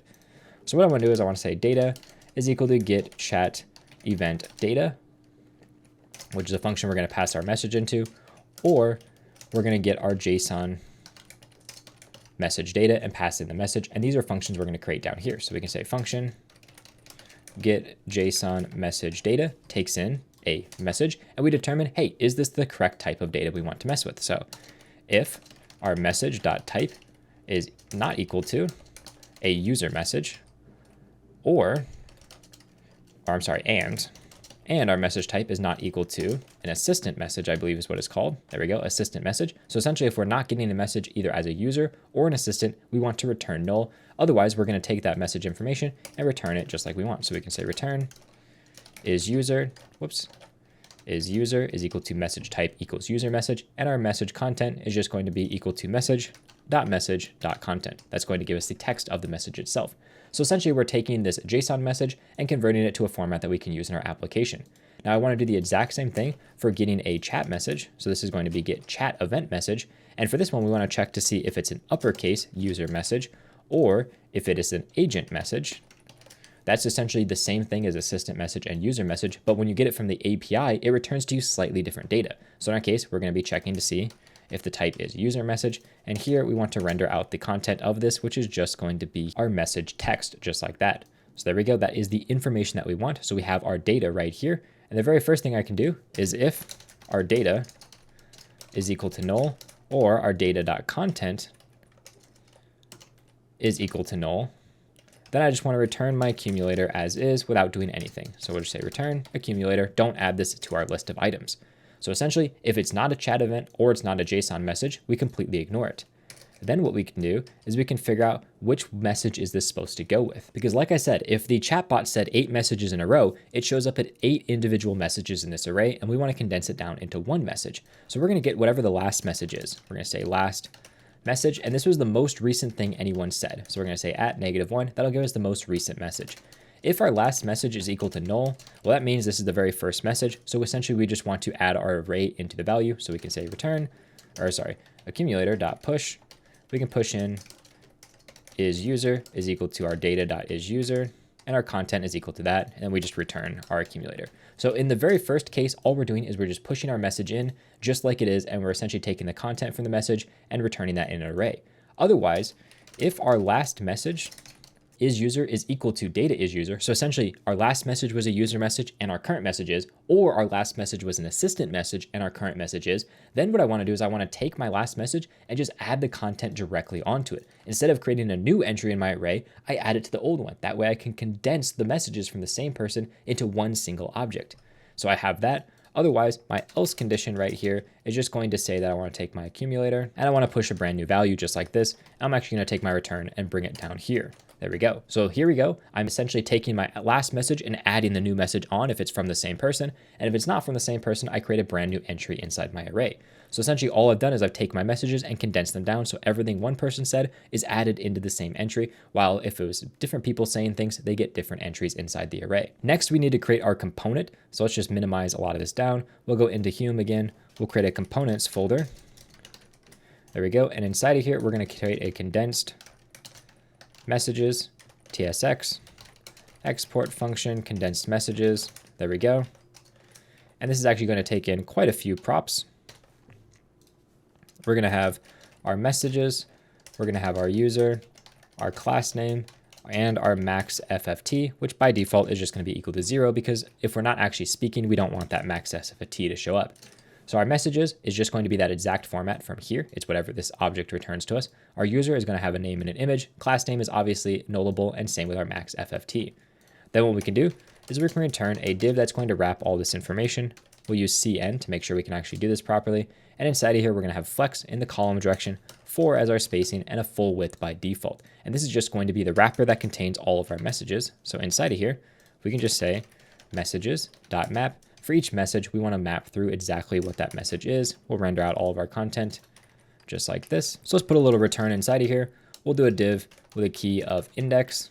There we go. We're going to have a bunch of different class name related stuff on here. So we'll come in here with a CN on this one. Make sure I get my div closed off. There we go. So we'll say CN, bunch of different styles. And the main style difference is if the message is a user message, I want it to show up on the right side versus the left side. So this will say self end. Otherwise, it'll say self start. There we go. So if the message is from a user, it'll show up on the right. Otherwise, it'll show up on the left. We want these to be a flex. We'll put the items in the center, a gap of 6, border, padding on the left of 4, padding on the right of 6, and the padding on the top and bottom is going to be 4. We'll make it rounded, and we'll make the max width 3/4 of the screen size, just so that the messages never overlap all the way. So for example, if our max width was full, a message that started on the left could go all the way to the right side of our screen, and we only want it to go 3/4 of the way to the right side of our screen. Same thing if it goes from right to left, we want to make sure it goes in the correct order.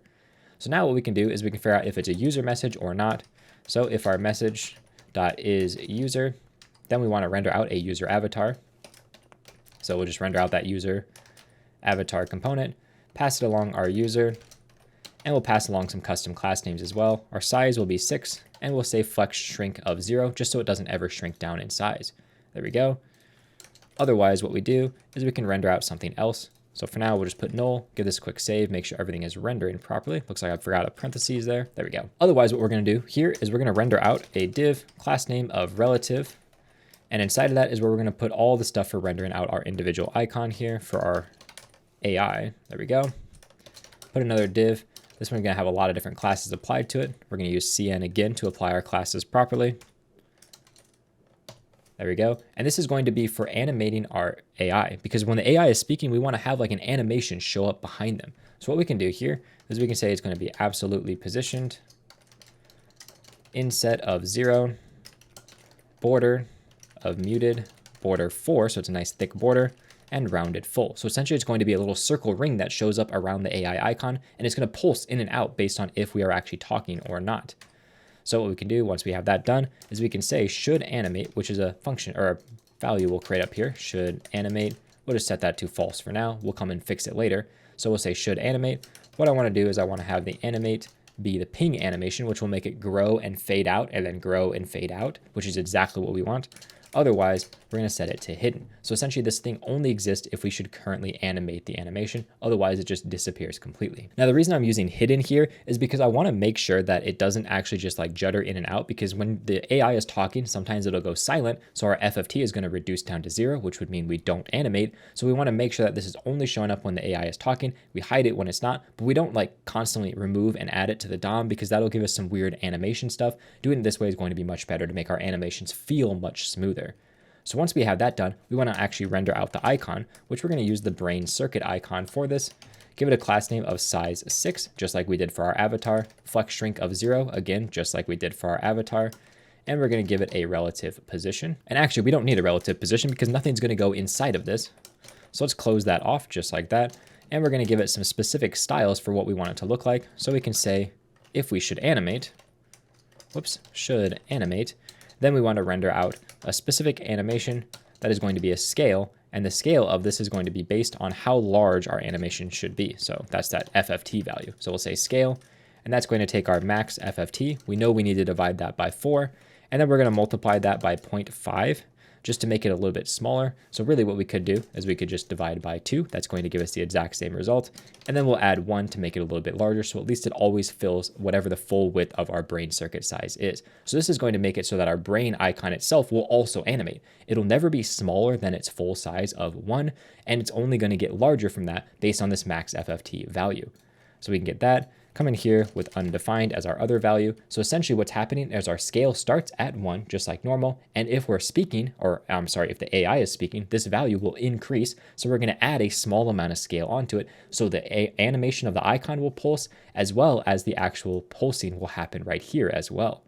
Then what we can do finally, after we get all of our avatar related stuff right below here, is we can render out our message, which is luckily much easier. We can just say flex with a flex of column and a gap of 1. And we just want to render out each of our messages. So we can say message content.map. This is our text. This is our index, just like that. And inside of here, we just want to render out those messages. So we can say a span with a key, which is our index. And inside of here has our text. And let's just make sure all of our parentheses are lined up. There we go. So that cleaned up all of that code. We just need to make sure we have our should animate prop up properly. So we should be animating if it's the last message. So we'll say if our index is equal to messages.length -1. Only animate the last message because obviously that's the one that they're currently talking. And if our max FFT is greater than 0, then we also need to animate. So we need to make sure both they are speaking and it is the last message for the AI. And then it'll do all the animation stuff we created down here. So that's everything to create this particular section. Let me just clean up my imports, come into here and import those 2 functions we created. And we should hopefully see that now we have no errors inside of here. If I scroll up to the top, we just have this one function being imported that doesn't need to be.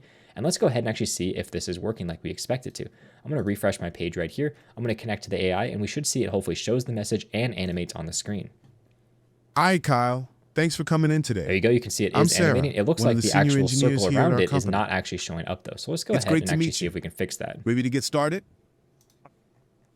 So let me scroll down to wherever we had our condensed messages. Here we go. And the section that is not animating is right here. This is not doing our ping animation as we expect it to. Let's see if we can try to actually fix that. I'm just going to change should animate to true for now. So we'll just comment out this line. Whoops. Did not mean to do that. Actually, instead of just doing that, we'll just change this to true. That'll give us the same exact result. So we should see, oh, it actually is doing the ping animation. It's just a little bit hard to actually see because the colors are so close to the color of the actual background, but it is showing up, which is what we want. I probably want it to show up behind our brain circuit, which I think it is not. And that is why I need relative on this. That'll make it show up behind here, which is great. And now hopefully that should fix our problem. It's just a little bit faded. It's kind of hard to see just because of the colors that we're using. I wonder if we could use a different color. So let's change this back to true. And let's change this to primary, like 50% opacity or something, and maybe that'll actually show up a little bit better. So let's start our interview and see if that works. Hello, Kyle. Thanks for coming in today. Yeah, I can see it, but it I'm looks the like AI our interviewer thing who'll be is conducting growing this too much mock in session. size. Let's just refresh this so we can fix that problem. I think the issue is that originally I had max FFT divided by 4 times 1/2, and instead of actually making this divided by 8, I turned it into divided by 2. This should actually fix our problem significantly, and we might even be able to bring this back to our muted color. So let's change that back to muted and see if that actually works. So let me just click start. Hi, Kyle. Thanks for coming in today. And that looks It's much good to better. meet We you. have that nice little animation I'm the pulsing AI and thing interviewer increases who'll in be size, which is conducting great. this mock We have a interview little bit of session. spacing issues, but we'll fix My that in a little goal bit. is So to we'll just help. close this call. So let's go over to our start call. I most likely don't have a gap inside of here, so let's just add a little gap of 4. So that way we have our spacing between our messages and our controls. Now, before we go ahead and actually test out our AI stuff, I want to make sure that we're actually saving this and using it inside of our database properly. So the very first thing that I want to do is I want to go ahead and I want to create an interview. So if we kind of scroll down, we had a to-do section somewhere in here that was all about creating our interview. I believe it was somewhere in here. It doesn't really matter. If we just search for to-do, there we go. That was our section right here for creating an interview. So I want to go ahead and do that. And to do that, we need to go into our source, into our features, and we want to go to our interview. And we're going to create a brand new file called actions.ts, which is going to be for creating a brand new interview, because we can just call this action and it'll give us an interview ID, which is really useful because we can redirect the user to the interview when they're done. We can save the chat ID, we can save the duration, and all those other things. So we want to just make sure that this is a server component or a server action. There we go. Export an async function called create interview. This is going to take in our job info ID as well as the duration of the interview to make sure we know how long this interview is. And technically when we create an interview, we already kind of know what the duration is, so we don't even need to pass that along because we already know it's going to essentially be 0. Now to properly create an interview, we actually need to do quite a lot of things. First, we need to make sure that they have access to this job ID and that the user is signed in. So let's get our user ID, and that is going to be equal to get current user, just like that. Make sure we await that.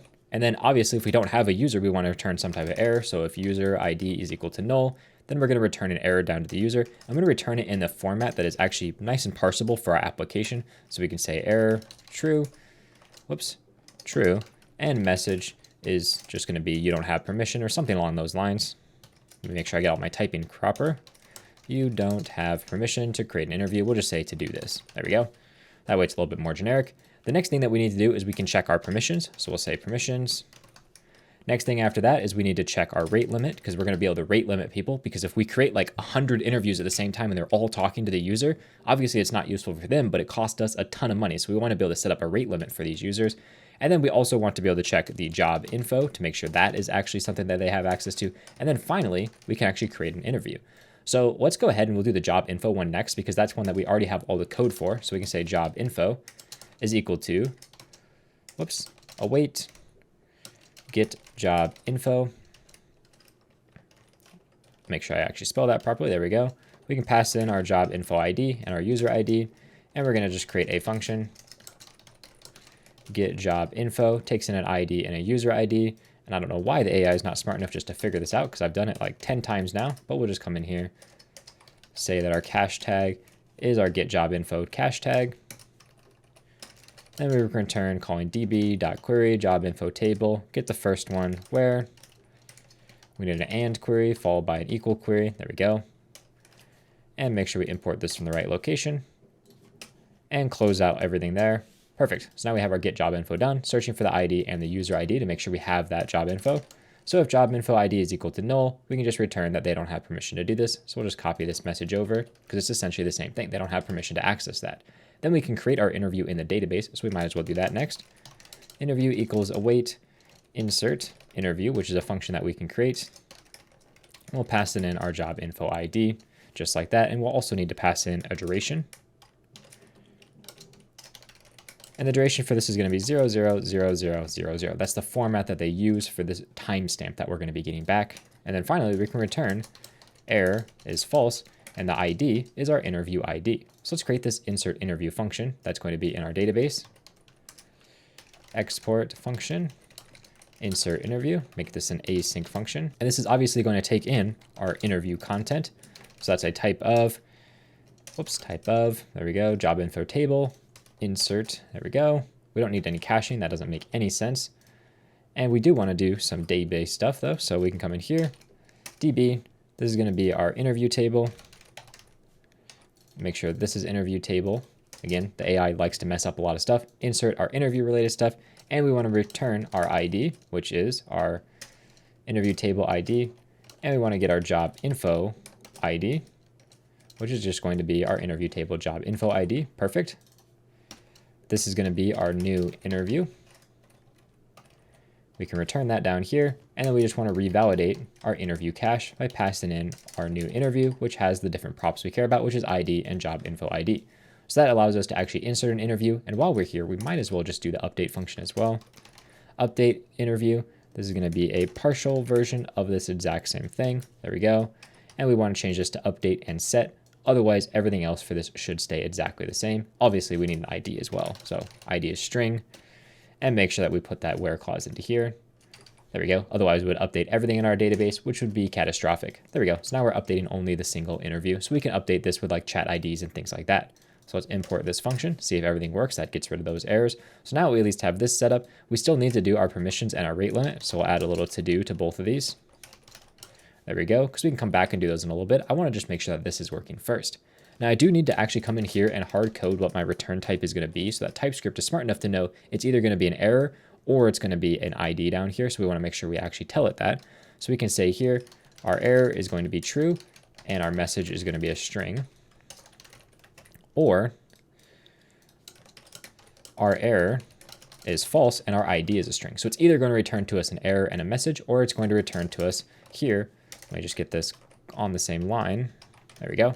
Or it's going to return to us an error with a message. So either an ID or an error message. One of these two things are going to get returned to us. So let's go back and actually use this inside of our code. Our start call, we have our create interview section right here.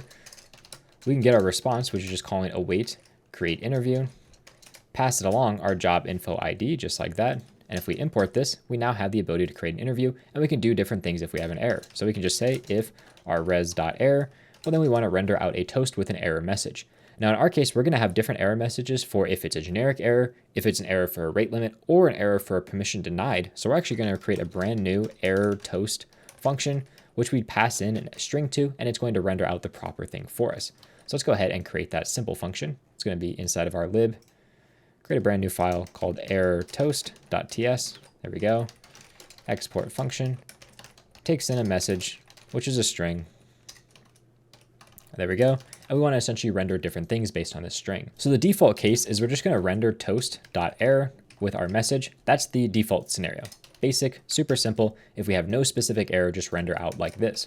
If we have an error where our message is equal to a plan limit message, this is essentially being denied because we're trying to do an interview when we've run out of the number of interviews we can do. So let's come up here and say const plan limit message is just going to be a simple plan limit. There we go.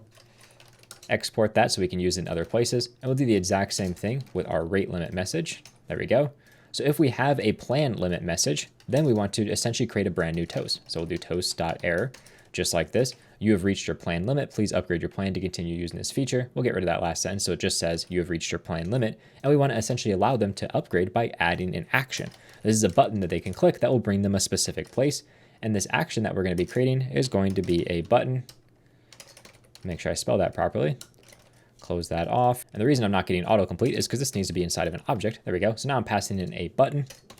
Make sure we get that imported. We'll do that in a little bit, I guess. This button is going to have a size of small.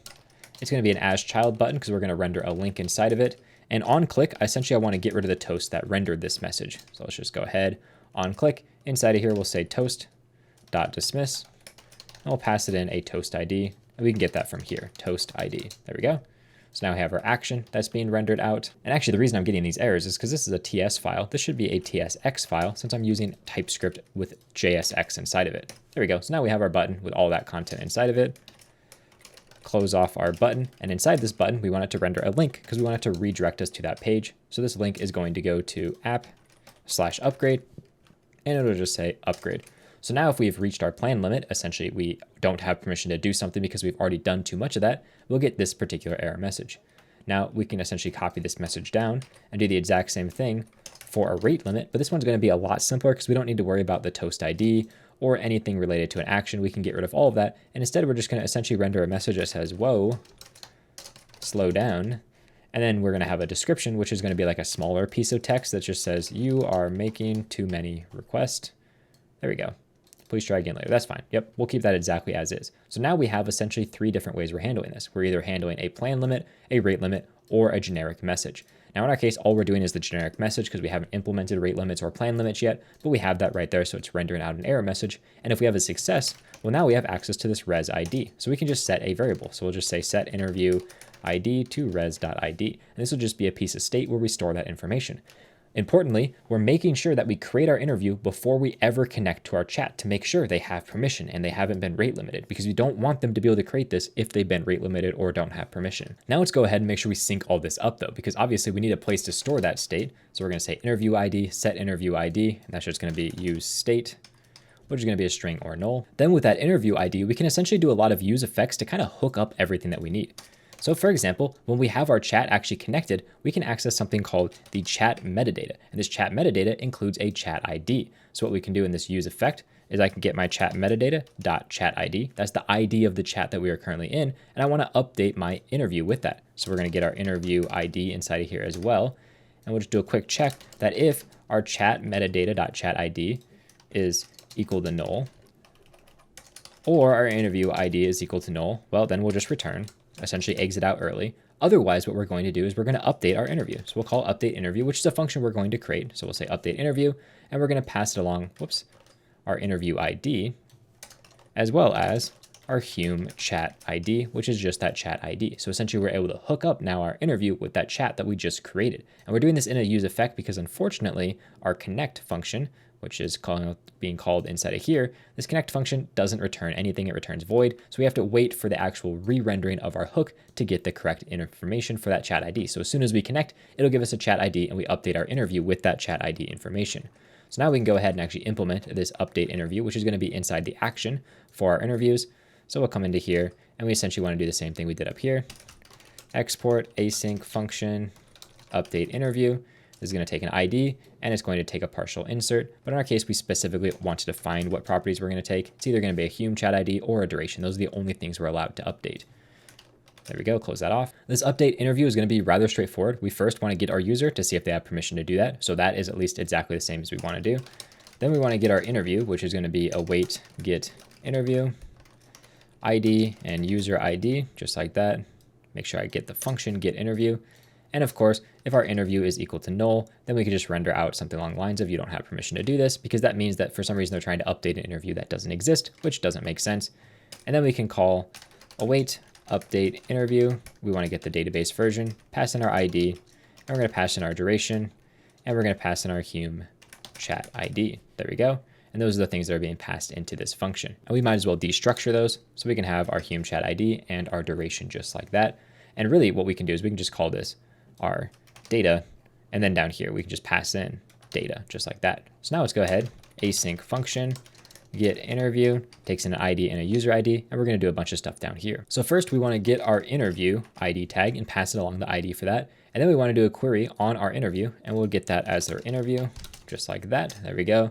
Call await on this. We want to find the very first one where our interview ID is equal to this ID. There we go. We don't need this and or anything like that.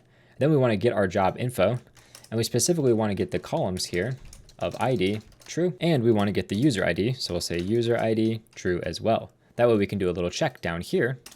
We can say, first of all, if our interview is equal to null, then we just return null because we don't have anything to do.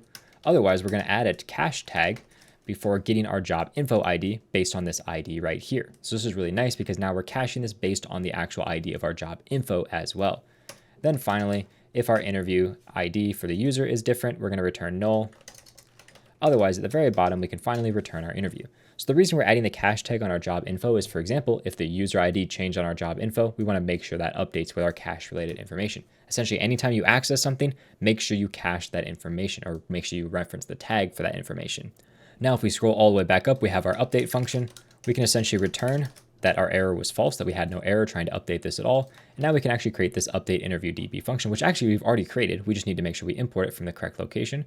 So let's see up here, and we'll just rename it to the database version. And now we have that completely done. And inside of here, we can now call update interview, and we want to make sure we get it from the correct location. So let's see the actions one. There we go. That should make everything work. Now that is going to be for syncing. Whoops, not there. That's not where I want that to be. We'll say sync chat ID. Now, essentially, I want to create the exact same thing, but for syncing our duration. So we're going to sync our duration. There we go. And we can actually get that from up here, our call duration timestamp. And this is just going to be a string that tells us how long this particular thing has been going on for. And we just want to run this on a set interval of like every 5-10 seconds or so. So what we can do inside of here is we can say, we can get a reference, duration ref is equal to use ref, which is going to be our call duration timestamp. There we go. And then we can say our duration ref.current is equal to that call duration timestamp. Essentially, it gives us the most up-to-date information for what that duration is, so we can use it inside of our use effects. So when we sync our duration, all I care about is that our interview ID exists. If it doesn't, we return null. We're going to be calling update with our duration, and it's going to be using our duration ref.current. And we want to put this inside of an interval. So we can say const interval ID is equal to set interval. There we go. Make sure that this is set interval. There we go. And now inside of here, let's just say that we want to do this every 10 seconds. It doesn't really matter. We don't need to do it super often. What I want to do is I want to call that update interval function, or update interview function, sorry. And I only want to do it if my duration.current is not equal to null. There we go. So essentially what I'm doing is I'm updating my interval every 10 seconds just to update my interview. So every 10 seconds, it changes the duration on the back end to my interview. That way, if for some reason the user closes their tab without actually clicking the end button, we'll at least have a mostly up-to-date duration. It doesn't have to be perfect. It just gives them a general idea of how long this interview was. Then we can do a little return down here to clear our interview whenever we're done to make sure that we actually aren't setting up multiple interviews to hit our database more than we actually need to. So that allows us to handle syncing our durations, syncing our chat IDs. The final thing that we want to do is to create a use effect that handles the disconnect. So we can come in here and we'll just say that we want to do handle disconnect. There we go. And inside of here, this is specifically going to be using our interview ID as well as our ready state. So we can come in here and say that if our ready state is equal to closed, then we want to return if it's not equal to closed. So we'll just say if it's not equal to closed, we'll return. We're also going to do a quick check if our interview is equal to null. Then we just want to redirect them somewhere else because essentially they ended this interview before they ever started it. We should never get to this point, but if for some reason we do get to this point, we're just going to redirect them to a new page. So we can use a router for that. We'll call them all the way up here. Const router equals use router. Make sure you get it from the next navigation. And now we can say router.redirect. Actually, I believe it is push, not redirect. There we go. And we want to just push them back to the interviews page because they quit the call before it started for some reason. Otherwise, what we can do is we can say router.push, and we can push them to a brand new location, which is the interview that they just created. Also, we should probably update our duration. So I'm going to call update with our duration as well. So we can come in here, make sure we update our duration, but only if we actually have a duration. So if our duration.current is equal to null, then we're not going to do anything. So we'll just close out of that. There we go. Perfect. And actually, I want to do this if it's not equal to null. There we go. So it's only going to update the duration if it's not equal to null, which is exactly what we want. And we also need to make sure that we take into account our router here and our job info ID, because those are all the props we use inside this to handle our disconnect. So now, hopefully, if we've done that correct, everything should actually just work. We are getting an error, it looks like. Final argument passed the use effect change. Okay, that's just because I updated this while on the page. If I refresh, you can see it says start interview. When I click start, it'll bring us to the page. Hi, Kyle. Thanks for coming in today. I'm just going to interrupt them I'm to talk Sarah. through them. No problem and at you all. can see it showed me some other stuff. I'm just going to end the call right here. I'm going to just give it a second for it to actually get my text. Okay. There we go. And now we end. And you can see it redirected us to the brand new page for that interview, which is exactly what we want. So let's go ahead and just create that page so we have something to work with. We'll create a new folder. This is interview ID. And inside of here, we'll create a page. Export default function interview page. And we'll just return null. So at least it renders something on our screen. Now, one thing that I do want to do is I want to add little links at the top of our navbar for essentially interviews, questions, and resumes before I forget about it. So what I want to do inside of our navbar is I want to render a section. If we're on a particular job, I want to render a page or a section here that allows us to go to those things inside of our job. So the nice thing is we can come in here and we can say that we want to get the params by saying use params. And we can set that to our job info ID. We can also get our path name to determine what our current path name is by using path name, just like that. There we go. And now let's actually do this above our theme toggle. There we go. And what I can do inside of here, if my type of job ID info is equal to a string, well, then I want to render out all my different navigation links, and I'll put those in a variable called nav links. That's going to be equal to an array. And this is going to be essentially a bunch of different links that are going to have an href. They're going to have a name and various other stuff. So the name for this first one is going to be interview. Let's actually make that plural. For the href on this, it's just going to be, interviews. And then we're going to have an icon, which in this case is going to be the speech icon. There we go. And essentially I want to do that multiple times. So let's close that off, go down to here. Next one is going to be for questions. And let's see if it gets the rest of that correct. This is going to be a book open icon. There we go. And then finally, of course, if I spell questions correctly, we're going to have one that is going to be resume. Let's come in here, href resume, and this one is going to be our files slider icon. I believe it is file slider icon. There we go, got that imported correctly. So now we have all of that correct. Let's make sure we get rid of the stuff we don't need up there. And now we can come into here and we can render out those nav links by just doing a quick map over top of them. So for each one of these nav links, we first of all want to make sure that we're on the correct page. So we'll come in here and we'll say that our href path is going to be equal to the path that directs us to the right location. So just like that, that is our path. Make sure I close all this off. Let's make sure we get our parentheses in the right location. I believe I got one other parenthesis I need right there potentially. Let's see, there we go. That cleaned up all of our parentheses for the most part. We are still missing one, so that's there. There we go. That's the last parenthesis I'm missing. Okay, so now we can actually go ahead and render out buttons because right now this doesn't look great. So let's use a button with a link inside of it. Button variant on this one is going to be based on our path name. So if our path name is equal to our href path, then we want to use primary, or actually not primary, let's use secondary. Primary is a little bit too bright in our case. And then we'll make it a ghost button. So come in here, we'll spell that correctly, get that component imported, render a button down here. There we go. And then we want to make this an as child button because we want to essentially render our link inside of there. Just like that. Let's save that and add some class names of cursor pointer. So it's a clickable item. We don't need any class name on our link anymore because we put all of them on our button. Our icon right here doesn't need a size because button handles that for us. And our name doesn't need to be in a span, so we can remove that entirely. So now if we get that a save, you can see we get our different icons. We can hover over them, and when we click on them, it brings us, for example, to the interview page, the questions page, and the resume page. Now, we don't want to show this if we are on too small of a screen size. That just doesn't really make sense. So what I'm going to do here is I'll say like max, medium maybe, and then we'll just say that that is going to be hidden, just like that. So hopefully that'll be hidden on the smaller screen sizes, just like that. That looks really good. So at least it's not showing up on those super small screen sizes. That at least gives us a little bit of mobile responsiveness. And maybe we could even change this to small. Let's see if that actually works. Make this a little bit larger. Yeah, it actually hides at the perfect place when we have that small size, which is exactly what we want. Perfect. Okay, now let's go ahead and finish out the page for all of our interviews. So if we go into our job infos, into the interview section, we can click on this page and we can finish out what this can look like because right now we're just rendering out this random text, which is not at all what we want. So instead, I'm just going to pretty much copy the entire page that we have from here because we're going to do almost exactly the same thing. So we'll just give that a quick copy, bring this over to our actual page that we're going to be using for our interviews, and we're going to paste that down. Now let's scroll all the way back up to the top here. We don't need to have a container because we already have it wrapped inside of a container. So let's just get rid of our container portion on here. Bring this back, get rid of the div all the way at the bottom associated with that container. So at least we got that all cleaned up, it looks like. I do actually want to put it inside of a container though, that's not going to have a container class, but instead it's going to just have some spacing related classes. So we can say, for example, here, space Y6, and that allows us to space out our header section, which is right here, from our grid section, which is right here. So now let's go ahead and actually work on our header section next because it's pretty much going to be exactly the same as the header section we had before. We don't need to put the margin on the bottom because we have this space Y6 here. This one is going to say interviews because that's the page that we're currently on. And then we're going to have a button for creating a brand new interview. So let's make sure we import the components we're going to need for that. Get our plus icon here. And this one is going to go to a completely different URL. So let's change our href here. This is going to be the app info interviews new. Perfect. And we can just say new interview. So we have that section of our page done.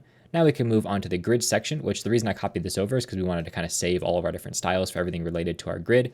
And we're going to be looping through our interviews. So we can say interviews, and we want to map for each one of our interviews. We want to reference the page that we're going to, which is going to be interviews / whatever our interview ID is. And we want to make sure we get the job ID inside of here as well. There we go. So that's rendering us to the correct page, most likely.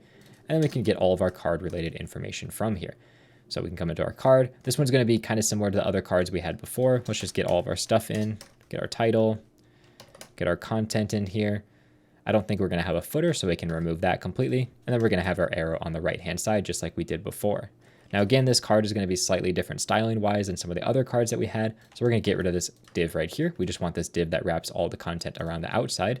Then for our card header, we're going to have our title inside of here, but we're also going to have a description.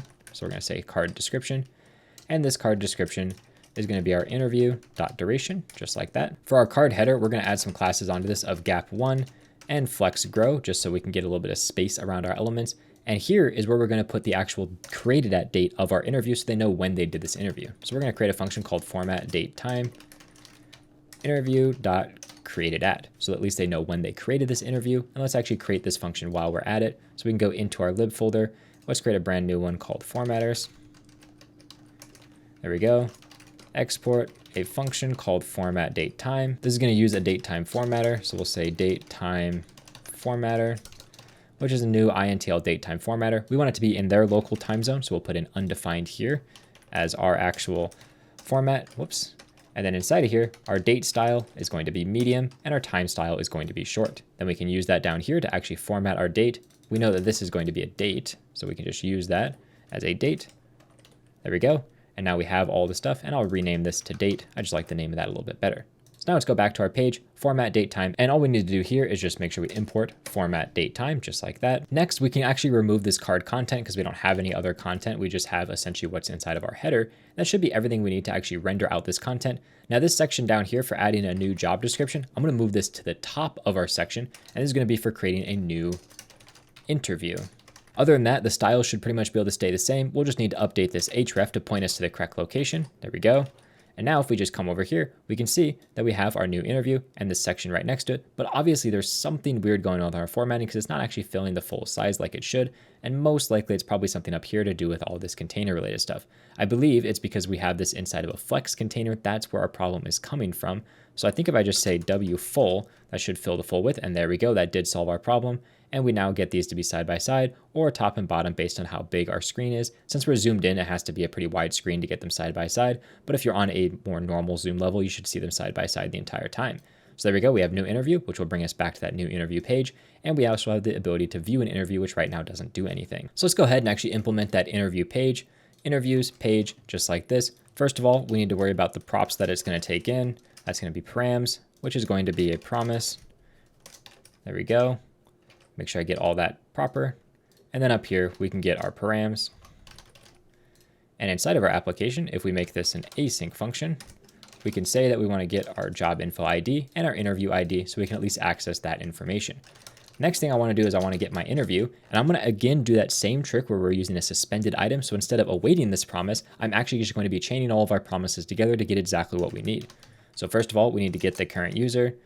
Then once we have a user, we're going to get their user ID and the redirect to sign in. There we go. Make sure I get that spelled properly. There we go. Then inside of here, what I want to do is if my user ID is equal to null, then we redirect them to the sign in and just return that. So we just don't do anything at all. Next, I want to get my interview. So I can say const interview equals get interview. I can await that, pass along my ID and my user ID, which are the different pieces of information I care about. Make sure this is asynchronous so I can actually do that awaiting. And then if interview is equal to null, then we can return not found. There we go. So now all we need to do is actually return our interview. There we go. And then implement get interview. Async function, get interview, takes in an interview ID and a string. We want to make sure we cache this and everything like that. So we'll say use cache, and we'll do all of our caching related stuff at the top. Now this is going to be pretty much identical to the other time that we used get interview. So let me just find that's get interviews.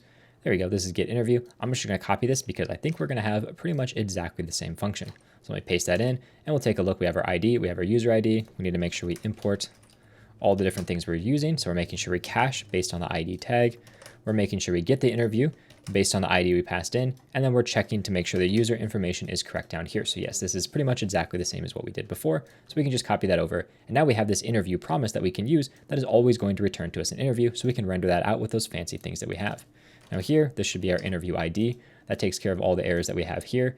Now we can actually render out what our content should look like. So the very first thing we're going to do is wrap everything inside of a container. So we'll say container, my is going to be 4, and space y is going to be 4 to space everything out. Then we're going to have our backlink just like this. And this is a backlink that's going to bring us to the interview page. And we'll just say all interviews. So now if we save and we actually go to an interview page, we have that link right there, which is perfect. And everything loads instantly, even though getting these interviews may take a considerable amount of time. Then we're going to have a container here. This one is going to be a space y of 6. I have another div. This one's going to be a flex gap of 2. And we're going to justify between on this one. And this is because we're going to have essentially our header, and we're going to have some button related content as well. So I want to have just one more div. This one is going to have a class of space y2 and a margin on the bottom of 6. This is going to be our essentially heading section. So an h1 for our heading. Class name for this one is going to be text 3xl and a medium of text 4xl, just like we've done for pretty much all of our headings. This one is going to be our interview, followed by the actual date for the interview. So we're going to put that inside of a suspended item. Close off that suspended item. Make this a little wider so it's easy to see. There we go. And inside this suspended item, we can pass along our interview. There we go. We can also pass along our fallback. Our fallback in this case is just going to be a skeleton. So we're going to say skeleton with a class name of 48 for the width. And then for our result, all we want to do is just get the actual date and format that. So we can say that we want to get the interview and format the date time of the created at date. Essentially the same thing that we rendered on the other page. So now you can see it's rendering out the actual time of that interview right here. And if we had a loading state, it would show up in there. So just to be able to show you what that loading state would look like, we can remove this caching related information. Actually, we can just do it all the way up here. Inside of here, we can just say await new promise. There we go. So now we have a 1 second delay. So if we click on this, you can see it shows that for 1 second, and then it shows us the actual name. So at least we have that loading state just like we want it to. So once we have that done, the very next thing we can work on is going to be the description section, which is our duration. So let's minimize that down. We're going to have a paragraph tag with that muted text. And in our case, for this one, we want to get our interview and we want to get the duration. We don't need any of this job info nonsense inside of there. We just want to get the duration. Make sure I get all that formatted correctly. There we go. We have our duration and we want to format that as a date time. Or actually not as a date time. We just want the duration as is because it's already properly formatted since it gives us a string instead of an actual number. And for this one, we're going to make it less wide. So we'll use 24 as the width on this. Close off the p tag. And now we should see the duration shows up right below it. Now, once we have that done, that kind of takes care of everything inside of this div. And the very next div that we want to work on is going to be a button that allows us to generate feedback for this particular interview. So after all of this content, here we're going to have a suspended item again, because we're waiting for our interview to load, because we don't want to show this button unless we actually have something we can generate our interview with. So here we're going to use a skeleton button. The skeleton button is going to have a width of 32 that we want to do. We want to wait for the interview. And here is where we're going to do everything related to our feedback for our interview. So we'll say i.feedback. If our feedback is equal to null, well, then we want to be able to generate feedback. Otherwise, we want to be able to actually view the feedback. So we're going to do different things based on if we're generating or viewing the feedback. So view feedback is going to be relatively easy. So we'll start with that one. We're going to have a dialog, which I believe we need to make sure we import. Let's see here, null, just like that. Make sure we clean up all of our parentheses for everything. Fix that. And let's see, it looks like we're missing that for our suspended item. That should clean everything up. And let's see if we have dialog included. It looks like we do not. So let's make sure we add that from Shadcn. So we can say Shadcn add dialog. I'll add our brand new dialog component. And inside of our dialog, we're going to have a dialog trigger. And we want that to be as child because we're going to render a button inside of here. Just a normal button. And this button, if we import it properly, is going to say view feedback. Since we have feedback to view, let's make sure we import these components properly. Looks like they're not showing up, even though it did import my dialog. Let me just make sure I try to do an import manually. So we'll say import dialog. There we go. Got that properly imported. Next thing we can work on is our dialog content. Now our dialog content is going to be quite large because this is the full feedback of everything. So we want to make sure that this is going to be able to fill that full screen size. So we're going to say medium, the max width is going to be 3XL. On large, the max width is going to be 4XL. There we go. We're going to make sure our max height is going to essentially be full screen, minus a little bit. So we'll say 100% minus 2 REM, just to give it a little bit of padding on the top and the bottom. So we're going to make it almost 100% height. Also, make sure that I actually format this correctly. Make sure that's a calculation. There we go. Then we're going to have an overflow in the Y direction of auto, flex, and flex column, just to make sure it spaces everything out properly inside of here. Next, we can use a dialog title. There we go. This will say feedback. There we go, if I can spell properly. And then finally, we're essentially going to get our feedback from an AI, which is going to give us Markdown. So we're going to use a Markdown renderer, which we're going to create, which is just going to take in ri.feedback. There we go. That is all the content we need to be able to render everything out for this dialog. We just need to create this Markdown renderer. Now this is going to be using a really simple library, which is called React Markdown. This is just a really easy to use Markdown library. We'll create this component. So inside of our components, we'll call this Markdown renderer.tsx. Export a function called Markdown renderer. It should take in some children, just like that. It should also take in some props. And these props are going to be based on the types for it. So we can say that it's going to be the component props for the type of Markdown, which is the component that we're going to be using from the library. Just like that. We can get rid of all this stuff inside of here. We'll just return null. There we go. And at the very top of our page, we want to import Markdown from React Markdown. There we go. Make sure that this is an ampersand symbol, and hopefully that cleans up a lot of our errors. There we go. Now what we can do inside of here is we can just render all of our different content. And instead of children up here, I'm actually going to take in a class name, which is an optional property, which is a string. So we can modify what classes are applied to this. So here we can have our Markdown with our class name and our props, everything that we need passed into it, which is perfect. Now, instead of passing the class name here, it doesn't accept any. So we're going to wrap it inside of a div instead. That's going to add all of our different class names to it. And we're also going to have some default class names. So we'll say const Markdown class names is equal to max width is going to be none, prose neutral, dark is going to be prose invert, and we want to have a font sans, just like that. And we don't even need to be in a variable for this. We might as well just put this directly inside of here. So we can come in with a cn, add our classes and our class name, just like that. And we can get rid of these classes up here. So to use these prose classes, this is actually a Tailwind specific thing that we need to add a plugin for. This plugin is called Tailwind CSS Typography. It's a very simple plugin. We just need to make sure we install the plugin like that. And once that's done installing, all we need to do is go over to our global CSS. So inside of our app, inside of our global CSS, scroll all the way to the very top. And here we can just import that at Tailwind CSS/typography. That just imports all those different types for us into our page. We might need to do a refresh to get everything to work properly. Actually, it looks like we have some errors inside of our code. The reason we're getting errors is because this should say plugin instead of import. That should fix our errors. And now we did go back to everything that we want. So now we have the ability to render Markdown with this Markdown renderer component inside of here. If we import our Markdown renderer component, now we should hopefully be able to render out Markdown as soon as we have it, but obviously we have no feedback yet. We need the ability to generate feedback. For now, I'm just going to leave that as a to-do. So I'm going to wrap this like this, say to-do, feedback, and then we'll just return null inside of here. There we go. So at least we have that showing up as something that we still need to do. I might as well just cut that out and we'll move that right there. So at least we know that that's something left to do, because right now we just have it left as null. Now the final thing we can do once we finish that entire section is work on rendering out our messages. I'm going to put those inside of a suspense boundary like this. So we can say suspense. We can add a fallback here. This fallback is going to be our loading icon that we've been using. So we'll say loader to icon. We're going to give it some class names, animate spin. Get rid of all this crap that it auto-generated. We don't want any of that. There we go. Animate spin, size 24, MX auto. There we go. Let's make sure we import that. And inside of here, we can essentially render our messages.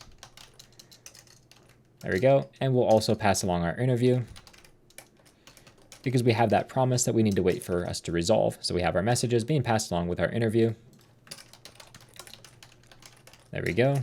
Get our messages, takes in an interview. And this interview is a promise that returns to us a hum chat ID, which is a string. There we go. That's the only thing we care about from here. Make sure we close all that off properly. There we go. Now, technically, this hum chat ID could be null, so we're going to make sure we pass it along as optionally null. And then what we want to do is we want to get our user, because we need the full user information. So we're going to get our current user, and we're going to make sure we get all data, just like that. Make sure we await getting this information, and we'll put this inside of an async loader. There we go. So now we have our user, If the user is equal to null, we'll redirect them to the sign-in. Then we can get the Hume chat ID. And if that is equal to null, if Hume chat ID is equal to null, then we will return not found. There we go. So at least we are able to redirect them to a page being like, hey, we can't find what you're looking for. Actually, in reality, we should probably just, we should return not found because they should never be able to access an interview if it doesn't have any chat to go with it. Then what we can do is we can return our condensed messages down here. So we have our condensed messages. That is equal to messages. We can pass in our condensed messages, which we're going to get in a second. We can pass in our user, which is all of our user information. And we can pass in some class names. We'll say max width 5XL. And we want to center it, so we'll use MX auto to put it in the dead center. So now let's get those condensed messages, which is going to be equal to condense our chat messages. There we go, condense chat messages. And we're going to pass it in our messages, which will create a function for chat messages, Hume chat ID, just like that. So this allows us to actually fetch those messages. Let's create a function for that. And instead of creating that here, let's actually create that inside of our Hume services package since it is related to that Hume library. So services, we're going to go to Hume. Inside of our library, we're just going to come in here, api.ts, export async function, fetch messages, which takes in a Hume chat ID, which is a string. There we go. We want to make sure that we cache this data, so we'll just throw a little cache at the top of that. The reason we're caching this is because once someone's done with an interview, the messages should never change. So we can just cache this indefinitely, essentially, unless our cache automatically resets itself. So that's why we're just throwing a cache with no tags at all. Now we need to get a client, which is going to be a new Hume client. We need to pass along our API key, which is our env from the server. And we want to get the Hume API key. There we go. So now we have access to a client, which we can use to be able to call different things. We can say we want to get all of our chat events, which is going to be the type of return chat event array. And we can set that to an empty array by default. And then we can essentially loop through all these different chats because unfortunately it gives this to us in an iterator format instead of just a full on list. So we can say chat event, const chat events iterator is equal to calling await client.empathicvoice.chats.list chat events. This is going to give us all of our different chat related information. We need to pass along our chat ID, as well as information about how many pages and items we want to return. So we want to start at page number 0, and we want our page size to be 100. Essentially, that's the largest possible page size because we're going to be getting all of the chats, so we might as well just get the largest amount each time. Now we can do a little for await loop. That allows us to loop through everything inside of our iterator. And let me make sure I spell iterator right. There we go. And now it's just going to add that into our list. And then finally down here, we can return all of our chats. So essentially what this code is doing is it's calling the API and it's getting 100 chats at a time, adding them to our array, and then getting the next 100, next 100, next 100, next 100, until we're entirely done with all of our different chat messages. Once that's done, we have a full array with all of our different chat messages, which we can pass along to our function that we've already created, which is condensed chat messages, just like that. Now I should probably rename this to condensed chat messages instead. So I'm just going to rename that. Go to where we have that particular function, which is inside this Hume folder. Let me make sure I minimize all this down. Source, services, Hume, lib, and this one should be called condense chat messages. There we go. And I'll rename the file as well to condense chat messages. A little bit more self-explanatory what the name does. So that hopefully cleans up all that. We can make sure messages is proper. It says messages is not defined, because I spelled it wrong. There we go. That cleaned up all the errors inside of there. And now immediately you can see all of our messages show up, and it starts with the very first message up here. And we're just going in order all the way down with them completely essentially collapsed and condensed into one message per thing, which is exactly what we want. Now, before we start jumping into the generating portion where we have like generating feedback and viewing feedback, I think the best place is to actually go back to some of the to-dos that we left behind for like permissions and rate limiting, clean that all up, and then jump into the generative AI stuff, because that's actually going to be a rather large can of worms to open up all this AI related stuff. So what I want to do is I just want to make sure we leave a to-do there for our feedback, and then we're going to go back to some of our other to-dos. So let's just search our application for to-do. We have a to-do section for feedback. We have this create interview, which we actually have already done, so we can just remove that to-do. And now we need to deal with permissions and rate limits. And actually, this is not going to be nearly as difficult as you may think to implement these different things. We're going to get started with permissions first, because this one's rather straightforward because we already set up all of our billing inside of Clerk. So we already know what our permissions are. We can actually just click on one of these. We can scroll down to adding a feature so we can see what all of our features are, so we can use these to set up our different permissions. So I'm going to go into my Clerk services folder. I want to open up lib, and I want to deal with this has permission section. So we can just say has permission.ts, export function has permission. There we go. This is going to be an asynchronous function. And I want to just store all my different types of permissions or things that I can do. So we can say permission is equal to, and then we have a permission which is unlimited resume analysis. We have one for unlimited interviews. We have one for unlimited questions. There we go. We also have one specifically for one interview. And then we have one for 5 questions. So we can say 5 questions. There we go. Now implementing this function is actually really easy. We can say that we want to have a feature or a permission as we called it. We'll call it a permission. There we go. And then all we need to do is we can say, we can get this has variable, has directly from the auth function in Clerk. So we can say auth, just like that. And we can return calling has. This has function, if I call it properly, takes in a feature, which we called permission. So we can kind of rename this if we want to, but we'll just keep it as is. So now we have this ability to check, does this user have this particular feature on their plan that they're currently subscribed to? So in our case, we're on the free plan, so we have 5 questions and 1 interview as our only features. But if we were to move our plans to like the pro plan, now you can see we actually have unlimited questions that we have access to. So depending on which plan we're on, we have these different features we can use. Then we can go into our actual section for our interview actions, and here we can deal with handling our permission. So to do that, I'm actually going to create a brand new file for handling our permission. We'll call it permissions.ts. I'll make sure I put that in my interviews folder, and we'll just export a function. We'll make this an async function, or actually we can say can create interview. There we go. And this is essentially going to return if we have the permission to do unlimited interviews. So we can just say has permission for unlimited interviews, but we also need to check if they have permission for just 1 interview and that they only have 1 interview as well. So this is actually going to get a little bit complicated. First of all, we want to create a function that allows us to get our interview count. So we're going to create an async function called get interview count. Takes in a user ID, which is a string, and we essentially want to return the count of all the different interviews for that specific user. So we can say await db.select. We're going to have to do a little bit more complicated of a select here. We want to get the count, which is using the count function directly from Drizzle. So let's make sure we import the correct one.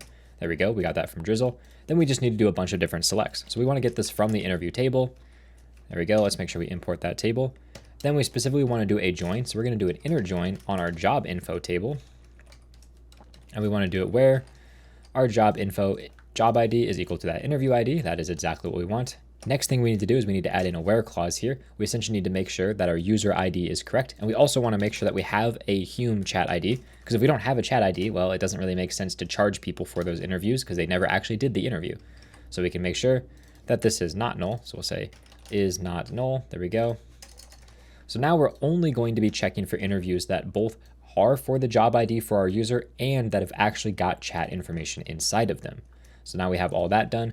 The very next thing that we need to work on is to make sure that we actually return this information to the user. So we can say const, and we get a variable called count. We can just return C from that, and then we can return C down here. There we go. So that should return to us all that information. Now I'm also going to create a little bit of an intermediary function. This is going to be called get user interview count. This is not going to take in a user ID because this is actually going to get our user information. So we're going to say user ID is await get current user. Then if our user ID equals null, we return 0. Otherwise, we're going to return get interview count for our user itself. There we go. And I'm not even going to bother with caching this particular thing because this is something we hit so infrequently in our application that we don't really need to worry about caching it. We only hit this when we create a new interview, which barely happens. And we definitely want to make sure this is up to date and not worry about potential caching issues.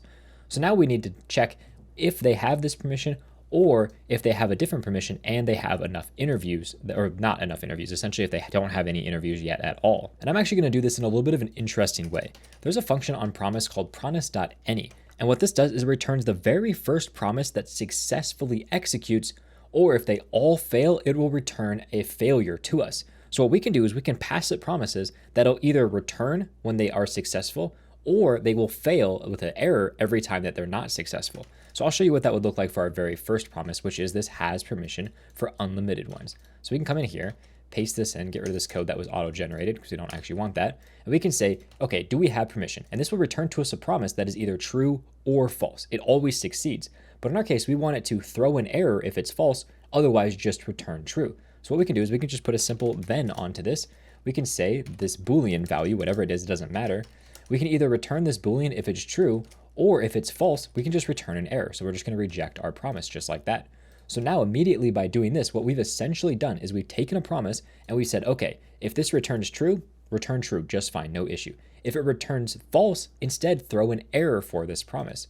So now if I just say const result equals awaiting this, if we hover over result, you can see the response is always true. It's always either going to return true or throw an error. So we know that if this promise is successful, it will return true immediately right away. Otherwise, it will throw an error. And the reason I'm putting this into promise.any is because this will be ran as soon as any of our promises return true. This is really useful because, for example, checking if the user has a permission is rather quick, but querying our database for every interview that's inside of it is a little bit slower. So if someone has unlimited interview permissions, there's no point in waiting for the rest of this code to finish running. We can just say, hey, they have unlimited permissions, it returned true, immediately exit out, don't worry about anything else. That's why we're doing this kind of weird, hackier way of doing things. So essentially, I'm just going to return whatever this result is. Right now, it's either true or it's going to throw an error. So if it throws an error, I want to just catch that and turn that error into the statement of false. So now if our promise throws an error, it's going to return false. Otherwise, if our promise succeeds, it's going to return true. And the really nice thing about this is this .catch section never actually gets run unless every single one of our promises fails. So if all of our promises fails, it means they don't have permission for anything, so we should return false. But if any of them succeed, it will return true. So the very next thing we need to do is to get our user interview count. So we can come in here, we can say we want to get our user interview count, and we want to make sure that is the correct size number. But we also need to get how many different plans they have. And these promises we want to run at the same time, but we need both of them to finish, which is where we can use promise.all. That allows us to pass an array of different promises we want to run. For example, we can pass in has permission, and we can pass in the permission for one interview. So now we can pass both of these values along, and that's going to give us a brand new promise value that we can use inside of here, which is going to give us the Boolean for whether or not they have that feature, and it's going to give us the count for how many different things that they have. Now I'm going to rename count to C just to make it a little bit easier, and essentially we can turn this into a function that if it has the value and C is less than 1, then we know that it's good, so we can return true. Otherwise, we know that it's false, so we return an error. So we can return promise.reject. So again, we're just converting our value here into an actual promise that we can use. So it's either returning true or it's failing this with a throwing error. So we're either going to end up in this catch or again, it's going to return true. And the whole reason we're doing this slightly more complicated way of doing things is so that way, if this returns true way before this one returns true, it'll just return true. It won't wait for this other promise to finish. If we use promise.all, it waits for every promise to finish, which is not what we want. Instead, we want to wait for any of them to finish true, otherwise wait for all of them to fail before we return false.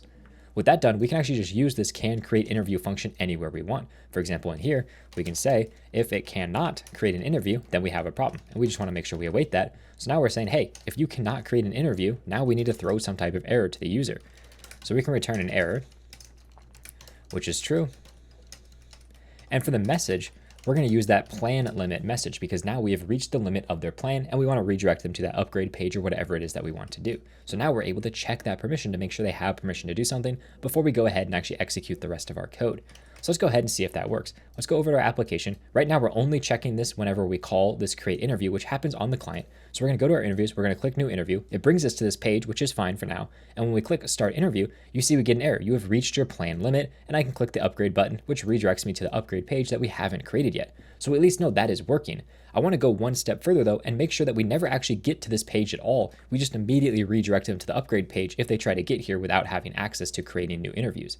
So we can go all the way to that page. So app, job infos, job info ID, interviews, and we want to go to the new page right here. And we can essentially just do a quick check to make sure they have permission before we render out this page. Otherwise, just redirect them to a different page. So let's do it right here after we know that they have a user. We can just say, whoops, that is not what I want. If await can create interview, there we go. If they cannot do that, then we just want to redirect them. So we can say return redirect. And we want to redirect them to the /app/upgrade. There we go. So now we're just returning them back to that particular page. If I spell if properly, there we go. That all looks like it's working. And now you can see immediately, if I try to go to that page, we'll go to that click new interview, it redirects me back to that upgrade page. Now for this upgrade page, we're going to be using Shadcn's alert component. So let's make sure we get the alert component installed just here. Give that a quick second. That just finished installing. And then we can go ahead and actually create that page. So inside of app, we can just create a new folder called upgrade. And inside of here, we can create page.tsx. I'm going to copy over the code for this because it's actually relatively straightforward. I'll explain exactly what's going on. But essentially we can see we have a container just like we've been doing before, centering everything in our screen. Actually, we don't even need that because it's already centered in our screen. Padding top, bottom, maximum width. We have our backlink that's bringing us back to the dashboard. So if we click that, it brings us back to our main page. And then we have essentially our alert. You can see we have some things spaced out. So we have a large amount of space between our pricing cards down here and our alert at the top. And it just says you've reached the maximum limit of the current plan that you are on. Please upgrade to continue to use all the different features and yada, yada, yada stuff. We can even probably remove this span from here if we want. And actually we should probably replace this with an alert. Let's see what we got. Description. There we go. So that's actually going to be the description for our alert. So it looks a little bit better. We can even throw in an alert title if we want. So come in here with alert title that just says plan limit reached. So now they know, hey, this is the reason why you're at this particular plan limit. And what we can do is we can make sure that we size everything correct. So we'll use a size of 6 on this. And we can make sure that our different colors are proper for our warning because it looks like our warning color is not propagating. And also this variant warning needs to be added to our alert. So we can come in here, we can add a brand new warning alert. And we can just make sure that it matches everything. So we can say text area description. There we go. So essentially it just matches our destructive one, but it replaces destructive with warning. Otherwise it's exactly the same. So now we get the yellow colors showing up, which looks rather good. We might need to change this text down here to be like 75% opacity or maybe even 50 just to make it so it's a little bit less bright. Let's try 60. That way it's at least a little bit of a darker color. We can even try if text muted maybe would look better. No, that definitely doesn't. Actually muted foreground. Now, I think doing that 60% opacity is pretty good. At least it gives us a little bit of a less bright text to go with underneath of that. So now we can see that the plan limit has been reached, which is exactly what we were expecting. Now we can go back to this upgrade section. This doesn't need to have any text warning or anything on it. We can just keep the size as 6. And actually, if we remove that size, let's see how that looks. Actually, it looks exactly the same. So we'll just keep it exactly as is. And that's going to be what our page looks like. And then we're rendering out our pricing table just like we did before. So rather straightforward what we're doing inside this upgrade page here. And now it allows us to actually change around which page or which subscription we currently have. Right now we're on this Pro plan because that's the one that we are currently active. This one doesn't start until August 25th because essentially your subscription lasts for a month. We can just resubscribe to this one. That way it's not confusing which one we're on. We're just directly on that one. And now we're redirected back to this page. And again, if we try to create a new interview, we're going to get it redirected to us because we don't have the ability to create one because we're already on essentially the highest interview we can do. We can only do one interview. So we're going to get redirected when we try to create a new one, which is perfect. Now I'm going to upgrade us to the premium plan. So let's just switch this plan, do our payment. And that way, when we go back to that particular page, so let's go ahead into that job. We're going to go to practice interviewing. We're going to try to create a new interview. And when I click start, you can see it actually is going to start an interview. We'll just end that one right away because we don't actually want that, but you can see that allowed us to start that interview perfectly. Now this next step is really crucial, and this is where we're going to add in different token limits, essentially a way to rate limit our users. So let's minimize this down. We're going to close out of all this stuff just so we have a fresh slate to start with. Go into our features. We want our action for our interview. And specifically, I want to go to the section all about rate limiting. And here we're going to be using Arcjet to do rate limiting because they have a really great and easy to use system for this. So we're going to create a brand new Arcjet right here. So we'll say Arcjet. We want to get the characteristics. So we'll say characteristics. For some reason, it's not working. Let me just get this imported. There we go. So now I can say characteristics. And we specifically want to create a custom characteristic of user ID. So essentially, we're going to be rate limiting people based on their user ID because that's the way that makes the most sense for our rate limiting. Our key is going to be our environment, which is from our server. And we want to get that Arcjet key. And then finally, we want to specify our rules. And in our case, we want to use a token bucket to specify that we're using a token, essentially a rate limit for our particular user. Now we're going to just do the tokens based on not as like a normal token. Normally with AI, you would use like a real token that you're using for this particular thing. But in our case, we're just saying you can only create X number of interviews per hour, per day, per month, whatever it's going to be. So in our case, we're going to say that you have a capacity of 20. So you can store in your bank up to 20 interviews. And actually, let's reduce that a little bit. I think that's a little bit high. We'll reduce that down to 12. So you can have a maximum of 12 interviews in a capacity at one time that you can use. Our refill rate is going to be 4. So every time we cross through an interval, we add 4 to that bucket. So you can kind of think about it as like PTO, like accrued time off. You accrue a certain amount of time off every single paycheck, but you have a maximum amount that you can reach. This capacity is the max number. You can never accrue above 12, and every single period you accrue 4. So in our case, our interval is just going to be 1 day. So we can specify 1 day like this. So every day they have the ability to do 4 new interviews, up to a maximum of 12 if they keep accruing, but they can never do more once the bucket completely runs out. Now, if we specify that mode is going to be live, we now have this completely live. And essentially, we're able to block these people if they try to do too many interviews. And this can keep our build down because even though they have unlimited interviews, if they try to do 1,000 interviews in one day by just spamming new interview button, that's going to immediately blow through our budget. We're going to lose a ton of money. So this is just helping keep us from losing too much money. Now, actually using this bucket is quite simple. We can go down to where we want to do our rate limit. We'll remove that comment for now. We can get our decision, which is just awaiting arcjet.protect. And this requires us to pass in some properties. So first of all, we need our request. We can use this function that comes from Arcjet, which is request. So we just get that from Arcjet just like that. That allows it to pass in all the information it needs. And then inside of here, we can pass along our user ID, which we already have up here. That's the custom characteristic we created right here. Whatever you name it is what you pass in down here. And then we pass in requested. And this is how many tokens you're trying to use. In our case, we're creating one new interview, so we're going to be using one token for this particular section. So every time the user tries to create an interview, it's going to use one token right here. Now we want to make sure everything's working because it looks like we do have an error going on in our code. Most likely I'm just importing this request from the wrong location. Let me make sure I'm getting a request from the correct location. Arcjet.next, that looks like it's the correct location. Oh, I believe I want to make sure I get all my Arcjet stuff from here. So this should be Arcjet and token bucket. I want to get the Next.js version of all those different libraries. So now that we have the Next.js version, you can see everything's working and I have a decision. So now I can see if my decision dot is denied. Well, now I know I've been denied because I tried to create too many different things. So I can return to the user an error, which is true. And for the message, we'll use that rate limit message so we can get that custom message for us. So we'll say rate limit message just like that. So now if we exceed that rate limit, we should see a message in the bottom of our screen being like, hey, you can't do that. That's way too fast. You can't do too many of those. So let's go ahead and actually test that out. Let's change our capacity here to 1 and our refill rate to 1 so we can just immediately hit that rather quickly. The first time we create one, we're going to be adding 1 to the counter, so we're going to be at the max, so that'll succeed. And the second time we try to create one, we should get an error. So let's go ahead, we're going to create a brand new interview, click start, and it looks like that is succeeding properly, so let's close out of that. Now let's go ahead and try to create a brand new one, and hopefully when we click start, we'll get an error. You can see here, whoa, slow down, you're making too many requests, please try again later. So that at least rate limits us so we can't take too many requests at once. Now let's bring that back to what we had before, which is 12 and 4, which is a little bit more of a realistic number. And now these users are at least rate limited where they can't hit our API too much, costing us too much money by just constantly using this server more than they should. Also helps keep malicious people from taking down your site by overly aggressively attacking your API. So now that we have that done, let's go ahead and check. We just have that last final to do for feedback, which I think now is a great time to actually solve this. We can start diving into some more advanced AI features for like generating all these different AI feedback with Markdown, all these prompts and stuff. And that'll lead perfectly into dealing with questions and resume analysis, because those will really heavily rely on the AI. And this is by far the simplest AI approach that we're going to be doing. Once we get to more complicated stuff, it's going to get much more complicated with what we're doing. So let's go ahead. We're going to go to this interview right here, which doesn't really have much in it. So our AI feedback is probably going to be pretty useless, but we'll get a button over here that'll be for our feedback related stuff. So this button is actually going to be using an action button, which is a component from my Shadcn registry library. You can see if we look at the components, I have this action button component.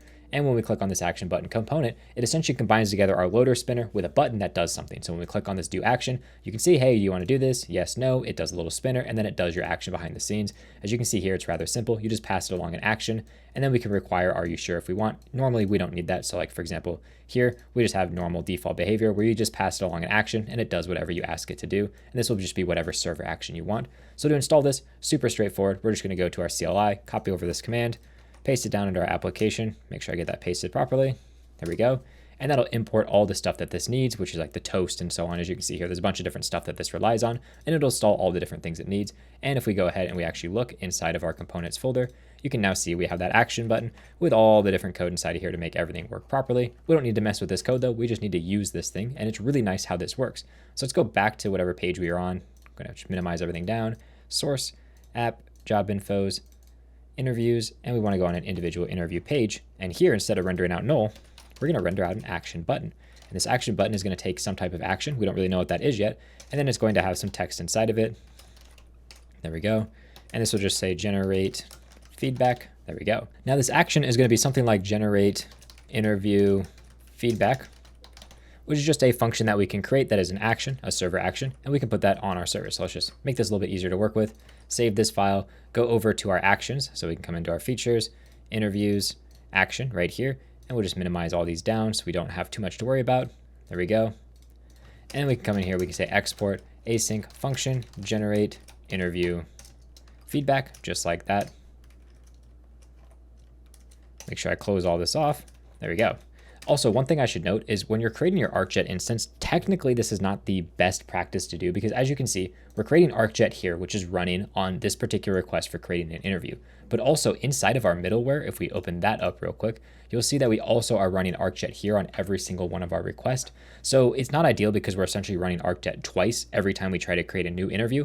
But in our case, we create a new interview so infrequently that it's not really a big deal to be able to run this multiple times because the amount of requests our site makes is going to be maybe millions, and the amount of new interview things that we create is going to be, a magnitude much smaller than that, maybe a couple hundred requests compared to a million. So I don't think it's a huge deal that we're actually calling this multiple times. But if you wanted, you could make sure inside of here that you're specifically not calling Arcjet on those pages that you're double calling it on to try to fix that issue. But again, like I said, I don't think it's a big issue with how we have things set up. So it's okay that we do multiple requests for it. Now let's go ahead in our generate interview feedback. We obviously need an ID, which is an interview ID, which is going to be a string. There we go. Interview ID, there we go. And we can just auto-generate some of this code. First, we need to check if our user exists. Then we try to get our interview information, and then we're going to be doing our generate feedback. So first of all, if our interview.humeChatID is equal to null, well, then we can just say the interview's not been completed or something along those lines because it's not valid.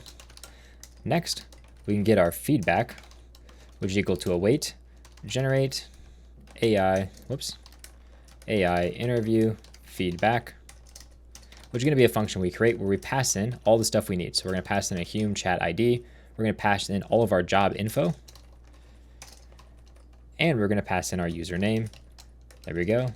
That way they know what user they're actually responding to when they generate the feedback, just a little bit of extra help. And then we can do some stuff with that feedback. For example, if our feedback is equal to null, well, that means that for some reason it was unable to generate our feedback properly. So we can just return an error. Come in here, return error, failed to generate feedback is fine. There we go. And then we can just update our database. So we can say update interview DB, get the DB version, pass in our interview ID and our feedback. So now we've updated it, and we can return that there was no error. So this is just allowing us to update that information. Now we need to be able to get our user. So up here, we can just say user, we want to get all data, and we want to make sure our user is also not equal to null. There we go. So now we just need to create this generate AI feedback function, which is going to be in a brand new folder. We're going to go inside of our services. Let's create a folder called AI to handle all that. In here, I'll create a file called interviews, which is going to handle all of our interview related stuff. And we're going to export an async function with that exact name that we just created. And this is going to take in all those different properties. So we have Hume chat ID, job info, username. This job info, we specifically want to pick things from our job info table. And in our case, we want to be able to get the title, the description, and the experience level. Those are the things that we actually care about. Other than that, we can keep all of this as is. We need to be able to fetch our chat messages. So obviously we're going to be calling that function. That function is coming from that HumeLib API that we've already created. And we need to pass along all the information for that, which is just going to be our Hume chat ID. There we go. So this is all of the different messages. There we go. We can kind of close down all of that other stuff because we don't need it. Essentially, we just have our message related information. Now for these messages, we want to format them in a particular way that can be used by the AI. So we're going to come in here. We're going to say const formatted messages is going to be messages. We want to map through each one of our messages, and we want to return specific information. So I'm going to come in here just like that, close that down, get rid of that return there. And I can say if our message dot type is not equal to a user message and it's not equal to, and this one we have an agent message, that means the message didn't come from our AI or from our user, it's something else. For example, we have things, if I just close out of this, you can see we have like function calls and so on. We don't care about those. We only care about the messages sent between different people. Also, we want to check to see if our message.message text is equal to null, because if so, again, that's not a message that's valid, so we're going to return null in that instance as well. Otherwise, we want to return what this information is. So we care about what our speaker is. So if the message type is a user message, then we're going to return interviewee. There we go. This is the person being interviewed. Otherwise, we're going to return interviewer. So that way the AI knows, okay, this is the person being interviewed. This is the person interviewing. We're going to pass along text for our message text. And then finally, some really nice feature is we have these emotion features. This is something that the AI from this actually tells us essentially how the emotions of these people are. So we can say if our message.role is equal to a user message, And then we know that our message.emotion features are going to be there. So we're going to pass along all the different emotion features that are applied to this. So like, how happy are they? Are they scared? Are they nervous? Are they confident? These things the AI can use to determine how well the person presents themselves. For example, if they present themselves shaky and unconfident, our AI that was doing our interview can pick up on that. We can send that along to this new AI and it can generate good feedback based on that information. Now to do all of our AI-based generation, we're going to be using the AI library from Vercel. So we can just say npm i AI. And we also need to get the Google AI SDK. We're going to be using Gemini for our particular needs. It's entirely up to you what you want to use, but if you use AI-SDK/Google, that's the AI that we're going to be using. Again, you can use whatever AI that you want. This one just has a really nice free tier, which is why I like to use it in my tutorials, because you can try along entirely for free. Now to connect to our Google model, we can just come in here, we can create a brand new file. We're going to call this models/google.ts. So we can put other models in here if we wanted. And we can just export a constant called Google, which is create Google generative AI. Looks like I spelled that wrong, but we'll fix that in a little bit. I'm just gonna come up here and import the stuff I need. Create Google, whatever, generative AI. There we go. Make sure I get it from the correct location, which is going to be at AI SDK/Google. And let's make sure I spell that properly. There we go. Paste that in there. And all we need to do is essentially pass along our API key. So we can say API key, and we can get our API key from that server version. There we go. And this is going to be our Gemini API key. So let's add that to our environment variables. There we go. And then inside of our env, we can say Gemini, and we can pass in whatever our key is going to be. Now, in order to get our API key, we can just go to the AI Studio for Google. If you just type in Gemini AI Key Studio or something like that, you should be able to get to a point such as this. And you just need to sign in. We can click Create API Key. You can search for your different Google Cloud projects. It'll ask you to create a new one if you don't have one, or in my case, I have this Gemini API one that I'll use. I'll just create an API key for this project. It'll generate that API key. We can copy that, paste that into our application. And again, you don't want to share this with anyone, but now we have an API key that we can use to access all the different information we have. So now we can make sure we just kind of fix up everything that we're doing. So inside of our features, let's actually make sure we import this. So at least that error will go away. There we go. So that cleaned up that error. We do need to pass along extra job info information. So when we get our job info, we need to make sure, actually, no, it's under get interview. We need to pass along some extra information. So we need our description, our title, and our experience level. That should clean up everything inside of here. There we go. Now inside of here, we can actually use those formatted messages with our AI to call out and do different things. So once we have those AI messages, you can either stream your AI response or you can just generate it. For this one, we're just going to generate it because we're doing it behind the scenes. But for the rest of our application, we're going to be streaming in our responses because it makes more sense. So we're going to get our text, which is equal to await generate text. So let's make sure I spell that right. Text. There we go. Let's make sure we import that from the correct location. Generate text, and that is coming from the AI library. There we go. So now we have this generate text function. It takes in a lot of information. First of all, we need our model. So we know what our model is going to be, which is our Google model. And we specify that we want this to be a certain version. We're going to be using Gemini 2.5 Flash because that's got a nice free tier. It works pretty well, relatively quick, which is kind of what we're looking for. We have a prompt. The prompt is just going to be all of our messages. So we're just going to say JSON.stringify all of our different formatted messages. There we go. So we have a nice little JSON formatted version of our messages. This could be a rather long response. So we're going to set max steps to 10, which essentially means the AI, whatever our output limit is, let's say our output limit is 100 characters, we could essentially continually generate 10 times 100 characters. So that'll allow us to do 1,000 characters instead of 100 characters. This is just great for really long responses, which a lot of these could be quite long. And to make sure this works, we need to enable this experiment continue steps property. And this just allows you to continue generating up to this maximum level of steps. Finally, we come to the system prompt. This is by far the most important thing when you're generating any type of AI system, is you want to have a very in-depth system prompt. I'm going to copy over my system prompt because it's massive, and you'll see just how big these system prompts are and how important they are. As you can see, there's a ton of text inside of here telling the AI exactly what it should be doing. And you can format or do anything you want with this particular thing, but it's important that you make it as in-depth as possible. In our case, I'm really trying to tell the AI, hey, you are essentially evaluating these different resumes. That's kind of what this first section is for. It's like an overview of what the AI is supposed to do. This is me telling the AI all the additional things that it gets, such as the interviewer's name, or the interviewee's name, sorry, the job title, description, experience level, so on. This is a transcript telling them exactly what the JSON format looks like so they understand how this emotion features works and how this text and speaker and all that information works. And then finally, we have this your task section. This tells them essentially exactly what they should do, review the full transcript, and essentially convert that into a feedback format. Then I specifically tell them I want these categories: communication, confidence, response quality, pacing, engagement, role, overall strengths. I want these categories to be returned to me. And then down here in this additional notes, this is like additional fine tuning. After I test the model, I go, okay, you know what?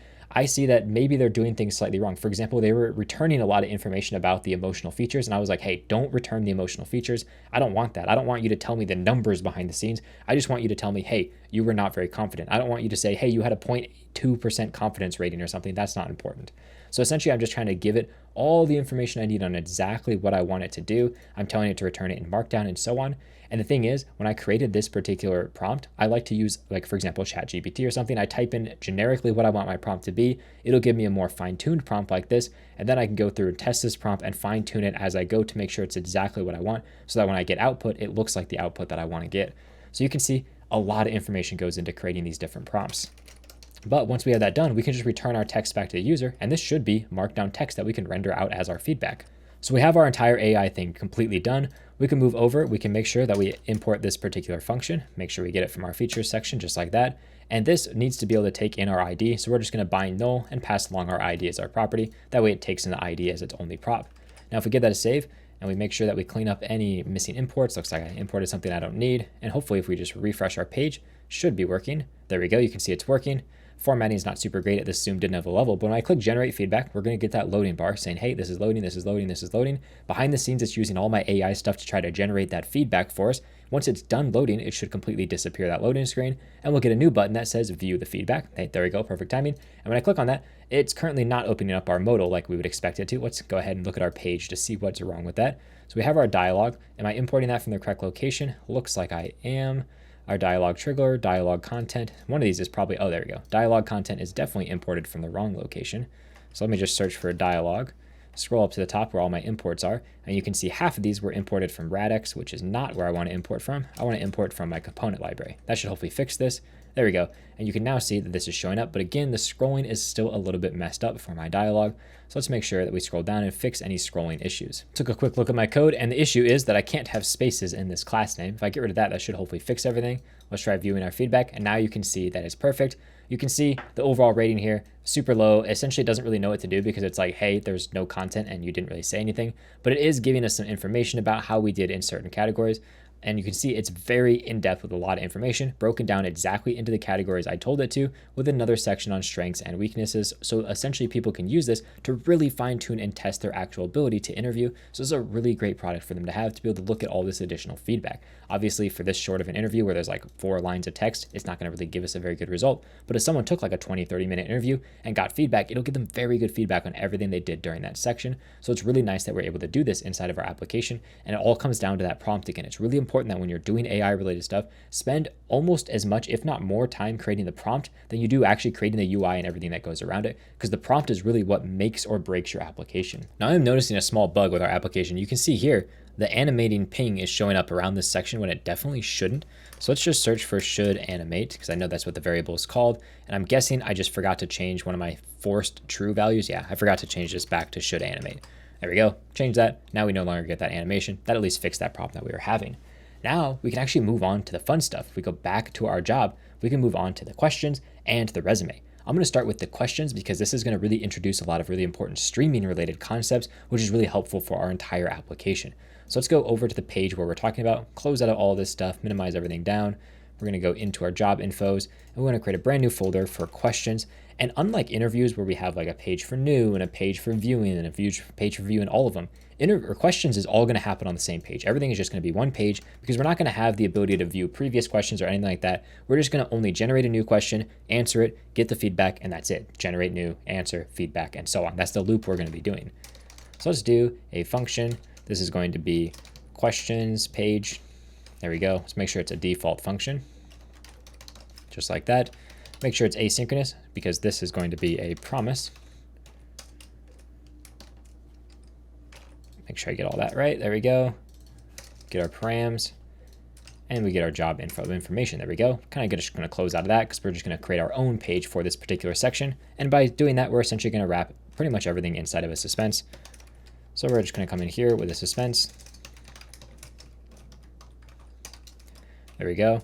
Our fallback is going to be our full screen loader that we've been using pretty much everywhere. I'm just going to paste that in. This is our full screen loader, which essentially is just going to take up the full screen. Otherwise, we'll just return null inside of here for now. So we just got the text null showing up. And otherwise, we have this full screen loader for our page.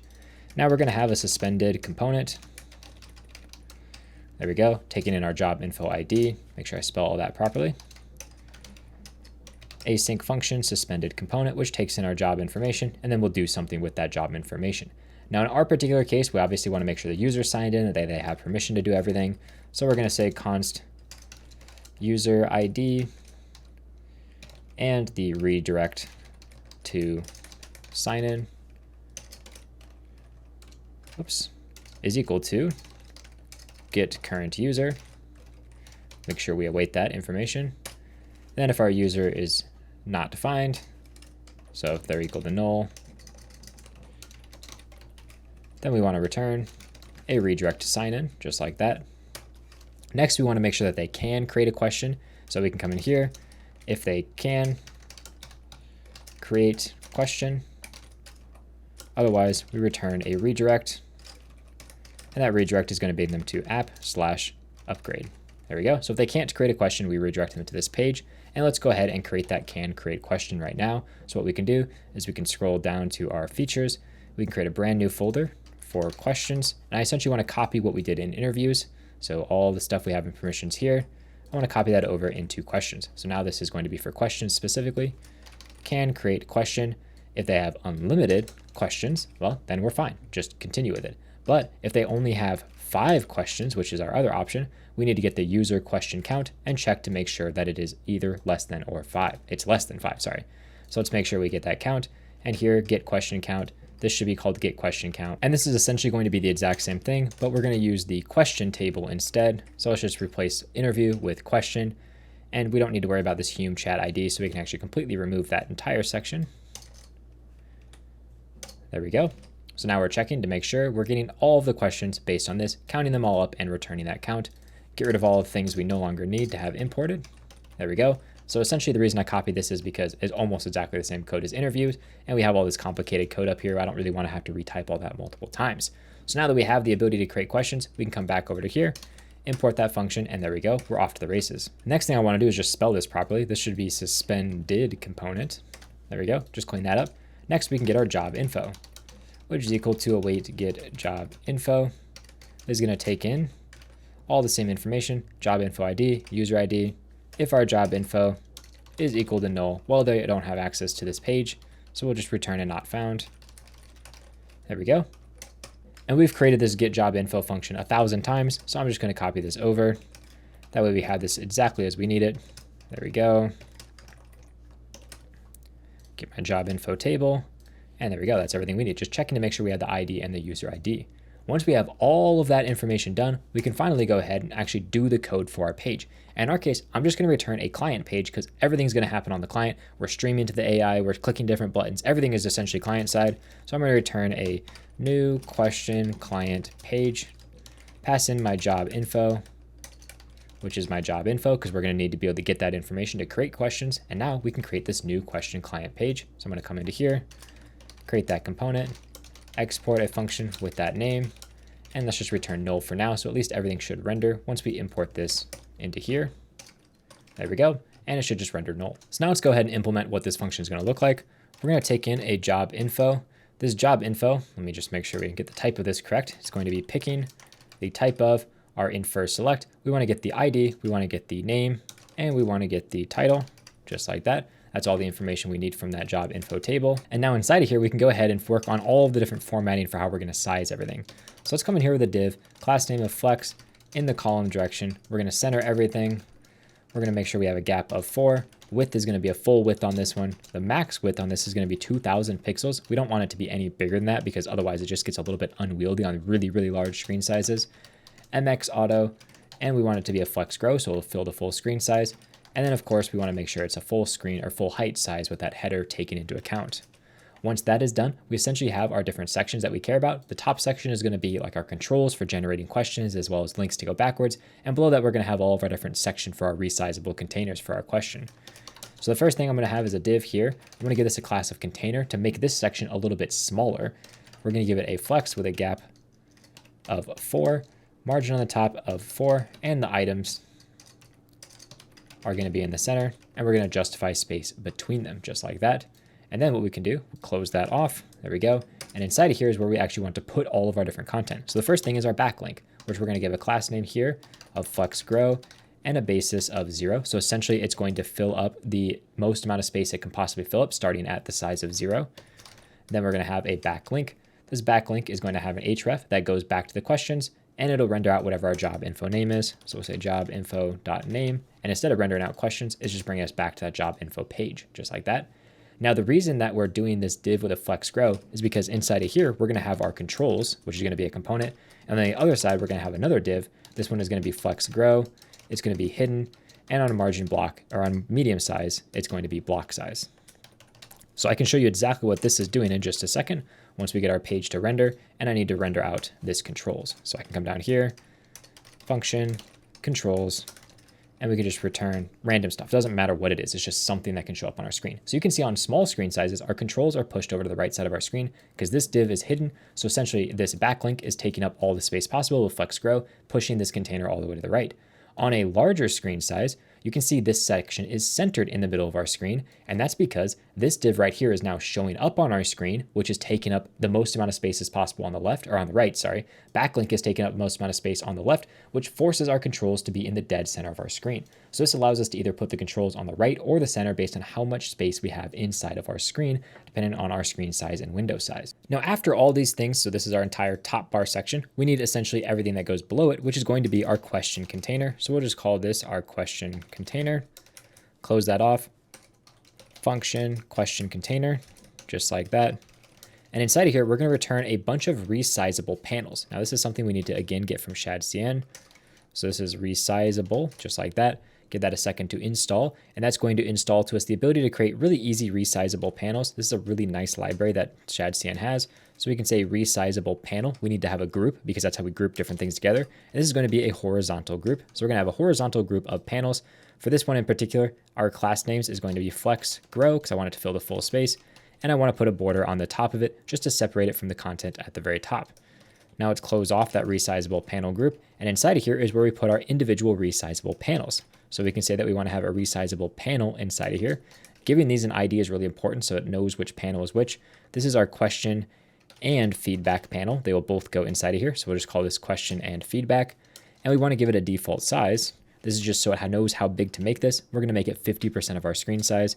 And the minimum size we can make this is 5%. So people can't make it too possibly small. It can only be a minimum of 5% of our screen size. And this is a min size variable, just like that.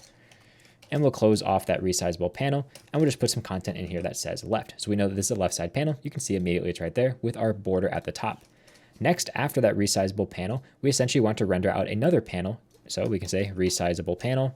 This one is going to be our answer. So we'll call this answer, default 550, min size 5. That's exactly correct.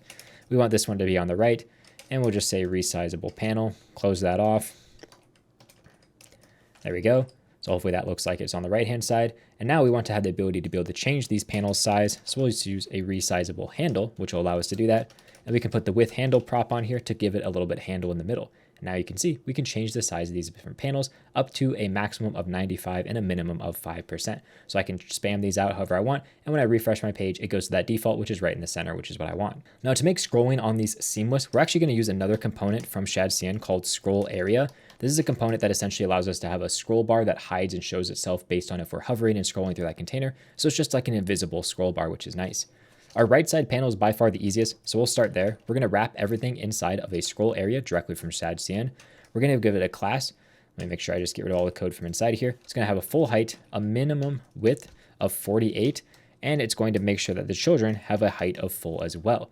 Now, the reason I'm giving this a minimum height of 48 is because when we shrink our screen size down really small, for example, over here, our 5% size is super small. I don't want this to wrap like one letter on each row. Instead, I give it a minimum size of 48 and it'll just overflow the rest and completely hide it. So essentially it makes our container so it doesn't just wrap infinitely all the way down to the smallest size possible. At a certain size, once you start shrinking low enough, it just stops wrapping the content because it's below that minimum size of 48. Now inside of here, I'm going to be rendering out a text area. So we can come in here with a text area, get that from Shadcn, there we go.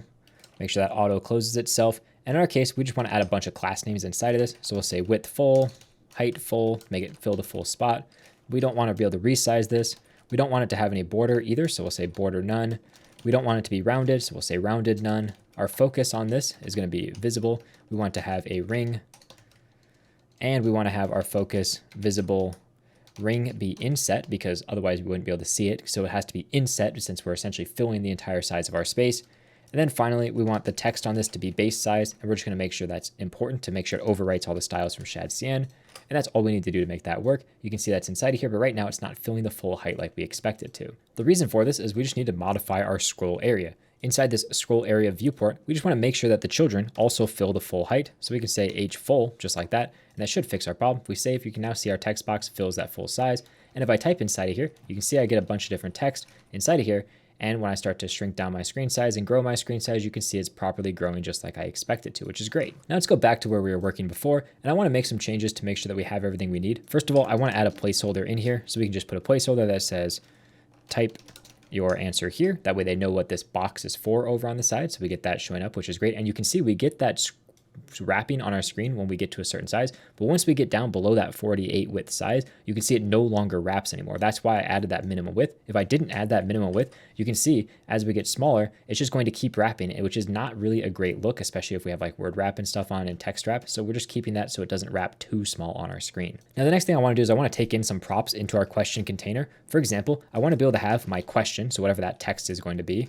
I want to have my feedback, whatever that text is going to be, as well as my answer, whatever that text is going to be. We're also going to have a status that we're going to be passing in. And then finally, we're going to have an ability to update our answer, because this is essentially just a state variable. So now what we can do is we can take all those values in. A question is going to be a required string, but it can be null. Same thing here with our feedback. That is a null required string. Our answer is also required, but again, it could be null if we haven't answered anything yet. And then finally, we have our status, which is required, and our set answer, which is required. Now our status, we can just create a type for that up here. We'll just say type status. And for our different statuses, we're going to have awaiting answer. We're going to have awaiting difficulty for if I'm entering the difficulty. And then finally, we're going to have init for like the very first time we load our page. So down here, let's just type that as a status. So now we know what our different status types are. The really nice thing about this is inside of our text area, we can say that our value is going to be equal to our answer or an empty string. Our onChange is going to update our value information for us. And we can even disable this. For example, if our status is not awaiting for answer, we want to disable this. So now we have this entirely set up. Obviously, we need to pass all this information into our question container, but we might as well finish what the rest of our question container looks like while we're waiting to pass everything in. On the left side, we're going to have two panels, one for the question and one for the feedback directly below it. So we're essentially going to have another resizable panel group inside of here. And let's make sure that we close off that resizable panel group as well. Now this panel group is going to be vertical. So let's make sure that we pass in vertical for this. And it's going to have a flex grow with no borders or anything inside of it. Then inside of here, we're going to have a resizable panel. This is going to be the panel for our question. So we'll give it an ID of question. The default size on this one, I want to actually be 25. The reason for that is because by default, it's going to be the only panel on our screen. So it'll have a default size of 100%. And then once the feedback is added, I want that to take up most of the screen size, which is why I changed that to 25%. We also have our feedback panel. This one by default, I want to take up 75% of our screen. Now inside of the question, we're going to have another scroll area. So we can say scroll area just like that. The scroll area is essentially going to have the exact same properties as all of the rest of our scroll areas to make sure everything is the correct height. But instead of rendering a text area inside of here, that doesn't make any sense. Instead, we're going to render whatever our question is. First, if our status here is equal to init, well, that means that we need to give people instructions on what they should do, because if they load this page and there's no instructions, it's kind of hard to understand what's happening. So we can come inside of here. We're going to use a paragraph tag, give it some various styles. So we can say that text is going to be large, the flex item center, justify center, and we could throw in an h full onto that property just like that. There we go. So now we know that that is exactly what we want it to be. Let's just put the text inside of here, get started by selecting a question difficulty above. There we go. Close off that paragraph tag. And then we can render out whatever else we want below that. And that's going to be where we render our question. So inside of here, we're going to take our question. If we have a question, then I want to render that, and it's going to be markdown. So we can just say markdown render, and we could pass it in our question just like that. And we're also going to give it a few classes. So we'll say class name of P6 just to give it a little bit of padding around the sides so it's not pushed right up against the edge. So let's see, we want to make sure we pass in everything, but first, actually, let's finish up our feedback while we're at it, because our feedback is going to be almost identical to what we have up here for our question.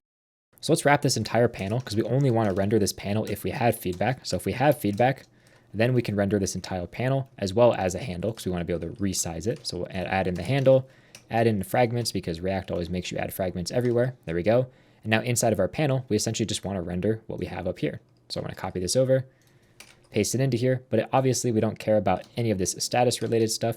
We just care about rendering out whatever our feedback is, just like that. So we're going to render our feedback directly inside of our scroll area, give our ID of feedback, default size, everything looks great inside of here. Now what we need to do is make sure we pass along these properties to our question container. We can get started with a few different variables. For example, we have status, which is going to start out as a init. We have our answer. So let's say answer is going to start out like this. Make sure we get these as use state variables. There we go. So now we have both of those. Our question and our feedback are going to come from AI, so they're going to be a little bit different. For now, we can just hard code those. Question is equal to a null. There we go. And we're going to do the same thing for feedback. That's going to be equal to null. So let's get started by passing along all that information. So you can see we're just passing along all of our different state-related information. And now if we save and we refresh our page, we should hopefully see something working, but it looks like we still have an error. I think it was because I was importing something incorrectly. Let's try that again. Actually, the error is because we need to make sure this is a client component. There we go, use client, and now that fixes it up. And you can see it says get started by selecting a question difficulty above.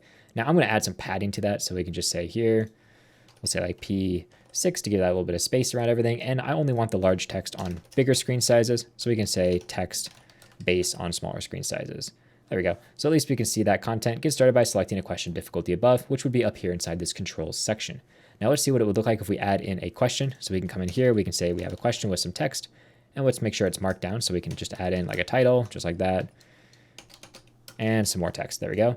And let's change this to awaiting answer. And now you can see our text is rendering perfectly, which is exactly what we want. And if we render out some feedback, let's just copy that, paste that down into here. You can now see we have the ability to move around this side as well as this side for all of our different stuff. So this is looking really good. Now let's bring that back to what we had before. And let's go ahead and work on actually finishing out what our controls are going to look like, because right now they're just an empty box with nothing inside them. So let's go ahead and implement that. Obviously, inside of our controls, we're going to need to have access to our status variable. So let's make sure we get that taken in. Make sure that is a required variable, and all the way up wherever we have our controls, let's pass in that status variable. There we go. So at least we have access to that content inside of our page, so it doesn't throw any errors for us. We don't need to default that to anything. There we go. Then what we can do inside of here is we can render out content based on which status we're currently in. So first, I'm going to do a div with a class of flex and a gap of 2 to space out our various different buttons that we create. And then if our status is equal to awaiting answer, well, then we want to be able to essentially allow the user to skip the question or submit whatever their answer is. So we're going to do that. Otherwise, if they're not awaiting an answer, then essentially we want to render out what our various difficulties are and throw those onto the screen instead. So let's just put null inside of here so we can at least render all those out. There we go. And this should be a question mark. There we go. So that at least cleans up all that code. There we go. So now you can see it says cancel right now because we're in this state. Let's go ahead and implement what these various different buttons are going to look like. So we're going to take our question difficulties. We're going to map through each one of those difficulties. And for each one, we're going to render out a button. This button is going to be a key, which is the difficulty. Let's make sure we just get all that closed out. Our variant on this button, we're just going to leave as the default. We're not going to use outline.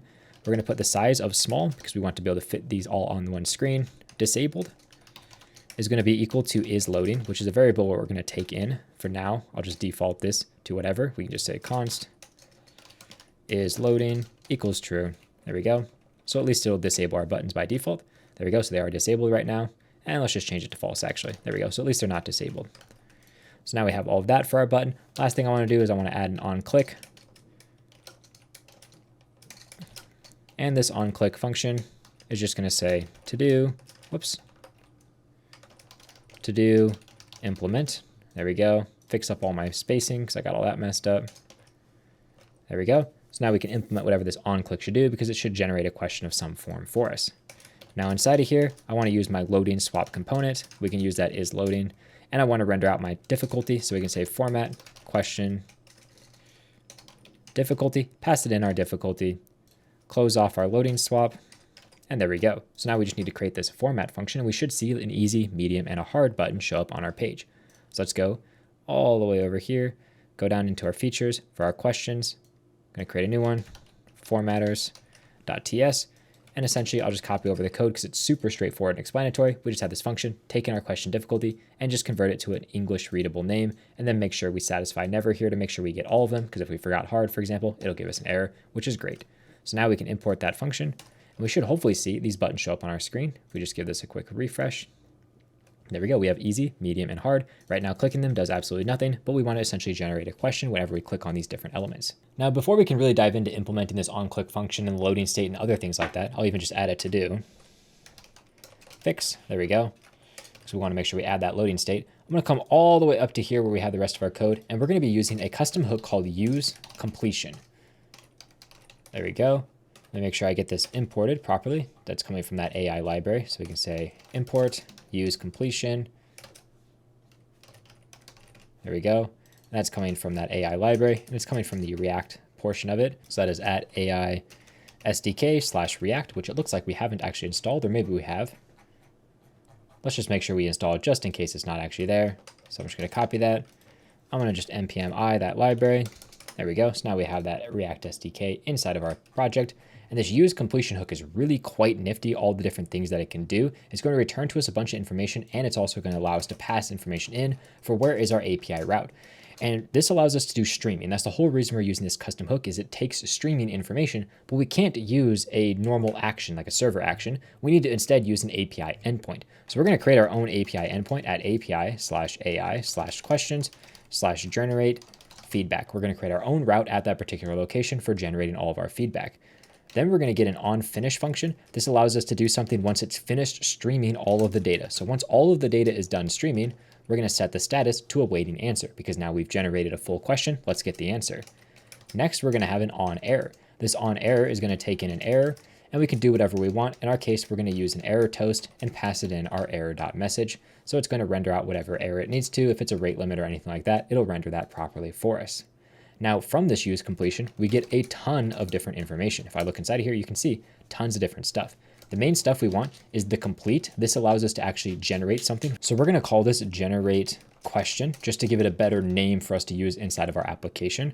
We're also going to get the completion. This is the result. So we're going to call this question. So we can actually get rid of our question up here because we filled that in. We're going to get a set completion. That allows us to essentially overwrite whatever the text that is returned to us is. We're going to call that set question because we eventually will want to overwrite what's inside of our question whenever we like reset things and so on. We're going to get an is loading, which we're going to call is generating question. And then finally, we're going to get a data property with any additional data we send down, because we can actually send down our own custom data, and we're going to put that inside this data section. Now I'm going to copy this over because we're going to do essentially the exact same thing for our feedback. So this is going to be generate feedback. This one up here should be generate question. There we go. And this one is just going to be called generate feedback.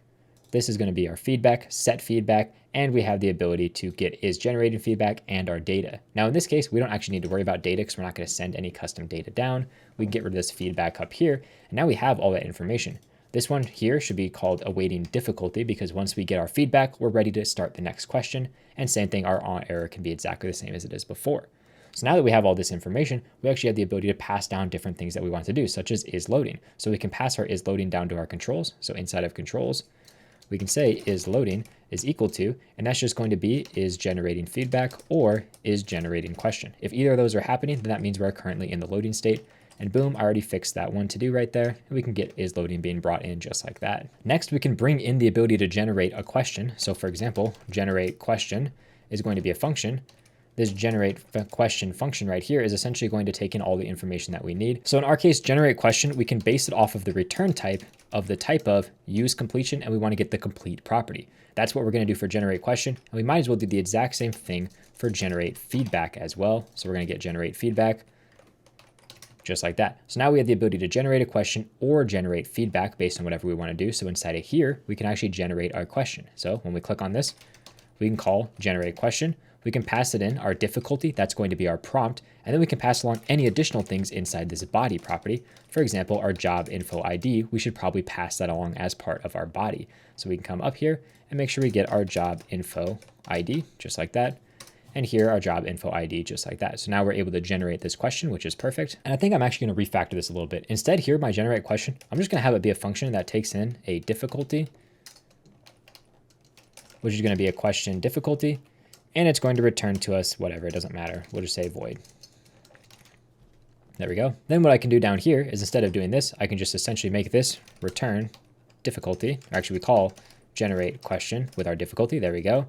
So that implements that particular section of our code. Let's get rid of all this extra stuff that we don't need. There we go. You can even put this on one line so it's a little easier to read. And now if we come all the way up here where we pass that information in, we have our generate question, which is going to take in a difficulty. And we can do something with that. For example, we can call generate question, pass in the difficulty, and pass in the job info ID, which is jobinfo.id.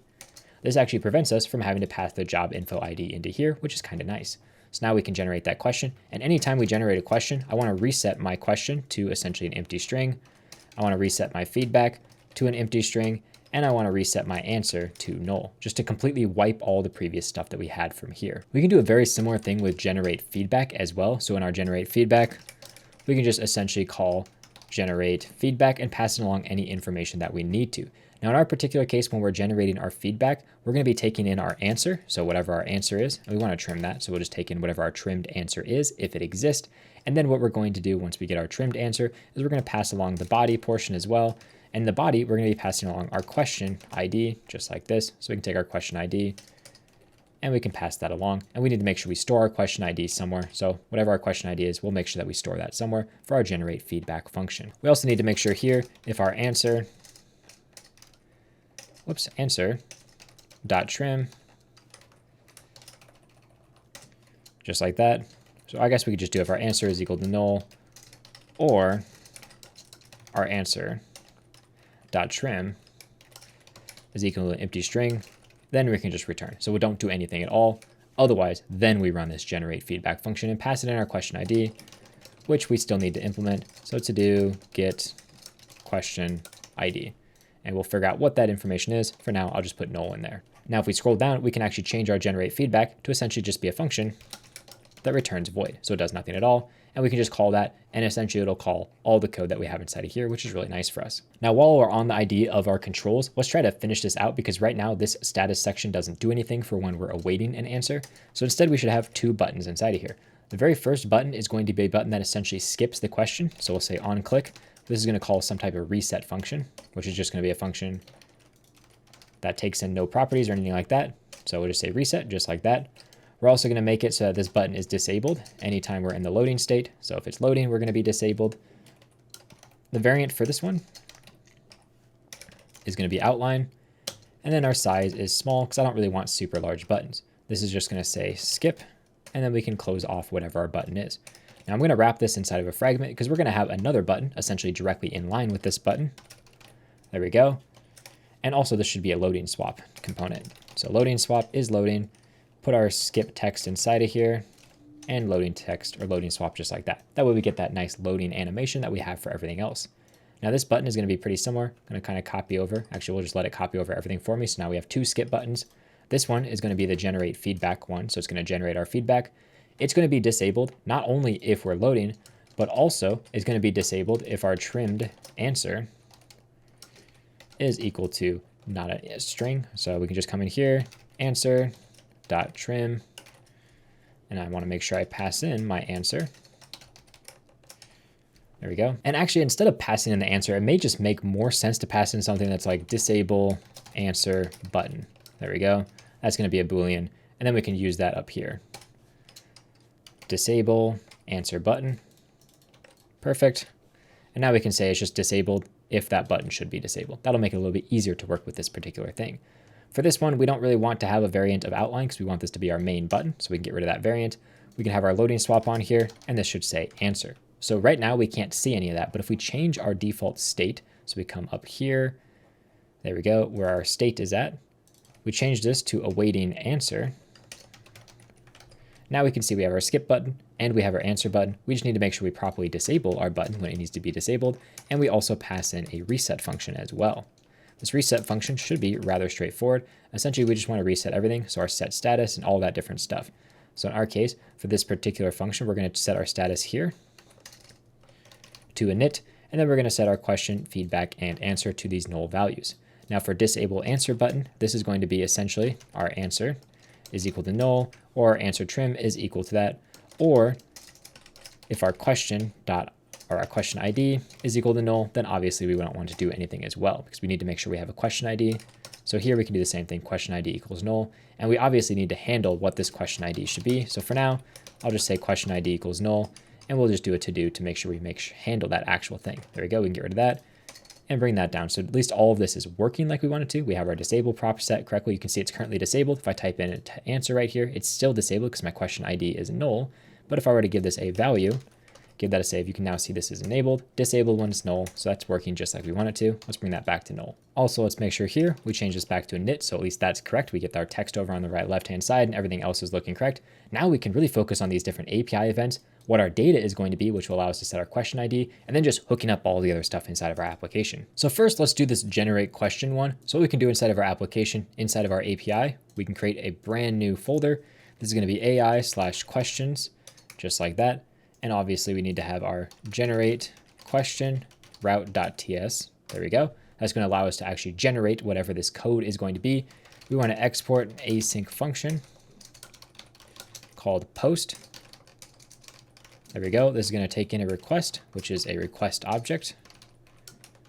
And inside of here is where we're going to do all of our different generation. And the whole reason we're doing this in an API route is because when we're using this use completion, we need an API route to be able to stream the data down because the server action can't do that for us, at least with the way this library is written.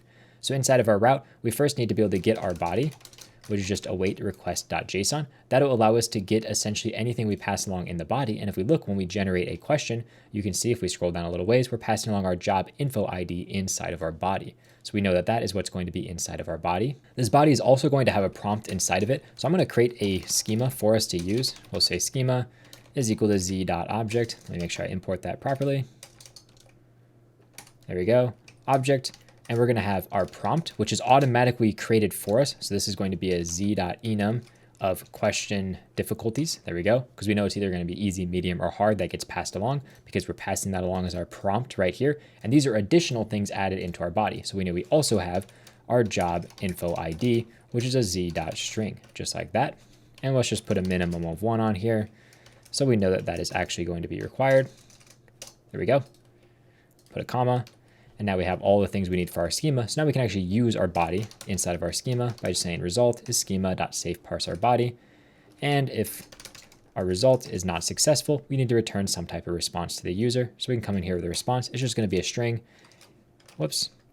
Error generating your question.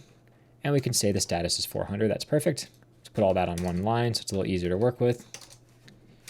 There we go. Perfect. So now we are at least checking to make sure our information is correct. Then we can get our job information and everything from here, and we'll call our prompt difficulty. Whoops. There we go. So at least we have a better name for that information. We can also get our user ID from that get current user function. So we know, obviously, we need to be signed in to use this API. So if our user ID is equal to null, then we can just return a response that says, you are not logged in. Return that as a 401 because that essentially says you're not logged in at all. Then we can check to see if they can create a question. There we go. A nice little autocomplete for us. Says you cannot create more questions. Status 403. But in our case, we want this to be a plan limit message. So we can just say plan limit message. That way, if we have that plan limit, it'll give us that little upgrade pop-up down in the bottom right, which is what we want to get. Also, a 403 is the status we want to return. Next, we can get our job info to make sure that this is correct. So we can say await. And we want to call this get job info, pass in our job info and our user ID. We've created this function 100 times, so I'm just going to copy it over. That way we don't have to type this out multiple times. There we go. That's all the information for our job info completely done. Now what we can do is we can make sure we have a job info. So if our job info equals null, we can just return something along the lines of, you do not have permission to do that, or this, whatever, doesn't really matter. There we go. And we'll throw a 403 because they're trying to access a job that they don't actually have access to.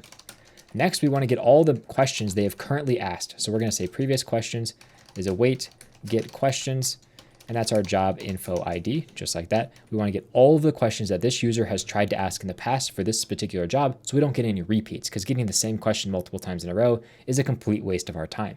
So let's create a brand new function. We'll just copy this one. It's going to be called get questions. It's going to take in a job info ID, just like that. And for our caching related information, we want to get our question job info tag. This is going to be something we need to create. And for our question table, we want to get all the questions that have this particular ID. And we want to make sure we order them in the correct order, which is going to be an ascending order. And we want to do it based on the created at time. So we obviously are doing it in the exact order that the AI originally sent us all this different information. Now we don't need to have job info twice. I don't know why that showed up twice. Get rid of that. There we go. Now we just need to make sure we create all of our caching information for our questions. So what I'm going to do is go down into my features, open that up. Inside of interviews, take my DB cache and just paste it into here for questions. And we're just going to rename all this to questions. So we can say question global tag, question job info tag, question ID tag. There we go, revalidate, get all those to update. And then here, that should say questions as well for all of those. So that should update all of our different tagging related stuff that we're doing. So now inside this route, let's just import that.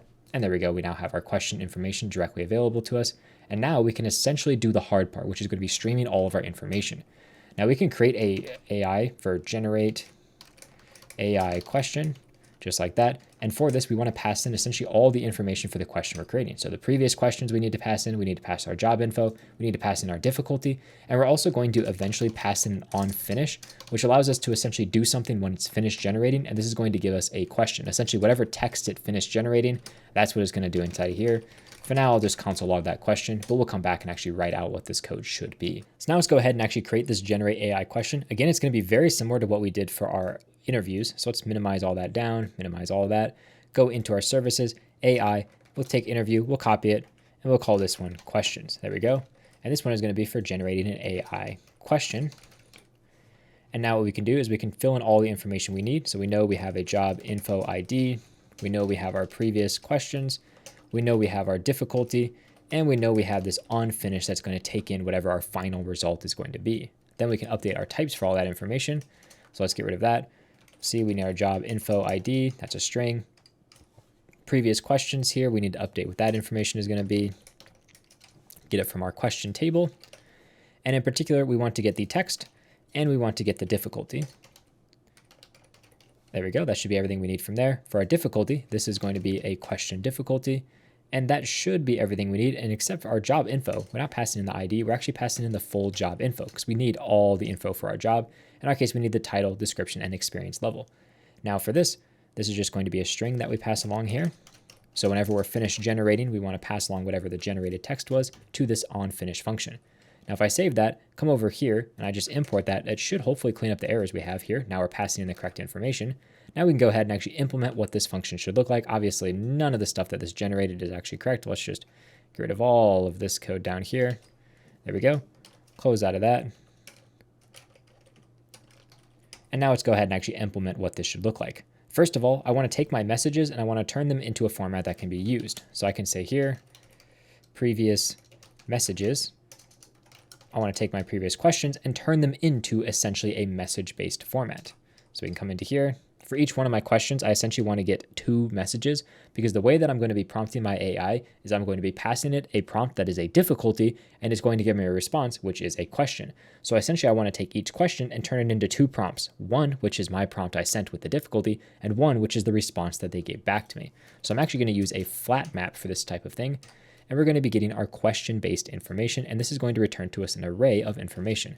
So here, we're going to get an array of information being returned. The first value in this array is going to be an object that has a role of user. And let's make sure for this array that we say that it satisfies a core message array. There we go. So that way, at least we'll get all of our type safety. So we have a user message, and the content for this is our difficulty, because whenever we prompt the user or prompt the AI from the user perspective, all we do is pass the difficulty as our message. Then we also have a role of assistant.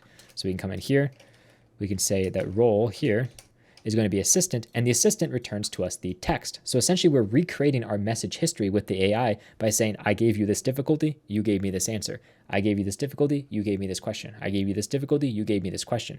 So we're creating essentially a list of all the different questions that we've asked the AI throughout the entire history of our conversation with them. And now we can pass that along with all of the rest of the stuff that we want to do.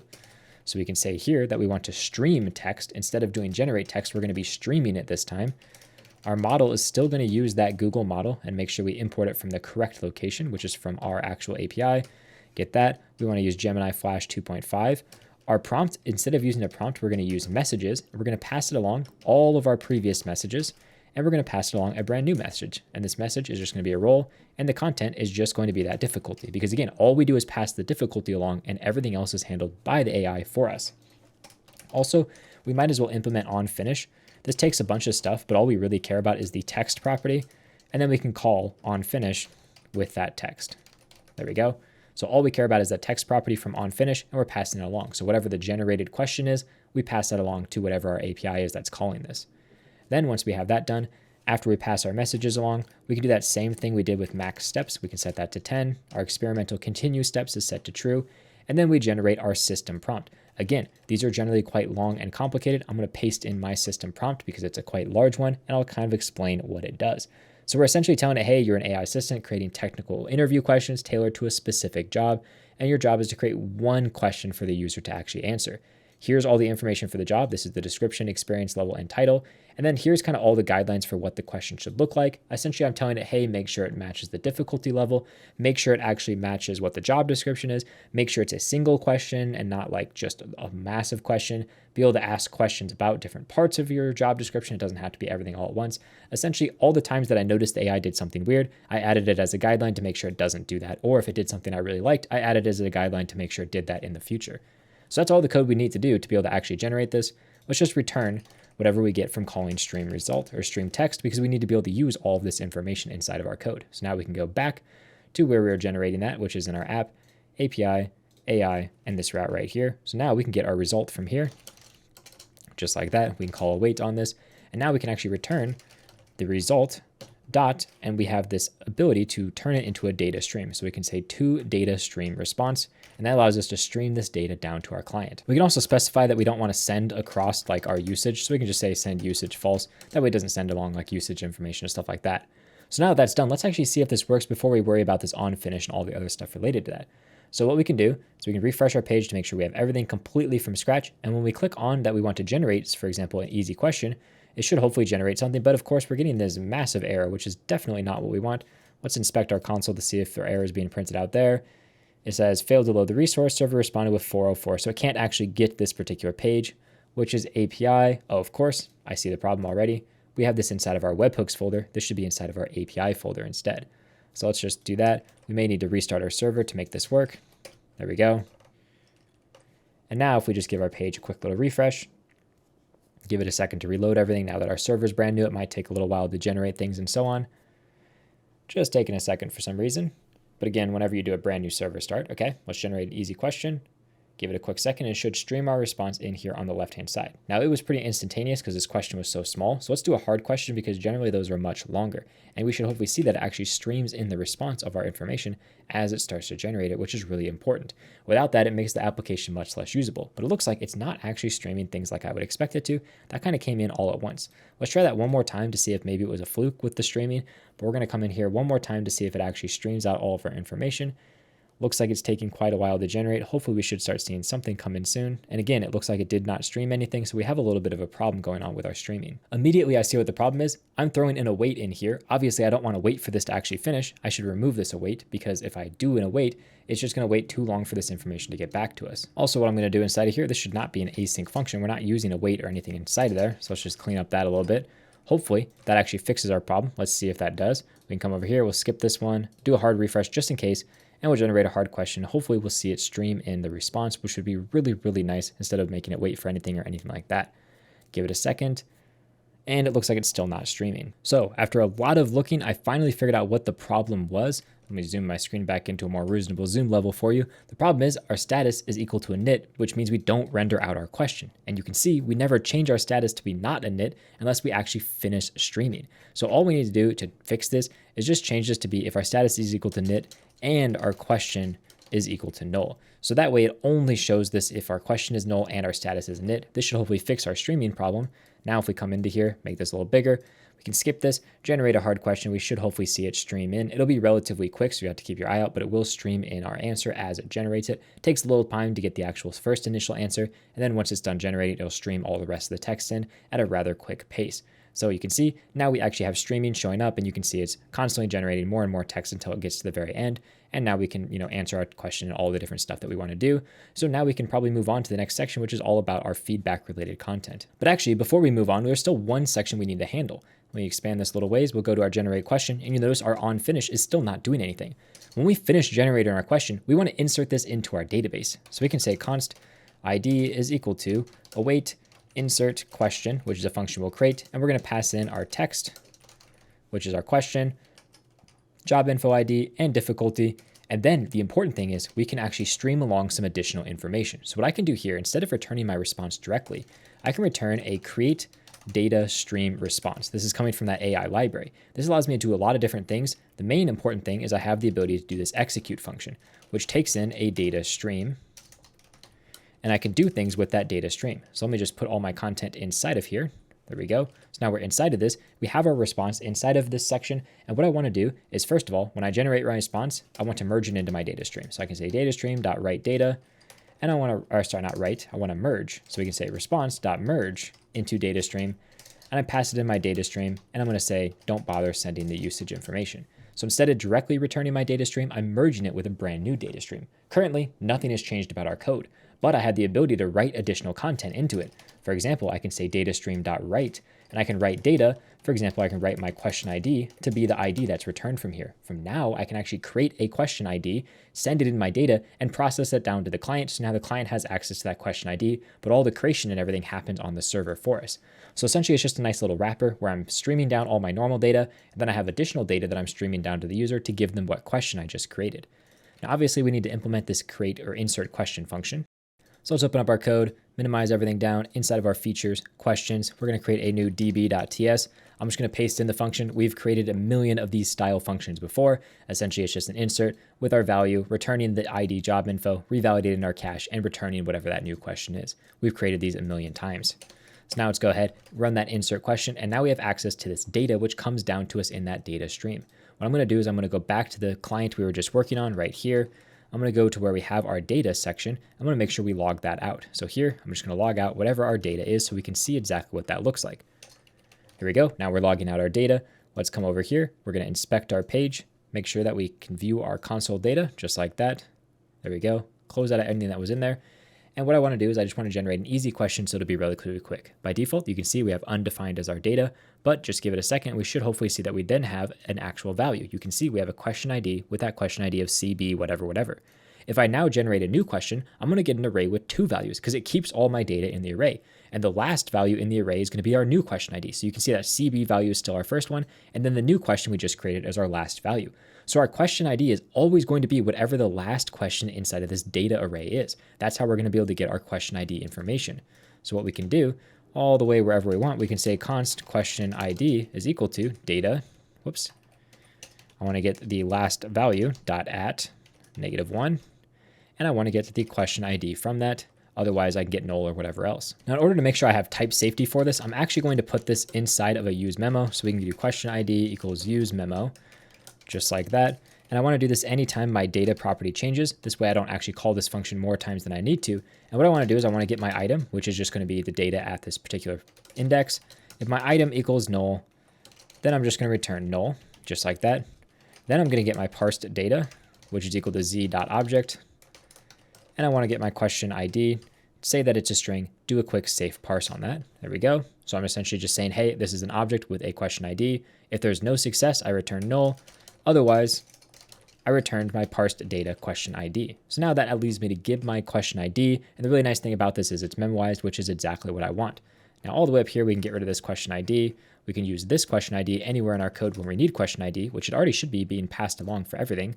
So now if we give that a quick save, we hopefully should see that we now have our question ID being populated, which means when we do this generate feedback, it'll actually call this generate feedback function, which currently I don't think actually does anything. If we look inside generate feedback, it is actually calling that, but the API doesn't exist. So we're probably going to get some type of error. But if I were to generate an easy question, that'll give me a question ID back with that information. I can then type in some answer and it'll try to hit that API and it'll fail. So if we type this in, click answer, you're going to see we get a huge error message because it's failing to hit that API because it doesn't exist. So let's go ahead and actually make that API endpoint. It's going to be very similar to the one we've already created. So we want to create a brand new folder here. This one is generate feedback. And it's going to do essentially the same thing. So we'll copy that code over because we have a lot of the same code. So the very first thing that we need to change is that we have a question ID here.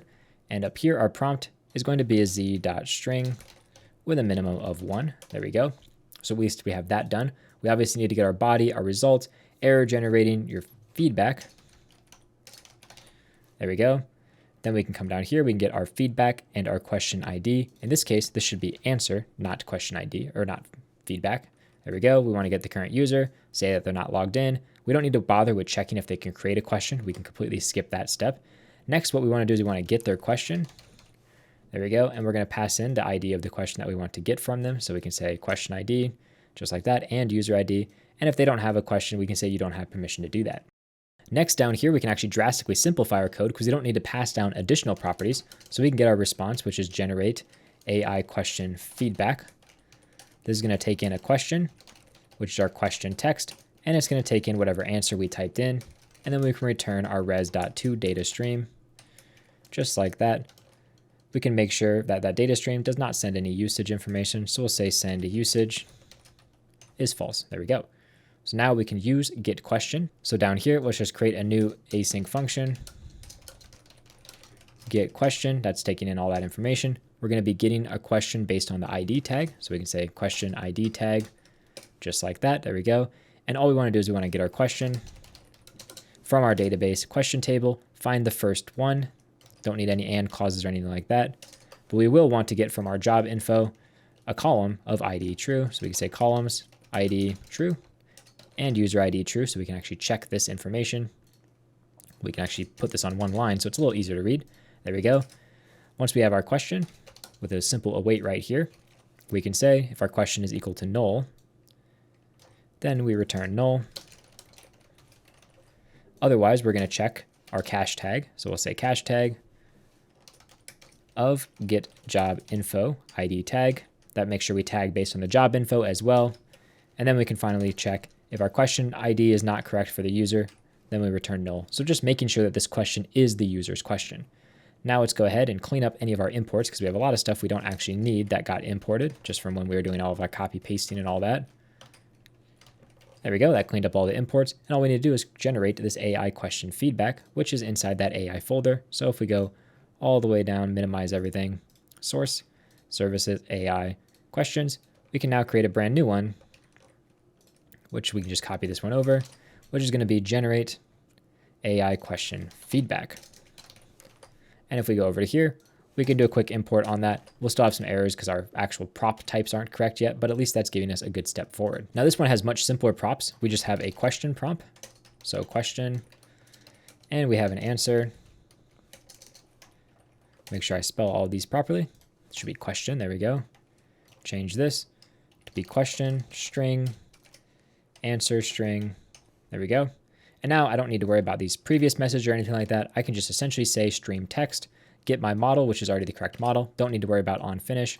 My prompt is going to be what I care about. And I just want to prompt it by passing it my answer and nothing else. Keep all that the same. And then all that's left is just to worry about our system prompt, which again, you just got to make sure that this is a very in-depth system prompt for exactly what you want. So I'm going to copy over everything that I have in my system prompt and explain what it is. Essentially, I'm just telling it, hey, you're a technical interviewer and you need to evaluate the answer to a technical question. Here's the actual question that they have, and I put it inside these backticks so it knows that it's like markdown formatted. Here's the instructions. I essentially tell it to review the answer, give it a rating between 0 and 10, or in this case, 1 to 10. Then I want you to provide feedback on what it should be. I want you to be honest. I want you to include the full correct answer as well, so we can actually see what the correct answer should be. And then here is how the output format should be. I essentially tell them, hey, put your feedback here with your rating, followed by the markdown, followed by a line break, followed by your correct answer, followed by some markdown. So I kind of give it a structure of markdown that it should follow inside of this. So that should be everything we need to do to actually generate some feedback. So let's see what this question is. It says, in Next.js 15 application, you need to display a list of products on a page. The page will be fetched from a Postgres database. Describe how you would structure a server component to fetch and display the product data. Provide a minimal code example. Let me just say something along the lines of, I don't feel like doing this. Okay, this is not going to be a great answer, but I don't really want to go through that. So we'll just click answer and see what the feedback generates for us. You can see, please provide the candidate's answer. Okay, of course. Let me just try that again. We'll just try an answer here. Actually, I'm just going to refresh this because I want to do an easy question. Here we go. Give it a quick second. Okay, in Next.js 15 server component, you need to fetch all records of a products table, assuming you have a Drizzle client already configured. Provide a simple code snippet demonstrating how you perform this query within the server component. So let's just go ahead and say like db.query.product table.find many. There we go. It literally just said we need to find all the records. Yeah, so let's go ahead and answer that and see what it gives me back as a result. It should be close enough to an answer that's legit. Give it a quick second to load. And you can see we got an 8 out of 10.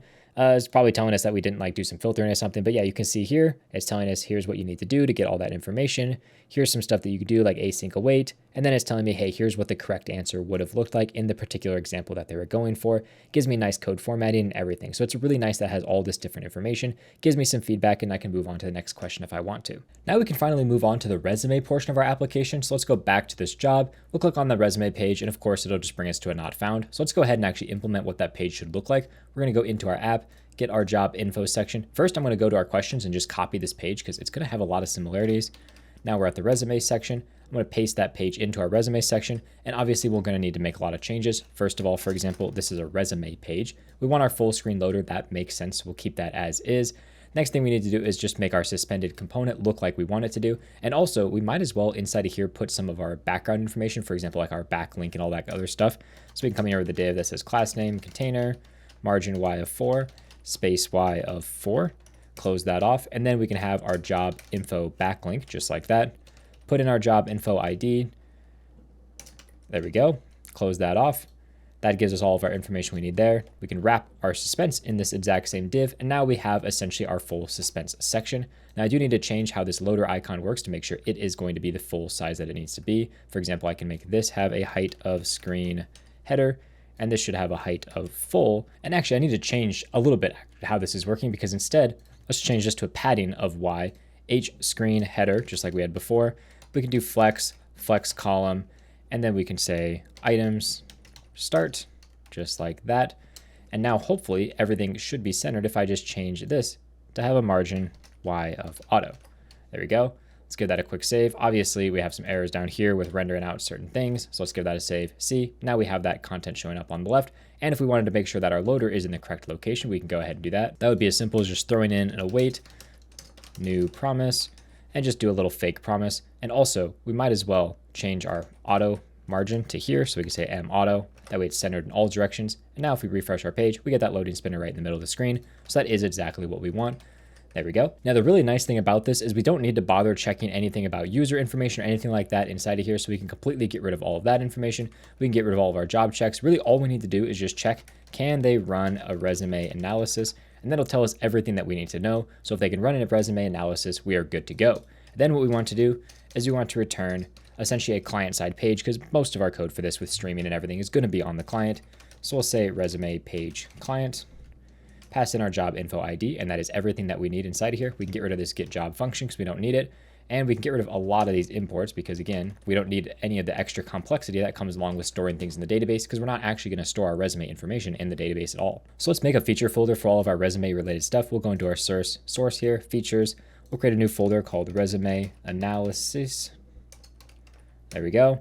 And we're just going to copy over essentially one of our permissions files into here. And the nice thing is our permissions for this are going to be incredibly simple. So we have can run resume analysis. And instead of having to do all this complicated stuff, we can just return a simple has permission of unlimited resumes because there's no counting or anything like that. So we just have one single check that we need to do. and it's going to be a super simple function. I mean, this is about as easy as it gets for creating a function inside of a file. So now we can close out of that. We can go back to our code, import that, and at least that section is now working. So as long as we can do our resume related stuff, we can access this page. Otherwise, we're going to get redirected to the upgrade page. And now we can implement the client portion right inside of here. So we can export a function. Let me make sure I get the correct name for this file. So this is our resume page client. Return null from here.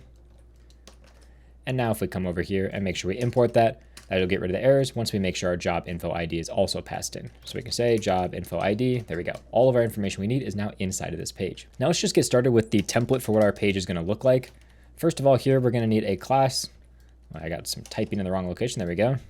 Class name space y8 just to give us some margin between our different elements. And really what we're going to be rendering inside of here is some cards. So we're going to have a card. This one is going to be our card for uploading content. So we'll close off our card header, and inside of here we'll have a card title just like that. And this one is going to say upload your resume. There we go. This is going to be our upload resume section. We're also going to want to have a description, card description. And this should be a full height container or full width. There we go. That way it fills full width. There we go. So inside of our description, we kind of want to explain what this process is like. So we'll say get personalized feedback on your resume based on the job. Good enough. That looks good for me. Next thing that we can do is we can move on to the card content.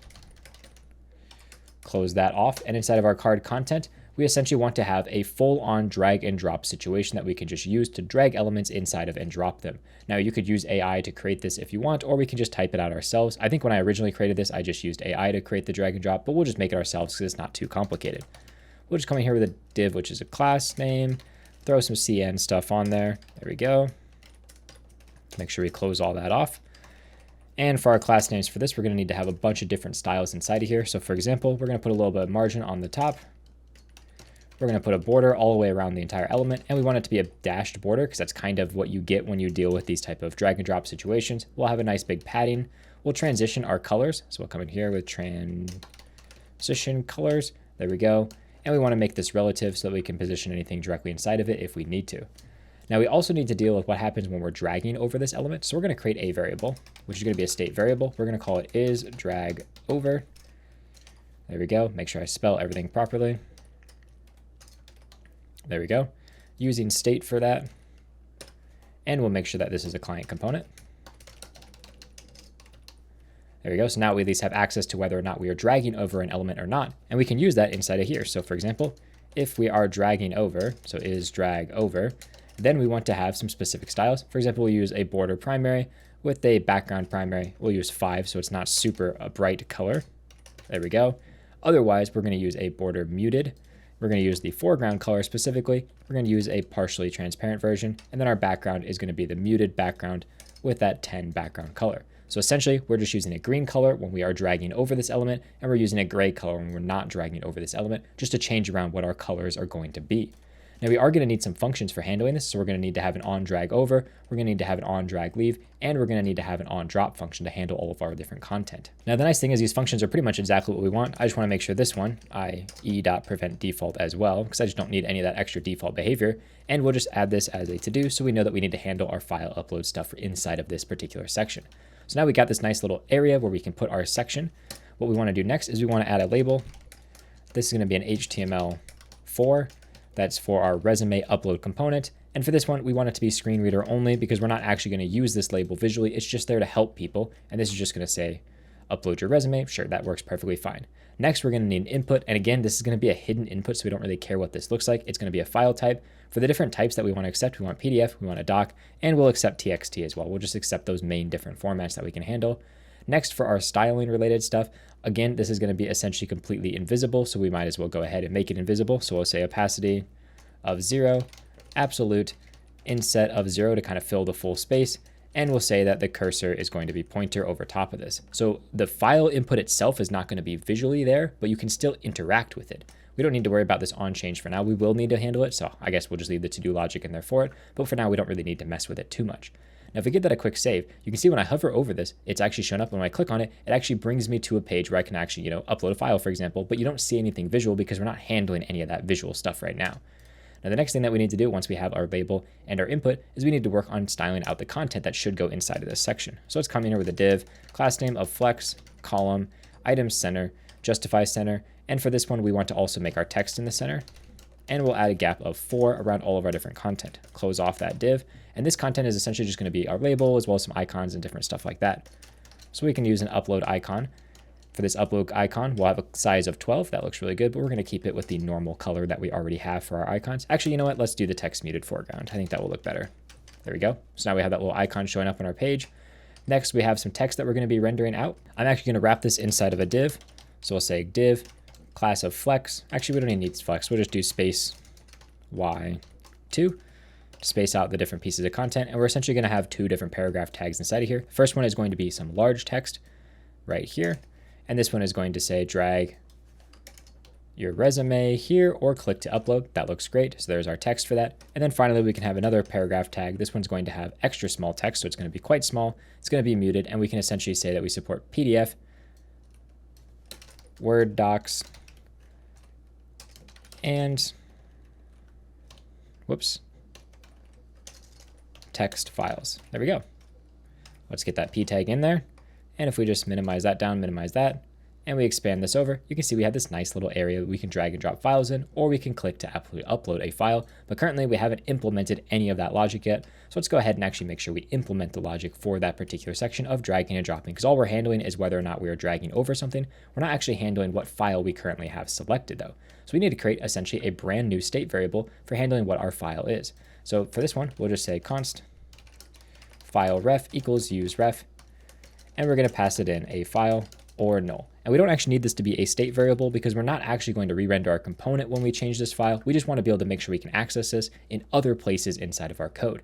And for this one, we're going to be essentially doing the same thing that we did inside of our questions where we did a use completion that allows us to get text back. But in our case, we're going to be using an object.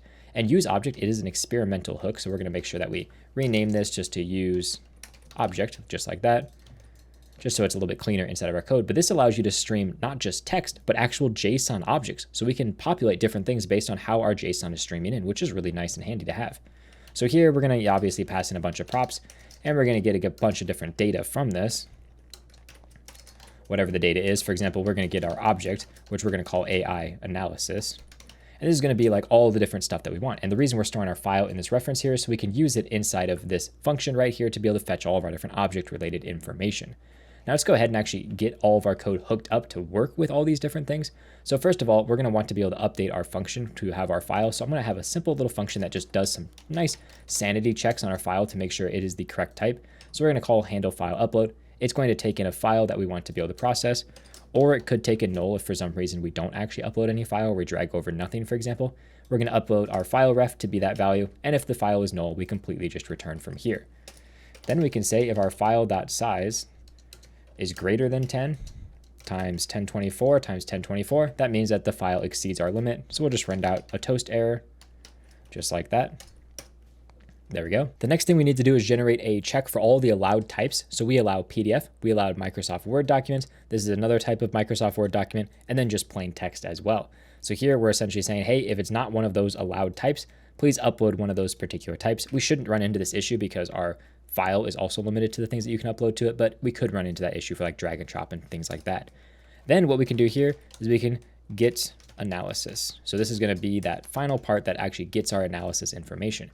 So now we can use this handle file upload to at least kind of hook up what our file data is and check to make sure that it is properly valid. So here we can just call handle file upload, and we can get whatever our file related information is going to be. Also, inside of our onChange function, we want to do essentially the exact same thing. We want to handle our file upload by getting our file and passing that in just like that. Now, I personally like to use this nullish kind of symbol instead of the or symbol, just a little bit cleaner and very more clear exactly what I'm doing, checking only for null and undefined and not some like 0 or things like that. But now we're at least saving what our file is. And when I click on this and I add my file, it should hopefully upload that file. Now let's get rid of any errors that we have inside of our code. Oh, the error is just right there. That's fine. We don't need to worry about that. So I'm going to refresh our page, make sure it all renders out fine. And now I can go ahead and test our drag and drop functionality as well. So I'm going to drag over a PDF that works fine. I didn't get any errors at all. Now I'm going to drag over this PNG, which should not work. And when I hover over this, we get a warning, please upload a PDF, Word doc, or text file. So at least we know that's working. Now, obviously, we're not showing anything about this working yet, but that's because we haven't called out to our AI service. Because as soon as we upload a file, for example, when I drag and drop this over, I immediately want to call out and get the analysis from our AI server, show a loading state, and render out our AI analysis down here below. So let's first go ahead and actually add in a loading swap component that wraps pretty much all the content we want to wrap, which is everything inside this div right here. So we'll add in a loading swap, paste that down here. And this loading swap component is just going to take in our isLoading, which we're going to create our own variable isLoading just like that. And that's going to come all the way up here. We can essentially get whether or not this is loading. There we go. Now we have our isLoading state that'll swap around this particular thing when we try to call out to our AI related content. Now also I want to change the size of this. So we'll add a prop called loading icon class name, and we'll set that to size 16. This may be something I add to the component later. I think it might be a good thing, but essentially I'm just going to add in a prop that's optional that we can pass in to essentially add in some additional classes to this spinner down here, so we can make it so that our spinner is larger by default than the normal size that is given to it. So now we got that done. We have a larger spinner that's showing up. So hopefully when it's doing its loading state, by calling off to whatever our AI is here, it'll actually show that loading state. Also in our card, we want this to show different text whether or not we are loading. So if we are loading, then we want to render one piece of text. Otherwise, we want to render our existing piece of text. So if we're loading, it should just say analyzing your resume. And then here we're going to do the exact same thing. This one's going to say get personalized feedback.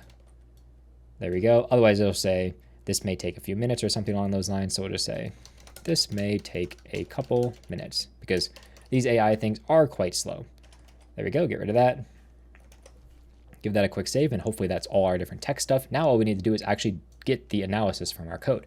So if we look up inside of here, we have a function that we can use, which is going to be submit, and we can just call this generate analysis. There we go.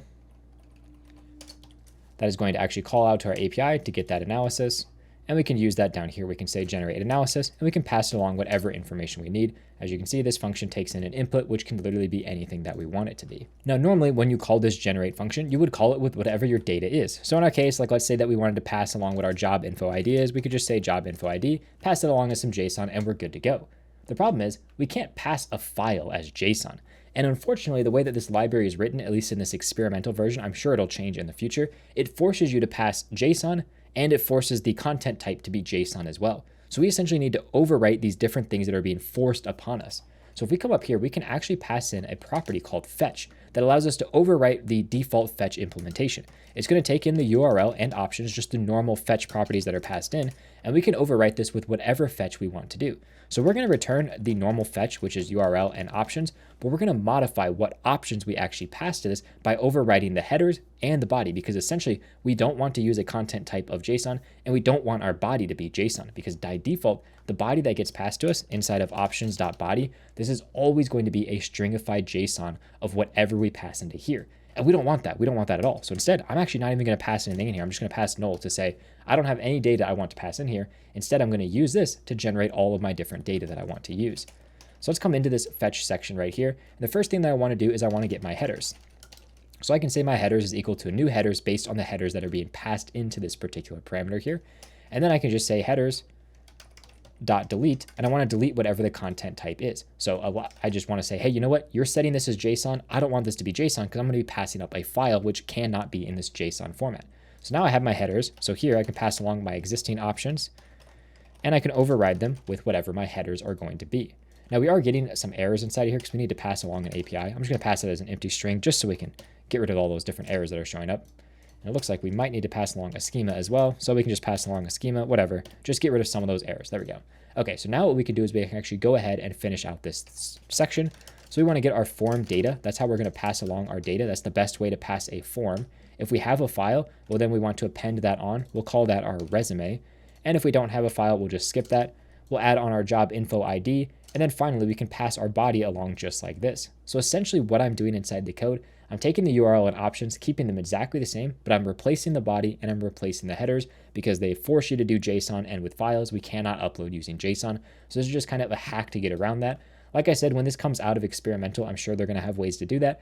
Right now, they just don't. So now let's get our actual API the correct route. We're going to go API/AI/resumes/analyze. There we go. So that way it's the route that we're going to do. And if we go into our code, API, AI, create a brand new folder called resumes, make sure that's in the correct location. And we can create a brand new file in here, which is analyze. and route.ts. There we go. And we can do whatever we want inside of here. It's going to be very similar to how we did our feedback. So I'm just going to kind of copy our feedback code.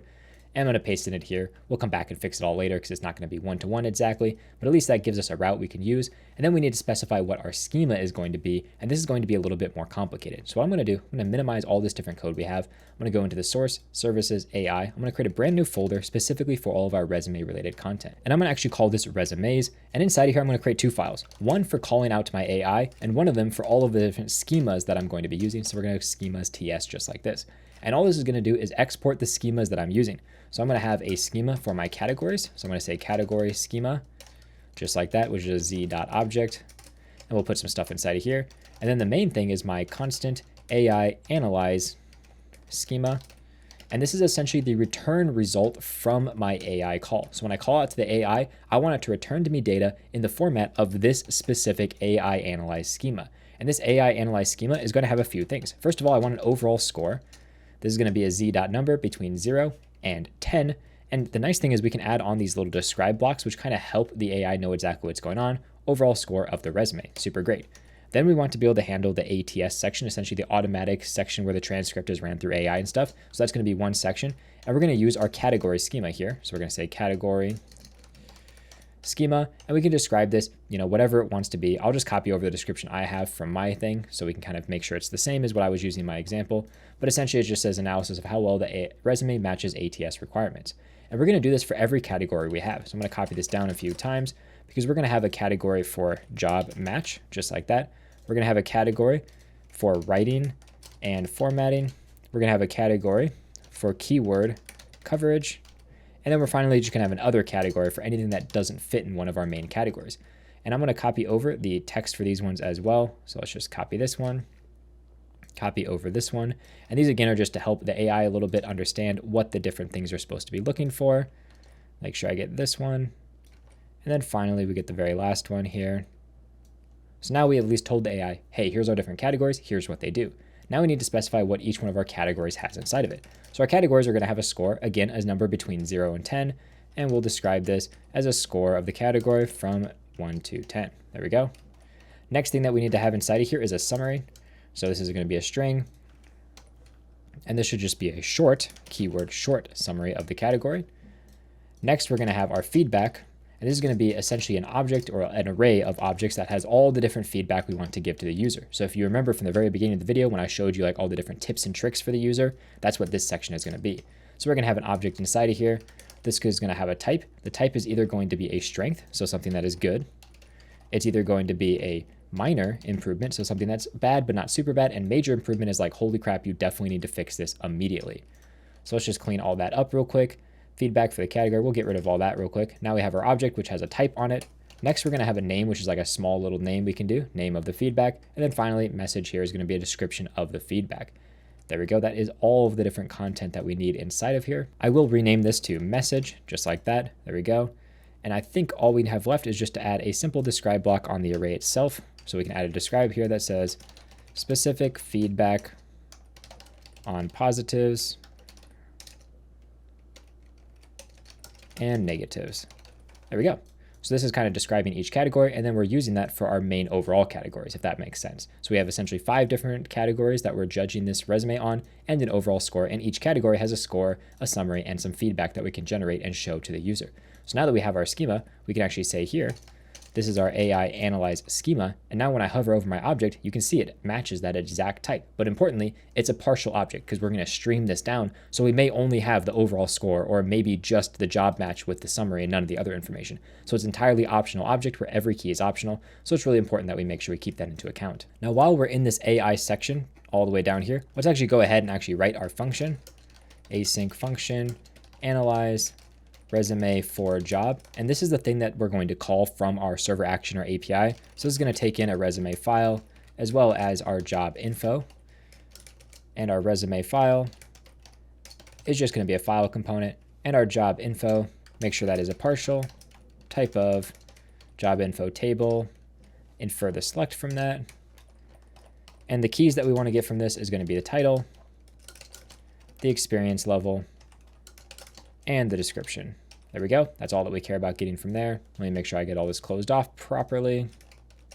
There we go. We don't need this job or anything like that. And this should say pick, not partial. There we go. That cleans up all of our code here. So now we have all the information we need. This one's going to be really simple. We can just call stream object. Instead of calling stream text, we call stream object when we want to get object. Our model is going to be that Google object. We're going to say Gemini 2.5 Flash. For our schema, we need to put in the exact same schema we're using in the other location. So that's our AI analyze schema.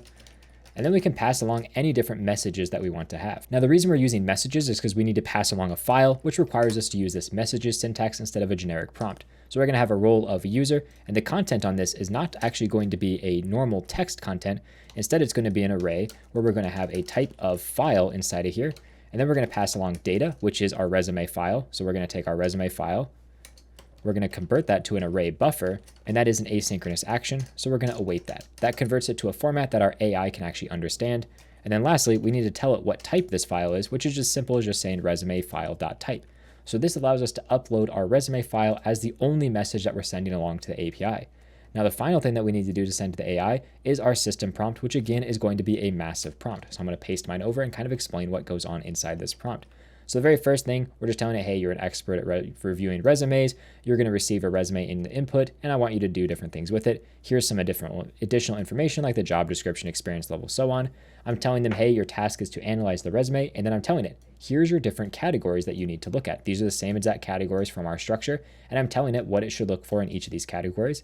Then down here, I'm telling the categories it should have a score, a summary, feedback, with a type, a name, and a message inside the feedback. So again, I'm telling it exactly what my format looks like so it knows how to return things. I'm telling it to return an overall score, and then I'm giving it those guidelines again. This is how I fine-tune my AI after I write my prompt and test it out a few times. If I notice different things that need to be changed, I put them in this other guidelines sections. I'm also telling it just to return the JSON so I know I can get that structured format back out of it. So this is the entirety of what I need to do to generate that AI data for me. Now we need to create essentially a route to be able to handle that information. So let's go into our client, make sure this is all saved up good. Now we're going to go into our API. We want to go to that resume section. We just copied over all this code, so we're going to have to change quite a bit of it. First of all, we don't really need to worry about this schema section too much, so we can get rid of that completely. The next thing that we need to work on is making sure our user information is correct. So up here where we're getting all of our body information, let's get rid of all that and just start immediately with our user. Just like that, that looks really good. We're going to return a response you're not logged in if they try to do this, which is exactly what we want. Next, we're going to get our form data, which is just await request.form data, just like that. We can get our resume file, which is form data.get resume file, and we can get our job info ID, and we can just convert those to the correct types that we expect them to be. Next, we can do a simple check, and we just say, hey, if our resume file or job info don't exist, then we can just say it's an invalid input and return whatever status related information that we need to. Next, we can essentially get rid of a lot of this stuff for the question related stuff. We need to go back to our client, and we're going to kind of copy over this exact code that we had right here. So we're just going to be checking all of our different types and returning an error based on them. So here we have our resume file. If the size on this is incorrect, we want to return a new response that essentially tells them, hey, this file is too large, return an error. Same thing here. If our file type is not one of the allowed types, return a response that tells them to upload the correct file type. We're just checking this on the server as well to make sure everything lines up properly. Once that's done, we need to get our job info to make sure that we have the correct information. So we can say get job info, pass it in our job info and our user ID. And this is a function we've done a million times. So what I'm going to do is I'm just going to paste in that function because like I said, we've written this function a million times over. There we go. That's everything we need for our job info. And the only reason I'm getting the job info is because if our job info equals null, then we essentially know that we don't have permission to access this page because we're trying to upload a resume for a job that we don't have access to. So we'll just throw down a little error telling them they don't have permission to do this particular thing. Lastly, we need to check to see if they can analyze this. So we can say if they can analyze a resume right here. If they can't do that, then we need to throw another error that says you do not have permission to do this. So we'll say you do not have permission to do this. There we go. And actually this specifically should fall into our plan limit message because we want to make sure we throw the right message at the user to let them know to upgrade their plan in the case that they aren't able to do this. Now here's where we can do the fun part, which is analyzing our resume for the job. So we can analyze the resume for the job. We can pass it in our resume file as well as our job info. Just like that. That'll pass along all the different information we need, and we can convert that into a data stream. But this time we need to convert it to a text stream because that's just how these different things work. And we need to just throw a simple await up here. And actually, we shouldn't need to await this. This is an async function, but we're not doing any asynchronous code inside of here. So let's make sure we clean up everything. It says we have an error in this file somewhere. I'm not exactly seeing it. Must be inside the messages here. Oh, are doing asynchronous code. So we do need this to be asynchronous. We do need to await this. That'll allow us to remove our wait here, and we can get rid of this code right there. And that allows us to actually stream down all that information for our object. So now we can just clean up all of our unneeded imports up here. There we go. Inside of our client, it looks like we potentially have some unused variables, which is fine. Let's just open that client up. There we go. So now we're generating our analysis. It's going to stream in our information into this AI analysis. And we can just render that out to see what that looks like for now. So we have our card for our top section. I'm just going to render out a pre-code. And I'm going to render out that AI analysis. And we might as well JSON.stringify, or I think it's just JSON.stringify. And we want to make it pretty. There we go. So let's actually see if this works. We're going to upload that resume. You can see that it's loading, and it looked like it finished loading, and it's clearly not working like we expected to. We most likely got some type of error or something. If I look at our console, the server responded with a status of 400, so we definitely have an error going on with our code. We're not sending along everything like we should be. So at least it is hitting our server, but again, it's not working like we expect it to. Easiest way for us to check what's going on is just to go to that particular route and see how far we get into this particular route. It said it was returning at 400, so it must be down into one of these sections where it's getting to. So we can just do a quick console.log of our resume file and our job info ID just to see what these values are when we get to the server. And we can go to the server just like that. So let's upload this file.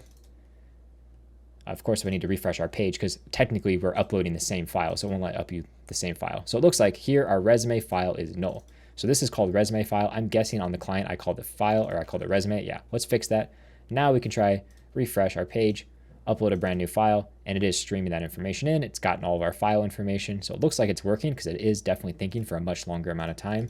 We can get rid of our console log that we had, wherever that was. There we go. And we should hopefully see after a little while, it takes a while to process this kind of information. It has to process a whole file, upload the file, analyze it for all these different things. But once it's done with all this analyzing, you can see it's streaming in our data as an object that we can actually use. So this is really great because we can show all these different pieces as it streams in, which is really nice. Now all we need to do is just create a UI that represents all these different pieces of content. So let's go ahead and do that. I'm going to kind of close out of everything except for our client because that's the only thing we really probably need to focus on. Down here, instead of this pre-tag section, I'm going to create a component called AI. Actually, we'll just call it analysis results. There we go. Close that off, and we're going to pass in our AI analysis, which is that AI analysis file. And we're also going to pass in is loading, so we know if we are in the loading state as well. There we go. Function analysis results. It's going to take in those exact same things. AI analysis is loading. This needs to come from that specific schema, which is AI analysis. And actually, this is going to be a specific type. I'm going to copy over the type for this because it's a little bit confusing, but I'll explain exactly what's going on. We're using deep partial, which we can actually get from this AI library. Deep partial just takes everything inside of this and turns it optional, which is exactly how we expect this to be. Every single key value property array is optional. So this turns all of those into optional values, and we're making sure we infer our schema. So if we look at this AI analysis, you can see it's this full object of everything we expect, but you can see it's wrapped in this partial object, which means everything inside of it is entirely partial. Next, while we're at it, I'm going to take a type or create a type called keys. Essentially, I'm just taking that exact same object, this AI analysis schema, and I'm getting all the keys of it except for overall score. So this is going to be our ATS, job match, writing and formatting, keyword coverage, and other. Essentially the different categories that I want to create sections for. Now with that done, I can come up here and if I'm in the loading state and my AI analysis is equal to null, then I want to return null to my data because essentially I don't have anything to render yet to the page. And actually this should specifically be if I'm not loading, because if I either am in the loading state or I have data to show the screen, I want to show this. But if I'm not loading and I don't have data, that means I rendered the page for the first time like this. So obviously don't show anything. Then what I can do, I'll just close out all this section down here. I want to get all the different sections I want to render through. And this is going to be specifically a type of record, keys, and I want it to be a title, which is a string, just like that. And really, since I'm only returning one thing, I don't even need to make it a title. I can just make it a string like that. There we go. Now this is going to be equal to an object, and this is essentially all the different keys that I have. So if I look at this, you can see I have ATS, and then I can give it a title. I have another one. Let's just close out of these ones that we don't need. There we go. The next one I'm going to have is job match, and we can give it a title job match. The next one is going to be writing and formatting. We can call it writing and formatting. Keyword coverage is going to be keyword coverage, and then other is going to be our additional insights. There we go. Let's wrap that in a string. So essentially we just created a human readable title for all these different sections. Now we want to actually return a card that's going to render out all of our information. This card is going to have a class name. Get some padding on the bottom just to give it a little bit of space. Actually, I don't even think we need that padding on the bottom. We'll just remove that. Next, we're going to have a card header, Inside that card header, we're going to have a card title, which is going to say analysis results. There we go. Card description is going to be the next thing that we're going to have inside of here. This description is essentially going to take our AI analysis. It's going to check to see if we have an overall score. If our overall score is null, well, then we don't have a score yet, so we want to essentially render out a placeholder. So we'll render out a nice little skeleton placeholder. Give it a class name here with a width of 32. Keep the height as the default height. Otherwise, we're going to render the text overall score followed by our score, and instead of a percentage, this is out of 10. There we go. So this is going to render out whatever our score is. We can close off our description just like that. Now that we have all that done, we can move on to our card content. And inside of our card content, we're going to render an accordion, which I think we need to import from Shadcn. So let's come over here, make sure we get that from Shadcn. There we go. And now we can render out our accordion. Let's make sure it finishes rendering everything. There we go. Make sure I import it from the right location. And the type on this is going to be multiple, which just means we can have multiple of these accordions open at the exact same time. Now we need to loop through each one of our different sections. So we can say object.entries for our sections, just like that. I'm going to kind of minimize down all this code it created. I don't really want that. I know what I want, so I don't want the AI telling me what it wants me to do. There we go. Inside of here, I want to get my category, which is just going to be taking my AI analysis. If my AI analysis is not null, then I want to get a property from it, which is my key, and I need to make sure I type that as one of my keys. So now I have a category value, and here let's just return null to get rid of all of our different errors. And if we hover over this category, you can see it is a score, a summary, and a feedback array with all that information, or obviously it could be null if there's no information at all. So here we can render out our accordion item. The value of this is going to be whatever our title is, and the key is going to be our key. So this is just a human readable title that we can show inside of our accordion. Then inside of this, we want to have our accordion trigger. So there's our accordion trigger. Inside of here, we're going to have our category, accordion header, which is a component we're going to create. We're going to pass in a title, and we're going to pass in a score. Now let's go ahead and create that before we get any further. We can say this is a function. This is going to be essentially the header for our accordion. It's going to take in that title and that score. There we go. Now we have our title and we have our score. We know that this is a number, or it could be undefined, or it could be null. And our title is always going to be a string. We know that's always going to be defined. So the first thing I want to do is I want to generate a badge, which is going to be a React node. There we go.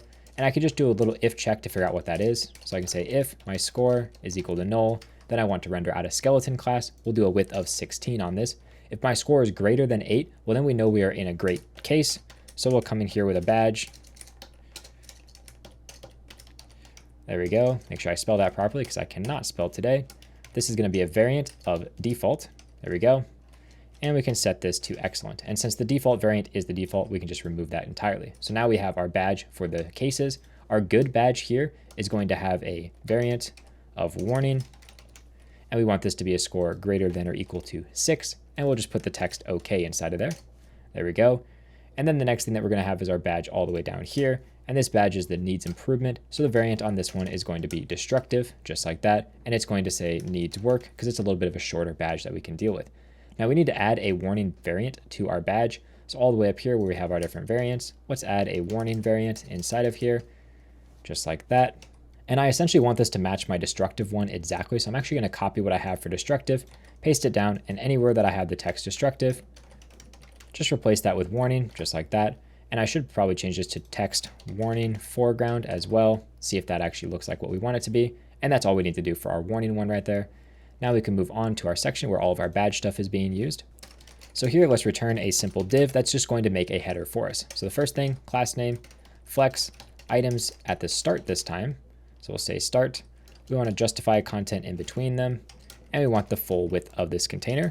Then essentially we're going to put on the left-hand side our badge and our title, and on the right we're going to put our score. So here we're going to put a div, class name of flex, flex column, items start, and a gap of 1, just like that. And then we're going to put a span that contains our title. So that's that title section that's going to be on the left.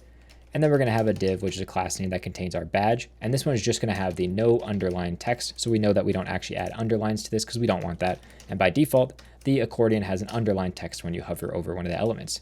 Finally, if our score is equal to null, then we want to render out a skeleton. There we go. We'll give it a width of 12. Otherwise, if we don't have that, we want to render out some other content, which in our case is just going to be our score. There we go, our score out of 10. Perfect. So that should be the entirety of our category accordion header, which is great. Now I'm going to upload a file just so we can see if this is working. It's going to take a while, and actually looks like we're getting an error immediately. Go into our console. Looks like we're getting an error inside of here, trying to render different content on our page. We might need to do a refresh to see if that actually fixes it.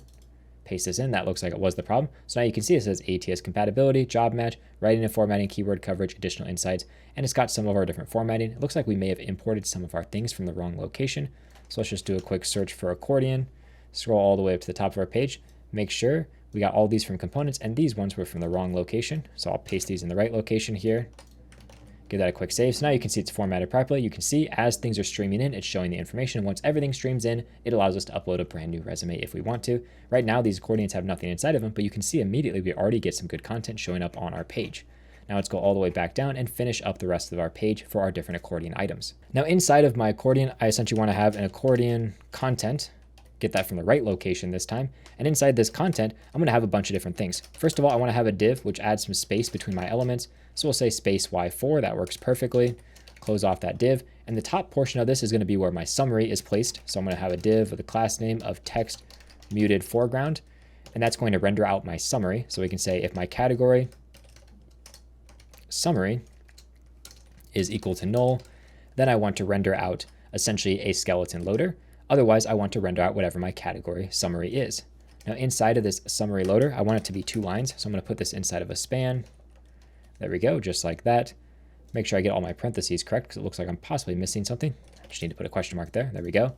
This span is going to have a space Y2 just to space out my 2 skeletons. I'm going to render 2 different skeletons. One is just going to be a default full width skeleton, and the other one here is going to be a width of 3/4. So essentially it's going to give me 2 lines of text in that skeleton shimmer format. Once I have that done, now I can move on to the next section, which is going to be rendering out all of my different feedback. For these, I want to space Y of 3 around them. There we go. And for each one of these, I can get my category.feedback, and I want to see is that equal to null? Well, if so, then I want to render out essentially 3 different skeletons. So I could say I have a skeleton, just like this. And for these, I'm going to make them larger. So I'm going to do a height of 16 because these are essentially representing large items, entire sections of text and cards. It's not just representing an individual thing. Otherwise, we can loop through and map through each one of these. I want to change this code up a little bit. I want to make it return null for now. And then what I can do inside of here is I can say if my feedback is equal to null, then return null. Otherwise, we're going to create our very own component called feedback item. The key is going to be the index, and we're going to pass the item in. And that's all we need to do to actually render out that section. So let's create that function. Function, feedback item, just like that. And it takes in a key, which we don't care about, but it does take in an item. There we go. And that's going to have a specific type. Now the type of this item is going to essentially come from our inferred type. So we can get the type of our AI analysis, just like this. And we can say that we specifically want to get from the ATS, we want to get our feedback, and we want to get anything from there. And we know that this is also going to be partial. So let's make sure we wrap all that. There we go. Get rid of all the code that it auto-generated. There we go. So now we say that we get an item. And the nice thing is by doing this, essentially by saying it's part of one of these different categories and it's the feedback one, it just gives us the exact type. So you can see here, we get our item with all of our different types for like message, string, and so on, which is what we want to use inside of it. And we actually can just go in here and destructure this item. So if we come in here, you can see we get our message, we get our name, and our type for all the different information that we want to use. Now, first of all, if our name is equal to null, or our message is equal to null, or our type is equal to null, we're just going to return null. So unless we have all of our data for this particular feedback, we're not going to render anything. Otherwise, we're going to come down here and actually render out what this should look like. So we're going to return a div class name for this one. We're going to use our CN trick again because we're going to change our classes based on the type and so on. So we'll come into here, we'll say flex. Items are going to be baseline, so they line up at essentially the text level. Gap of 3, padding on the left of 3, padding on the right of 5, and padding in the Y direction of 5 as well. And we'll do a nice large rounding on these elements. And then I'm going to call a function called getColors, which allows us to essentially determine what color we want to use for like the border, the background, and all those other elements. Close off that div. There we go. And it looks like I'm missing a bracket there. There we go. That cleans that up. So let's create that function. const get colors. This get colors function, I'm just going to copy actually because it's relatively straightforward. I'll show you exactly what it does. All we're doing is we're doing a type switch statement for our strength, major improvement, minor improvement, so just whatever type it is. And I'm just returning a green color in the case of strength. We're doing a red color in the case of the major improvement. And inside of the case for minor improvement, we are doing a color of yellow. So we just have all those different colors based on which version we're using. And we have slightly different colors for dark mode because some of these don't look as good in dark mode. We need to change them slightly. But overall, that's for getting all of our different colors. While I'm at it, I'm also going to copy over the function for get icon. It's essentially the exact same thing. So let me just paste this in real quick. There we go. You can see the icon. We're looping over strength, minor, and major improvement. And we're returning either a check mark, an alert symbol, or an X symbol. And we're changing the color from primary to warning to destructive based on if it's good, bad, or medium. Now we can actually use all those different things. So for example, the very first thing I want to do is I want to render out my icon. So we could say get icon just like that and render out our icon on the left-hand side. Then on the right-hand side, we're going to want to have a flex column with a gap of 1 to render out both our name as well as the text inside of it. So we can have a div here, class name of text base to have a slightly larger text. There we go. We're going to render out the name. And then inside of here, we want a text small, which is the default inside of an accordion, and that's going to render out our message. So this is essentially just rendering out each one of our different components. Now I'm going to let a resume file upload in the background, and we're going to go through and make sure we're not missing anything inside of our code. Looks like here our item actually has a potential problem. That's because I think that I need to make sure that this could be null. So I could say or undefined. That should hopefully clean that up, and maybe it's null actually. No, that didn't clean it up either. I'm not 100% sure why my type isn't lining up properly with my item. Let me just hover over it and see what it says. Property item does not exist on type, blah, blah, blah, blah, blah, blah, blah, blah. It does look like, yeah, it's messing up some of our stuff. So clearly there's something wrong with our feedback. I think I know what the issue is. We are passing in the item as like our only prop. So instead we need to spread this out like that. That should fix our problem. And now immediately, as you can see, we are actually showing all the different things we have. Our errors are in red, success is in green, warnings are in yellow, and we have all of these across everything that we have. We have a nice little summary at the top that's like, hey, here's some things you can work on. Here's the actual individual tips on what you can do across all of your different stuff for your resume. So a really great tool for people to use to figure out exactly how they can modify their resume to make it better for this job. So now really the final step is to make a really good looking landing page, because if we go to our landing page right now, yeah, you can see it's kind of ugly. So what we need to do is we need to modify this to essentially tell our AI to create a landing page for us, because now that we have our full application created, we know exactly what's in our application, and AI is really good at creating landing pages and other like static content from different prompts that you give it. So what we can do is we can open up where our landing page is going to be, which is in this page right here. And I essentially just want to remove all the content from it completely. We're just going to start off with a completely blank page, nothing at all inside of here. I'm going to open up a brand new chat window. Let's make sure we get a new chat window. Bring that over, minimize this down. I'm going to paste in what I'm going to do as my prompt, and then I'll read it off to you. It's really important that when you're doing these prompts to do more complicated things, you're very specific. I'm essentially telling it to create a modern landing page. I gave it the name of our product. I'm telling it what our product does, and specifically telling it the main 3 things, which is practice interviews, answer questions, and tailor your resume. So I'm telling it what my product is, what it does. I'm then telling it what tools I want it to use: React, Next.js, Tailwind, Shadcn. I'm telling it kind of the style I want. I want a minimal, professional design, smooth spacing, rounded corners, soft shadows. So giving it both stylistic determination of what I want. I'm giving it descriptions of what my job and everything is. I'm also telling it what I want to have. For example, I want to have a top navbar with a product name. I want the lander to be on the left. I want a sign in button on the right. I want a dashboard link if the user's logged in. I want to have essentially a get started for free function in the middle here. And then I want to have 3 cards below that that tell me exactly what all my stuff is. And then finally, I'm telling it again, just use Shadcn, Tailwind, all this other stuff. Now, overall, if we look at the landing page, it's actually not bad. You can see that it's relatively good, but there is a big problem with it in that it's essentially ignoring all of my variables and it's using its own variables. So I can essentially just tell it, please use the CSS variables from the globals.css file. They are attached to Tailwind variables. There we go. Let's see if it's able to update that to use those variables instead of using all the ones that it essentially stole and created itself from just the Tailwind classes. So I just let that finish running, and already you can see that it's much better in what it's given me. It actually used all the colors and stuff that I wanted. So for now, we're going to close out of that. We're going to accept these changes, and we're going to go through and we're going to analyze what the code is and make any changes that we need. For example, right now the user information is not currently being toggled. It's just being faked what the information is. If I were to change this to true, we should see that we have a dashboard button. So at least that is working.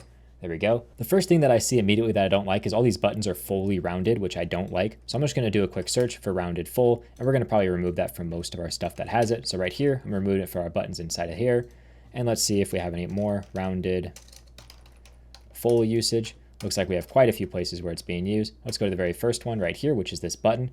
I don't like how this button has all these different crazy styles on it. I want it to work just like all my other Shadcn buttons. So I'm just going to remove everything from here. And now at least we have a button that is the basic Shadcn button. Also, this button doesn't actually do anything when I click on it, so we should probably change that. I'm going to add a few classes to it just to make it a little bit bigger. We'll add a height of 12, some padding on the left and right, and we'll make the text a little bit larger, so at least it's a bigger button. We can say get started for free.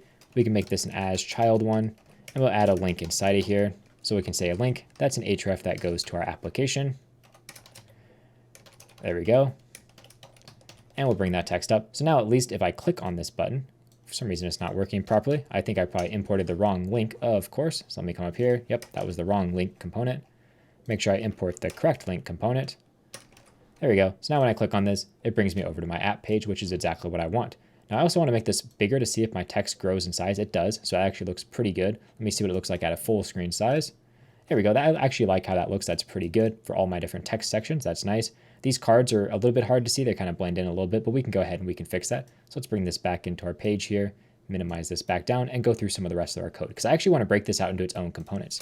So example, we're going to create a function called Navbar, which is going to be for all of our Navbar related stuff, which is just all of this code right here. So I'm just going to break that out, render out our Navbar component, and return all this content inside of here, and I can get rid of that comment right there. This will make my code a little bit easier for me to navigate through each individual section.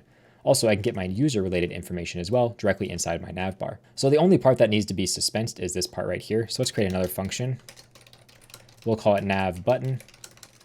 This is going to be getting my user ID, which is equal to use current user, or sorry, get current user. There we go. Make sure we await that. Make sure it's an async function. And then what we want to do is we want to essentially render out one button or the other button depending on which one they are. And we want these to be specifically like sign-in buttons and so on. So if our user ID is equal to null, then we're going to return a sign-in button. That's going to be coming from Clerk. We want to get the Next.js version specifically. We want to force the redirect URL to go to the home page. So we can say to the app page, I'm sorry. So we go to our dashboard immediately. There we go. And inside this sign-in button, we want to render out a normal button. And we're going to have a variant of outline. So there we go. This is our sign-in button and sign-in button. Otherwise, here I want to return a button. That's going to be a variant. I don't want it to be outline. I want it to be a nice big green bold color. And inside of here, I'm going to have a link that goes to my dashboard just like that. So now we can use our nav button up here. And we just wrap this inside of a suspense. And we add in a fallback. Whoops. Fallback. There we go. Let's make sure this says suspense. And for this case, my fallback is just going to be my sign-in button. So nothing is going to change. It's just going to be a sign-in button by default. And then once it knows you're logged in, it'll show the dashboard. So you can see we're logged in. So it shows our dashboard. If we click on this and we log out for a second, you can now see it says sign in. So it's properly toggling between those two different states. Also, I don't need this to be wrapped inside of a div, I don't think, because there's only one item. So we give that a save, and there we go. It's still in the correct location. Now I'm going to go ahead and add in our icon, which is the brain circuit icon. That's like our main icon for our application. We'll say size of 8, text primary, just like that. And here we can add a gap of 2, just to space those elements out. So now we have our icon showing up right there, which looks great. Otherwise, I think the rest of our navigation bar is fine. It's got this nice little like background color that's going. It's got like a little blur thing. It's sticky to the top, which I'm not really sure if we need or not, but I think it's fine. We'll just keep it on there so people can get to the dashboard easily. If we had links inside there, maybe it would make more sense to keep sticky. So that's optional to you, but we got this nice blur effect behind it, which is really cool. We're just using the backdrop blur, which is a nice feature. So the next thing I want to do is I want to break out the next section of our application, which is like the hero section. So we're going to take this, bring that down. We're going to take a function, call it hero. And by breaking this down into individual sections, not only does it make the code easier to read, but now I can kind of analyze individual parts of my code at a time. So here, this is my hero section, just like that. And now I can say, okay, I'm going to go ahead and analyze everything that's coming in from my hero section of my code. So if we scroll up, that's all this top section here. I think that this AI-powered job prep that adapts with you is not that great of a header. Instead, I think we want a header that really tells the user like, hey, this is what you're going to get from using this application, instead of just being like, hey, this is some kind of cool thing that happens. So I'm going to copy over what the header I actually used in my application was. We'll paste that down. And this one just says, land your dream job with AI-powered job preparation. And I also see inside this section they have a span, and this just allows me to have a background gradient. You can see it's going from green to a slightly less green color. So you can see it's just kind of fading out the text to the right. It just kind of gives it a cool little effect. So we're going to have that as our actual header. Same thing with our secondary header. I don't like the secondary header. I don't think it's a very good salesy header. So when I was writing through some better sales-based headers, I essentially went with this one that tells the user, again, what is the benefit you're going to get from this application? Skip the guesswork and accelerate your job search.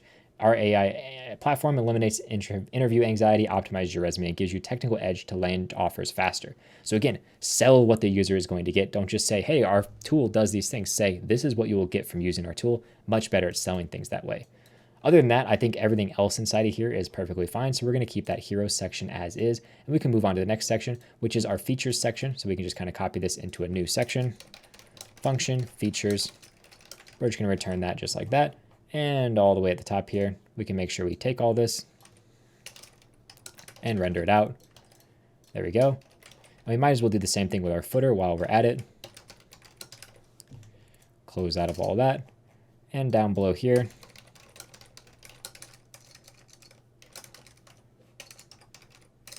we can return our footer. So now if we kind of go ahead, we can just look at our footer. I think that's probably fine. We don't really probably need this giant H3 at the top, so we can just get rid of that.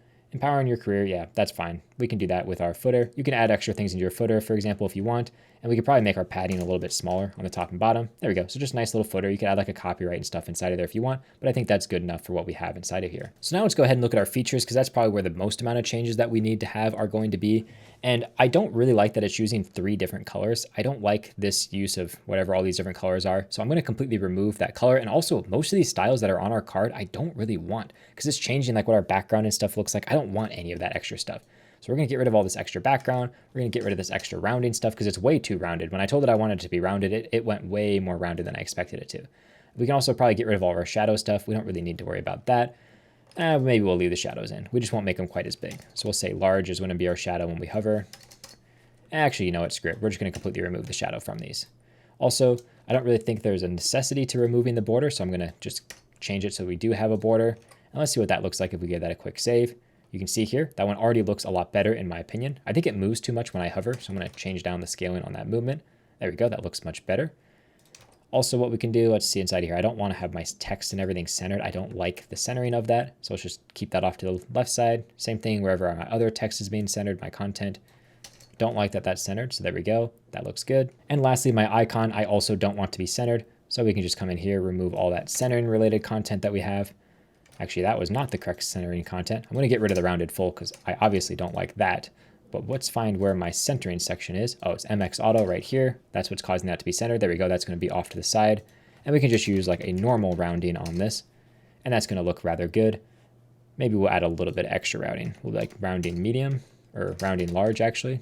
Give it a little bit of extra rounding. There we go. Now the next thing I want to work on is this background muted. I don't really know if we need that. We can kind of get rid of that completely and let it be the same exact background as this top section. This top section looks like it has some weird striping going on. Let me just bring that up to full screen to make sure it's not just my eyes. Yeah, it's got this weird striping effect going on in it. Might just be my browser not knowing how to do the gradient properly, but I'm not quite sure if I like how that's looking. So let's go ahead and look at how this actual background is. First of all, we don't need this min screen height on there. The background is background gradient. We want to just go straight to the bottom. From background to muted, let's do like 20, for example. Let's see if that makes it a little bit better. That possibly makes it a little bit better. It doesn't look quite as striped, at least on my eyes. It's probably going to look entirely different to you because you're on YouTube and it's a fully different compression and everything, but that looks relatively good. I liked it going top to bottom a little bit better. So now we have our little background going on. Next thing we can do inside of our features section is we can finish up making it looks really good and also cleaning up our code quite a bit. The first thing we can do to clean up our code is we can essentially create an object. So we can say const features, which is going to be an array that has all of our different objects for the things we want to render. So essentially we want to have what our icon is, what our title is, and what our text is. Now I'm just going to copy over what those different sections are from my original code because the style is essentially the same as what I had in my code. There we go. And same with that one. So we have our AI interview practice, we have our tailored resume suggestions, and then this one, job description deep dive, I don't even want that. That's completely out of left field. So I change it to technical question practice because those are the main 3 things that we actually solve. Then what we can do inside of here is we can loop through each one of our features. So we can map through each feature, and for each one of them, we just render out this entire card content, just like that. Close that. And I think we just need one more parenthesis. There we go. And of course, we need to add a key to this. So it's going to be feature dot, let's just say our title is the key here. And then we can use those. So here, feature dot title. This is going to be feature, whoops, dot description. And then wherever our icon is, right here, this is going to be our icon, just like that. There we go. So now we have our different icons showing up with our different text, got the nice hover effect, and we can remove these other cards down here because we've essentially styled the one card the way that we want, and we can remove these others. So we're cleaning up our code, making it a little bit easier to read and work with. Other than that, I think everything else that the AI generated is pretty good. If we expand our screen size, we can see that they are side by side, and that looks really good. Now, I think we're ready to start adding new features to our landing page. And one of the biggest things that landing pages have is a stats page. It's like, hey, here's why we're better. We're like 20% better in this statistic and 30% better in this one. So I'm going to say, can you add another section comparing how users land jobs faster than the average applicant, either quicker or less interviews or both? I kind of give it a little bit of freedom on how it can actually generate all this different information. So it's going through, you can see it's creating a custom component for it, which is nice. So at least it'll be separated from all of our other components. It's going right below our features, which is pretty much where I want it. And once this is done generating, I'll come back to you. So just finished generating all of our information. Let's look at the page before we look at the code to see what it looks like. Our users land jobs faster and better. Don't just take the word, see how it compares. And here we go. We can see we have 2.3 times faster jobs, faster interviews, less, interview success rate, higher starting salaries based on internal data, blah, blah, blah, blah, blah. And we have a nice little call to action right here. So overall, this looks really good. Obviously, you would fill this in with real information. Don't use fake information, but this gives me a nice little design for what we can essentially use for this entire section. And I actually really like how this looks. I'm gonna look at the code to make sure it's good enough for what I want. Otherwise, we're just gonna pretty much keep it how it is, maybe change this button to make it a brighter color so it sticks out a little bit more. So let's go ahead and look at the stats section. We'll just click keep. Nice, it actually used my formatting trick. So since I did the formatting, it picked up on that and changed it. So at least I only had to change my code in one single place. Here's all of our text, which I think is fine. I skimmed through it. It looks pretty good. And then what we want to do is maybe change this button down here. So I want to change this button and also this text. I want to pretty wrap this text. So we can just say text pretty. That'll make sure that we don't just have one piece of text on a line. And this button down here, let's do a outline button. There we go. So now I have a nice bigger button that we can actually work with. And the spacing I think is a little bit off. So this margin on the top is maybe, that's probably fine, but we might want to have a little bit more margin on the bottom. We'll put 8 margin on the bottom, make our button stand out a little bit more from this piece of text right here. Now, the next thing that pretty much every site has is going to be a testimonial section. We want to have testimonials that show up essentially alongside our stats. So I'm going to paste in that I say, can you add a testimonial section as well? So again, I'm not being very specific on what I want, but I'm telling it only to create a small section of content at a time instead of creating, 10, 20, 30 different things at once. So it's going to go through. Once this is done, I'll come back and we'll go through the code to see if it actually looks good. So just finished generating everything and we can scroll down and now we can see that this testimonial section right here is explaining all the different things related to what our actual page looks like. We may want to actually have more testimonials than just these 3. So I can say, can you add 3 more testimonials? Just so we have a larger section for our testimonials. And I automatically see a problem where this circle right here needs to have a flex shrink of none because currently it's shrinking down into an oval shape, which doesn't look very good. Also, I'll probably want to add images for these particular users, but overall, this looks quite good. It is a little repetitive that I have Stripe right here and Stripe right here and Google here and Google here. So I may change that up. I'll also ask it, can you add images for the users as well? So it'll work on that in the background. Let me just give it a second to finish typing out all of its text before we can submit that along. Come on. There we go. So now it's going to work on that in the background while we can actually look at the code to see what we want inside of here. Again, it's using an object for all of our testimonials, which I really like. We can essentially remove the section here where it says at Google. Let's just get rid of that. Here at Stripe, get rid of that because I don't like that. Whoops. There we go. Same thing for this one. Get rid of the at Netflix because it's just repetitive information. It doesn't make sense to have that repetitive information. There we go. At Figma. And finally at AWS. We can get rid of that one as well. So now if we give that a save, that cleans up that a little bit, makes our code actually more in line. Now I did mention that these objects right here, I needed to make sure that they weren't rounded or that they didn't have a flex shrink. Also, it looks like it's adding our images in for our people, which is great. So let's find the section where our actual section for our cards are being added. Looks like this is where it's using. I'm just going to use that avatar image component that we have, our user avatar.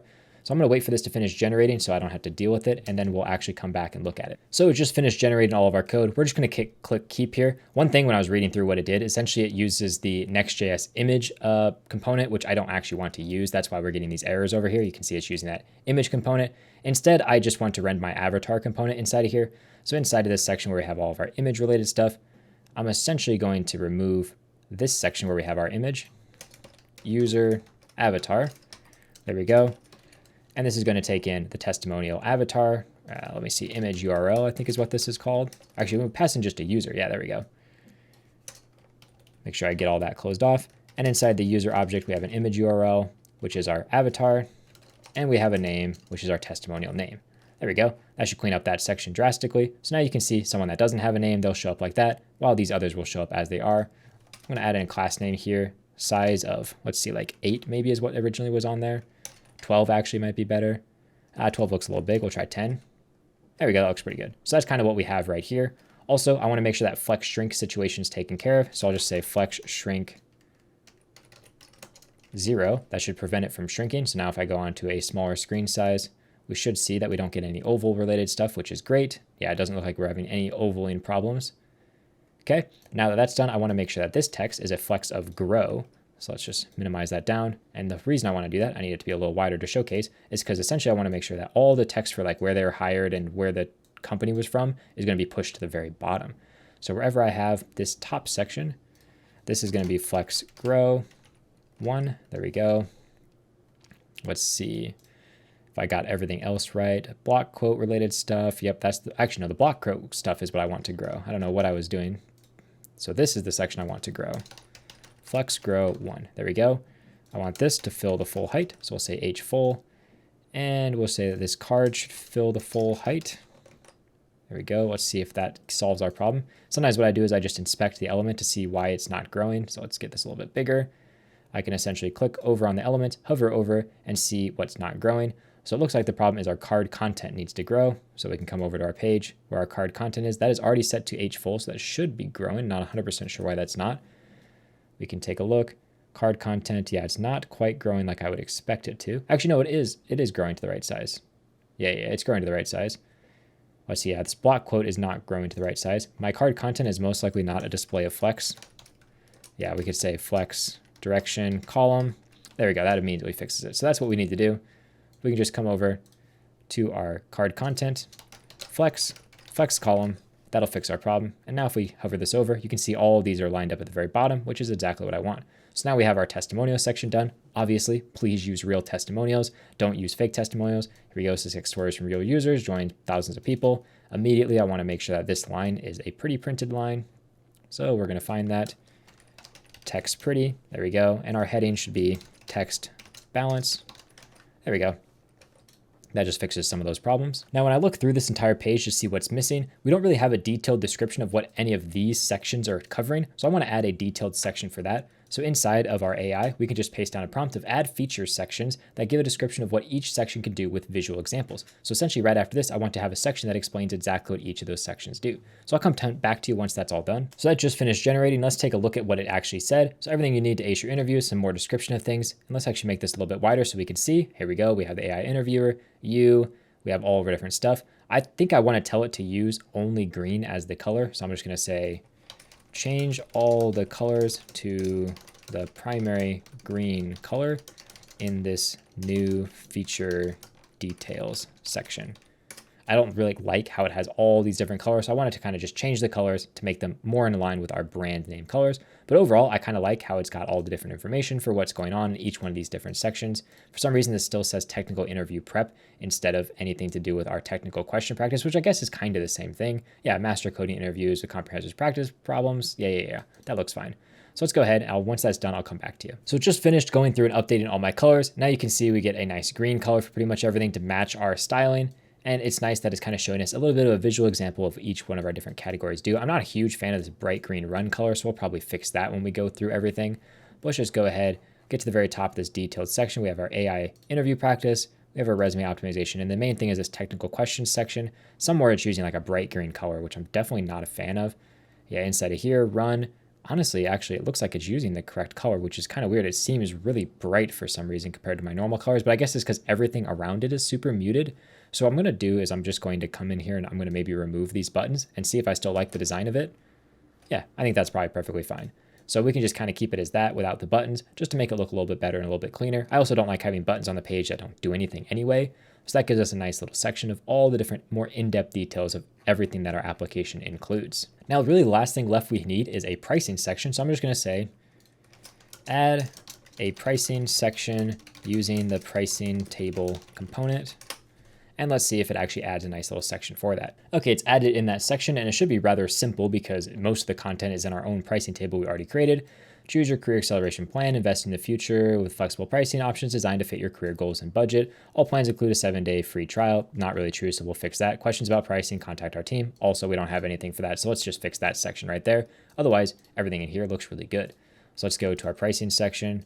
We'll just click keep because we're going to keep all of that. Scroll all the way down and we can just say all plans include a 7-day refund period if that's something that we want to include.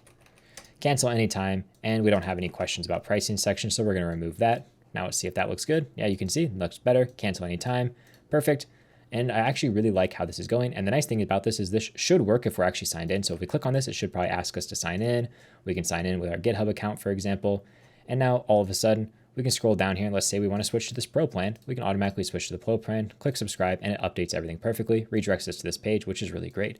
So this is really everything that we need inside of our application. And the nice thing about using AI for things like a landing page is it's really good at this like static content. So like this content right here, where it's just like mostly static and it's just a rather simple design. AI is really good at creating something. It's not beautiful, it's not amazing, it's not going to win awards, but this is a good landing page that you can put up and people are going to look at and go, oh, this is a pretty good landing page. I like how it looks. It tells me all the information I need, it gives me everything I need. It's got testimonials, it's got pricing, everything I need is on this page. And we were able to create this incredibly quickly. If you wanted to do this entirely from scratch on your own, it'd take a long time. I'm not very good at design, so a lot of this I would be unable to create or it would take me a long time to make it look as good as this.